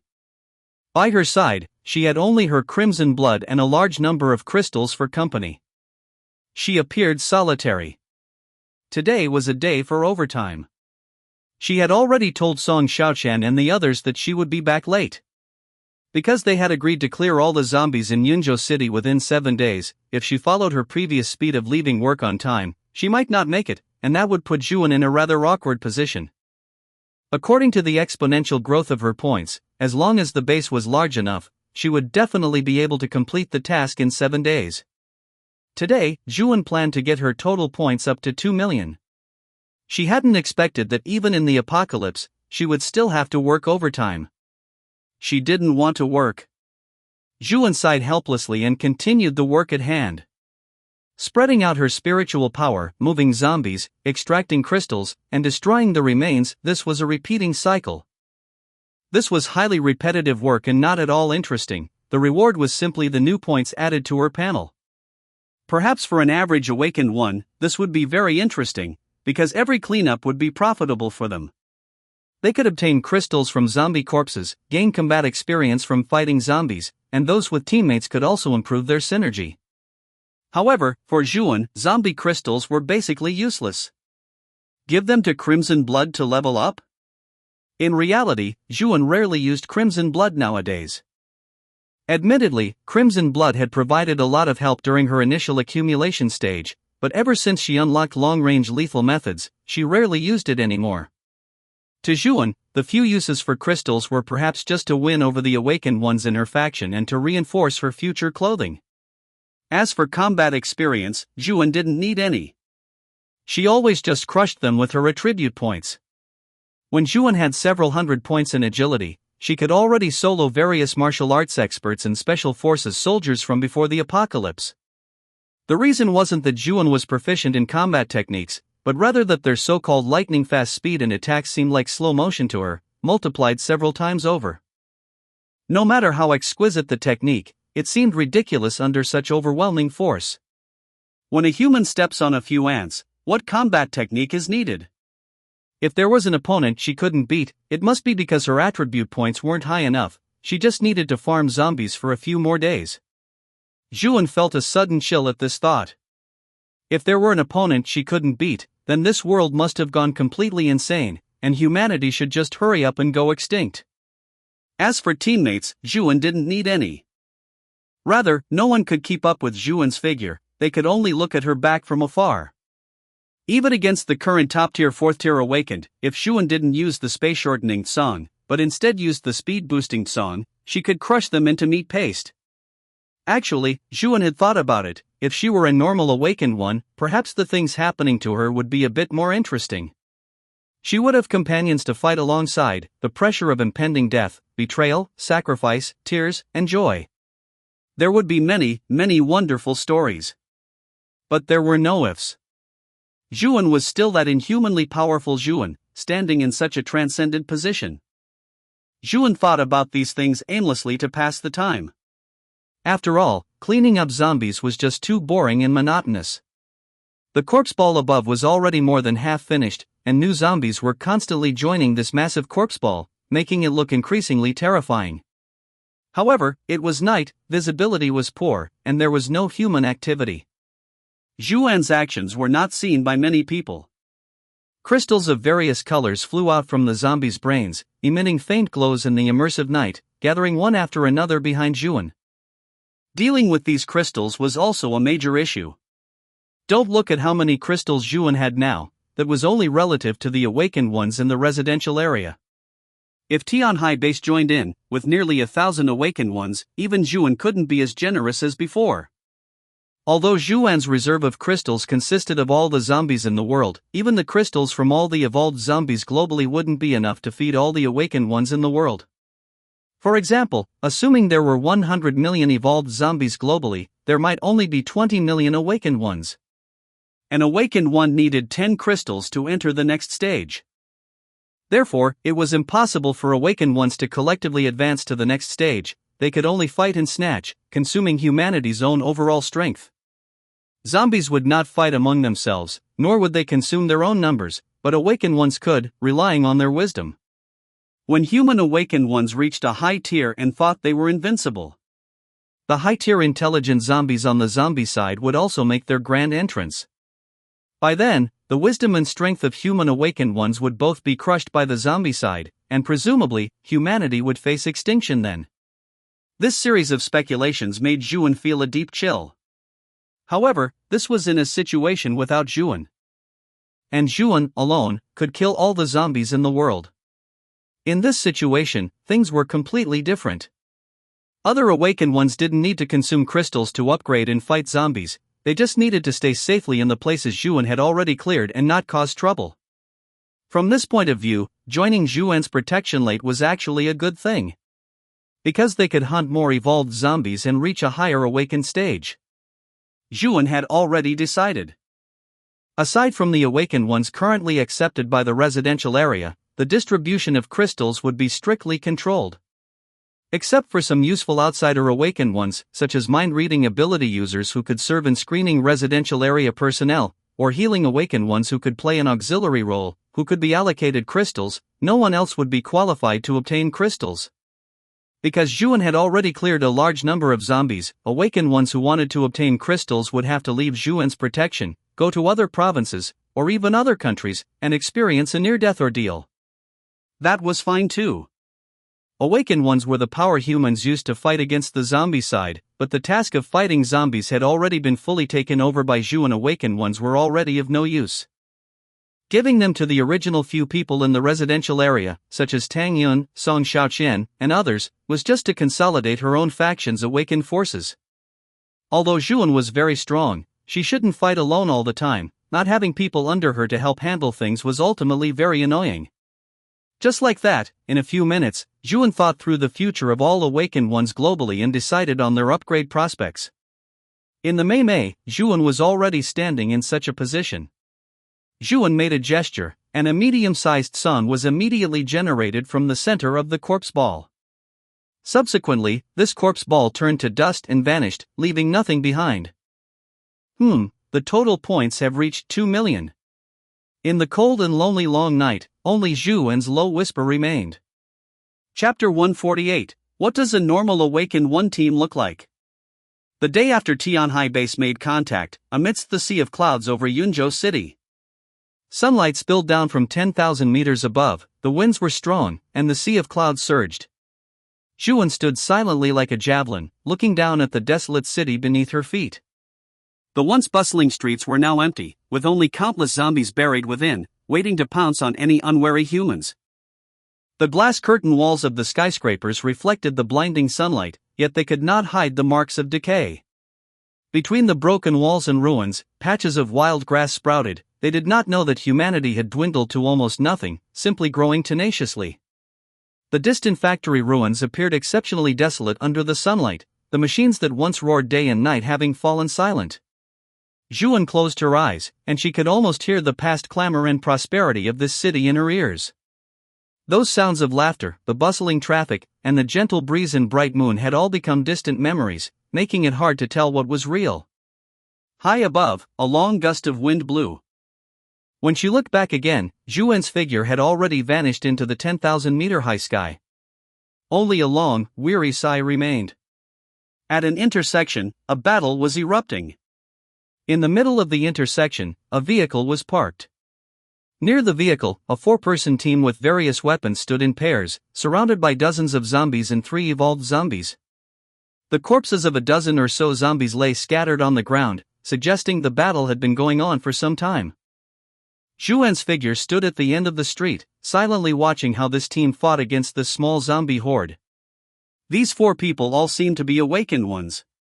Shamefully, even now, Zhuan did not know how a normal team of awakened ones fought in the outside world. Because she had always fought alone and possessed the ability to kill zombies from a distance, there was simply no need for her to have contact with others. Therefore, Zhuan truly knew very little about the combat and coordination between awakened ones, and could only rely on guesswork. In the center of the intersection, a clean and sharp young woman held 2 long chains, with sharp blades at the ends of the chains. With a flick of the chains in her hands, a zombie's head was pierced through on the spot. Behind the chain-wielding woman was a young man, also in his 20s. Su Xian held a long spear. His movements were not as fluid as the woman's, but he was not a hindrance either. On the other side was a lean, middle-aged man, holding a huge shield in his left hand and a short blade in his right, blocking the surging zombie attacks. Although several zombies lunged forward to attack Su Ji, they could not advance even an inch against his brute strength. Quick! Sushi couldn't help but shout to a young, burly man behind him. Du Xinghe swallowed hard. He seemed terrified by the scene before him. He was merely a support-type awakened one, whose ability was to enchant weapons, allowing their quality to rise by a level. His combat ability was not outstanding compared to the other three. He didn't know why their big sister, Yu Wuyo, said she wanted to train him by letting him participate in the hunting of evolved zombies. Although, with the constitution of a Tier 1 awakened one, killing a normal zombie was not too difficult, it only required overcoming that psychological barrier. Actually facing these zombies still made him shudder. Sushi clicked his tongue, appearing very dissatisfied. The next moment, blood suddenly sprayed from the eyes of the several zombies that Sushi was holding back. Although zombies didn't rely solely on vision, and could also use hearing and the scent of flesh to locate humans. But the sudden loss of their primary sense still threw these zombies into momentary chaos. Sushi seized the opportunity, lunged forward, knocked down several zombies, then crouched down and stabbed his short blade into each of their brains one by one. Yu Wuyo turned her head and glanced at Du Xinghe, and one could clearly see the dissatisfaction in her eyes. However, there was no time to reprimand anyone now. There were still zombies that hadn't been dealt with. Zhuan, positioned at the end of the street, watched this scene with great interest. These people's abilities seemed quite average, except for the woman who appeared to be the team leader, whom Zhuan couldn't quite figure out. Just now, she was able to remotely blind several zombies' eyes. It didn't seem like telekinesis, nor did it resemble a degraded version of Zhuan's crimson blood manipulation technique. It was unclear what kind of ability it was. This chain weapon reminded Zhuan of when she first started out, on the second floor of the residential complex, using an extended chain to kill zombies in the open space on the first floor. Actually, given Zhuan's aesthetic preferences, she quite liked chains. Unfortunately, crimson blood had already taken precedence. Thinking about this, Zhuan continued to watch. Under the slaughter of the 4 awakened ones, the group of normal zombies was quickly wiped out. Dozens of corpses lay on the ground, most of the zombies having their temples pierced by sharp weapons, with blood gurgling out. Only the 4 awakened ones and 3 evolved zombies remained at the scene, standing in a standoff. They were a speed type, a strength type, and a self-detonating zombie. The self-detonating zombie had already approached Yu Wuyo and Su Xian. The self-detonating zombie was a type of zombie that this team had never seen before. Its conspicuous appearance and the faint sense of crisis it brought immediately caught Yu Wuyo's attention, making her afraid to attack rashly. What would happen if I killed this zombie? She asked Su Xian behind her without turning her head. Su Xian paused for a moment and said coldly, "It will explode? And then we will all die." Explode? How big is the range? What about the other zombies? I don't know. You know, my range is very short. All right. Yu Wuyo made a prompt decision and shouted loudly, "Retreat behind the vehicle." The other 2 immediately retreated behind the vehicle together. There was now a vehicle and a distance of several meters between the 4 people and the self-detonating zombie. Zhuan perceived their conversation and realized something was wrong. The man beside the chain-wielding woman, who was Su Xian, possessed an ability that even Zhuan had never seen. It didn't seem like an ordinary ability. Was it precognition? The next moment, Yu Wuyo aimed at the self-detonating zombie, clutching the end of the chain in her hand, suddenly threw her chain, then crouched down, hiding behind the vehicle along with the others. And the trajectory of the chain, in Zhuan's view, was simply impossible to hit the self-detonating zombie. However, the chain's originally clear trajectory underwent a bizarre change, bending at an angle, and the sharp tip stabbed directly into the self-detonating zombie's bloated belly. Boom! In an instant, the chain was yanked back into Yu Wuyo's hand. The already extremely fragile self-detonating zombie was instantly detonated. Chapter 149, Precognition Ability. Bang! The self-detonating zombie exploded completely. Shattered flesh and cyan-black corrosive liquid scattered radially within a 15-meter radius. A sizzling sound rang out continuously. The sturdy surface of the car became incredibly fragile under the erosion of the corrosive liquid. Layer after layer of material was stripped away, revealing the structure originally hidden within, and soon, the car's exterior was unrecognizable. The zombies didn't fare any better. The self-detonating zombie's explosion did not distinguish between friend and foe, and its corrosive liquid was equally lethal to zombies. The only two remaining zombies were a high-speed type zombie and a strength type zombie. The cyan black corrosive liquid, like small cyan black poisonous snakes and maggots clinging to bones, continuously burrowed into the zombie's flesh. The high-speed type zombie screeched in pain, rolling on the ground in a ball, appearing to be in unbearable agony, as if the liquid had splashed into its eyes. The strength-type zombie roared impotently at the sky. Because it was one rank lower than the self-detonating zombie and had a lower evolutionary level, its sturdy muscles were quickly corroded by more than half, becoming a bloody mess. Horrifying pus oozed from the wounds, making one shudder with fear. The people hiding behind the car knew, just by hearing the cries of these two zombies, that they were definitely suffering. They were secretly shocked, thinking that if their group had rashly attacked this zombie, they would probably be nothing but skeletons eroded to the bone by now. Yuuyo was hiding behind the car, but she was not sitting idly by waiting for death. The power of the self-detonating zombie could not completely finish off these two zombies. Instead, it would enrage them, causing them to unleash their final burst of strength before death. "I will kill the small one, and you all kill the big one," Yuuyo commanded concisely. The so-called small one was the high-speed type zombie, and the big one was naturally the strength type zombie. The next moment, Yuuyo jumped onto the car roof and immediately spotted the high-speed type zombie rolling on the ground. Her speed was also very fast, and in the blink of an eye, she was within range. She threw the chain in her hand, and the sharp-pointed tip pierced directly into the high-speed type zombie's brain. The powerful force even drove it slightly into the ground. The high-speed type zombie's limbs suddenly straightened, and it let out a short, sharp scream. Yuuyo pulled the chain, retracting the entire length, and the high-speed type zombie stopped moving. Fortunately, the high-speed type zombie was fast but had very average physical durability, and by catching it off guard, she was able to kill it so quickly. Juan quietly observed the performance of these four people, and it was only after Yuuyo's display just now that Juan understood what Yuuyo's ability was. It should be an ability that generates wind blades or something similar. The strange flight trajectory of the chain must have been caused by miniature wind blades. It must be said that this is a very ingenious usage. If used against humans, it could cause unexpected damage. On the other side, the three were also fighting the strength-type zombie. Suji, as a strength awakened, took the lead at the front. Even the enraged strength-type zombie was one rank lower than him and could not shake his position at all. Su Xian, beside Suji, had a flash of brilliance in his eyes, seemingly deep in thought. The next moment, a spear thrust out from the side, piercing the strength-type zombie's face. The rotten face, which had already been corroded beyond recognition, was easily pierced. Subsequently, the spear was instantly pulled out. After all, there was still some corrosive liquid residue on the zombie's body, and their weapons were very precious and could not be damaged like this. When the spear was pulled out, the zombie's life was completely extinguished, and its massive body collapsed to the ground with a thud. The three of them breathed a sigh of relief.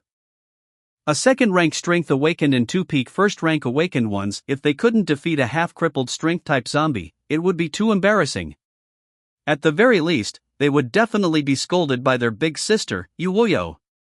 Yuuyo scanned the battlefield and, after confirming there were no zombies left, gave a slight nod.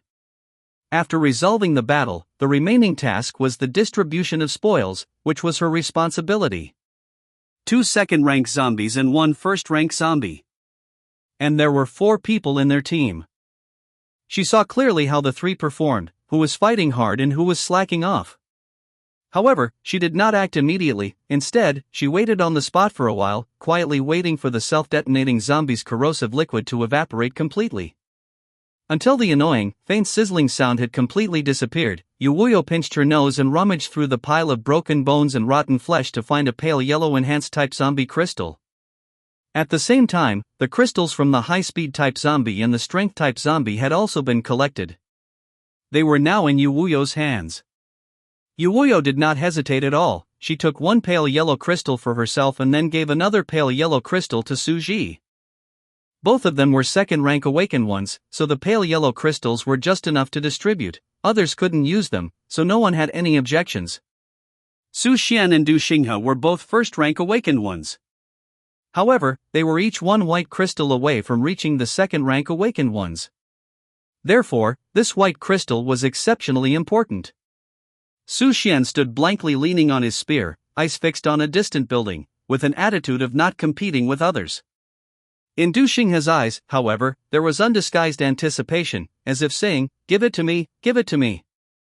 Unexpectedly, Yu Wuyo threw the white crystal directly to Su Xian. A trace of dissatisfaction flashed in Du Xinghe's eyes. "Why can't you give it to me? If I were a second-rank awakened one, I could upgrade your weapons to the second rank too." Su Xian didn't say anything, just reached out and took the crystal. His ability was small-range precognition. When he had just become an awakened one, he could predict events occurring within a 1-meter radius in 1.5 seconds. By the peak of the first rank, it had increased to a 1.4-meter radius in 1.9 seconds of time. With his current ability, it wasn't of much use yet. The only time it could occasionally come in handy was like testing the self-detonating zombie just now, to predict the consequences of certain actions to turn misfortune into fortune. Therefore, his combat power wasn't very high. In the hands of an awakened one of the same rank who had awakened strength or wind blades, he wouldn't last more than 10 rounds. However, his ability was truly a powerful late-game ability. As he advanced in rank in the later stages, his physical body and reaction speed would improve, the original 1 or 2 seconds would be correspondingly extended, and the speed and range of his precognition would increasingly expand. Multiplying the two, his combat advantage would be even more exaggerated. Before others even understood what was happening, they would have died hundreds or thousands of times in his predictions, and their trump cards would have been completely exposed. After the prediction ended, Su Xian could thrust his spear and completely execute his opponent, leaving no room for error.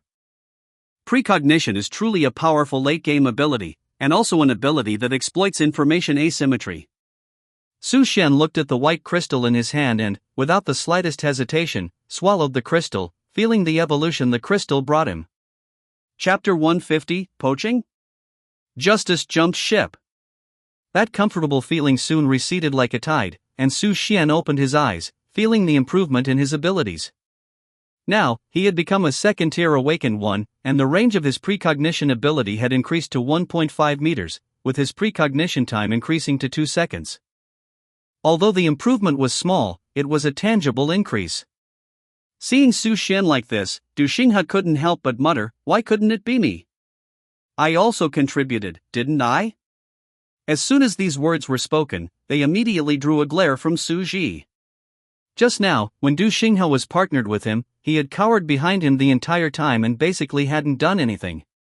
In the end, he didn't even dare to go up and fight a half-dead strength-type zombie, yet now he wanted a crystal? No work, no reward. This was an ironclad rule both before and after the apocalypse. Yu Wuyo said indifferently, "I have seen your performance with my own eyes, don't think you can deceive us.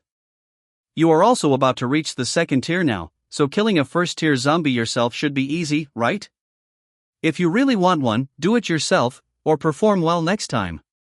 Yu Wuyo was a bit troubled. Their 4-person group was a team that had gradually formed while traveling together through the apocalypse. At the beginning, it was only Shi and Su Ji, and later Su Xian and Du Xinghe joined. Because Du Xinghe's support ability was very strong, they let him join the group. Unexpectedly, his personality was so terrible, he was always thinking about getting something for nothing, and he didn't even have the slightest self-awareness of his own bad behavior. Now, Yu Wuyo already had the idea of kicking Du Xinghe out of the team. With a person like this, let alone trusting him with her back, she might be stabbed in the back by him at any moment. Du Xinghe wanted to defend himself further, but the next moment, crisp applause coming from nowhere interrupted him. At the end of the street, a person was seen walking slowly through the air, clapping their hands lightly. Every clap was powerful and firm, emitting a crisp and pleasant sound. It was none other than Zhuan. Su Ji and Su Xian immediately became alert, watching Zhuan, this uninvited guest. Du Xinghe's eyes were filled with confusion. In the apocalypse, why would someone cover their eyes and disable one of their senses? But it didn't seem to affect their vision much. What kind of strange awakened one ability was this? Your Excellency has been watching for a long time, hasn't she? Is there something important you wish to discuss? Yu Wuyo asked neither humbly nor arrogantly, seemingly having known of Zhu En's presence for a while. This time, Zhu En did not hide her figure, standing brazenly in the air. It was perfectly normal to be seen. I was merely watching, because there was something I wanted to see. Let me introduce myself. My name is Zhu En, and I am the manager of the Yunjing Residential Area Shelter, Zhu En said. Su Xian, who was on the side, secretly activated his precognition. However, the result of the precognition made cold sweat pour down Su Xian's back. Within 1/10,000th of a second of him attempting to attack Zhu En, he would be instantly pinned to the ground. He wouldn't have any chance to resist at all. Very strong, Su Xian whispered to Yu Wuyo. Zhu En explained, I have no ill intent, I just wanted to see how awakened ones in the outside world fight in groups, and… Zhu En pointed her finger at Su Xian and extended an invitation. I really like your ability. Would you like to join my shelter? If my prediction is correct, your ability should be short-range precognition, right? Upon hearing Zhu En easily state his ability, Su Xian's pupils suddenly constricted, and he felt a tremble in his heart. Why could Zhu En know his awakened one ability the moment they met? How could he know that Zhu En possessed an almost omniscient perspective? From the beginning to the end of the team's battle, every word and action of each person had been seen by Zhu En. With sufficient information, deducing these things was not complicated. Now, Su Xian felt that Zhu En was shrouded in mist, making it impossible to see her clearly. The other three also entered a state of alert. Yu Wuyo shielded the others behind her, her posture neither humble nor arrogant. Sorry, we are a team. Losing any single person would cause a major blow, so we cannot accept this request. Zhu En closed her eyes and smiled, as expected. My guess was not wrong. Don't you think your ability should be used for more than just fighting? Shouldn't it be used in better directions? Like scientific experiments? Like many, many other things.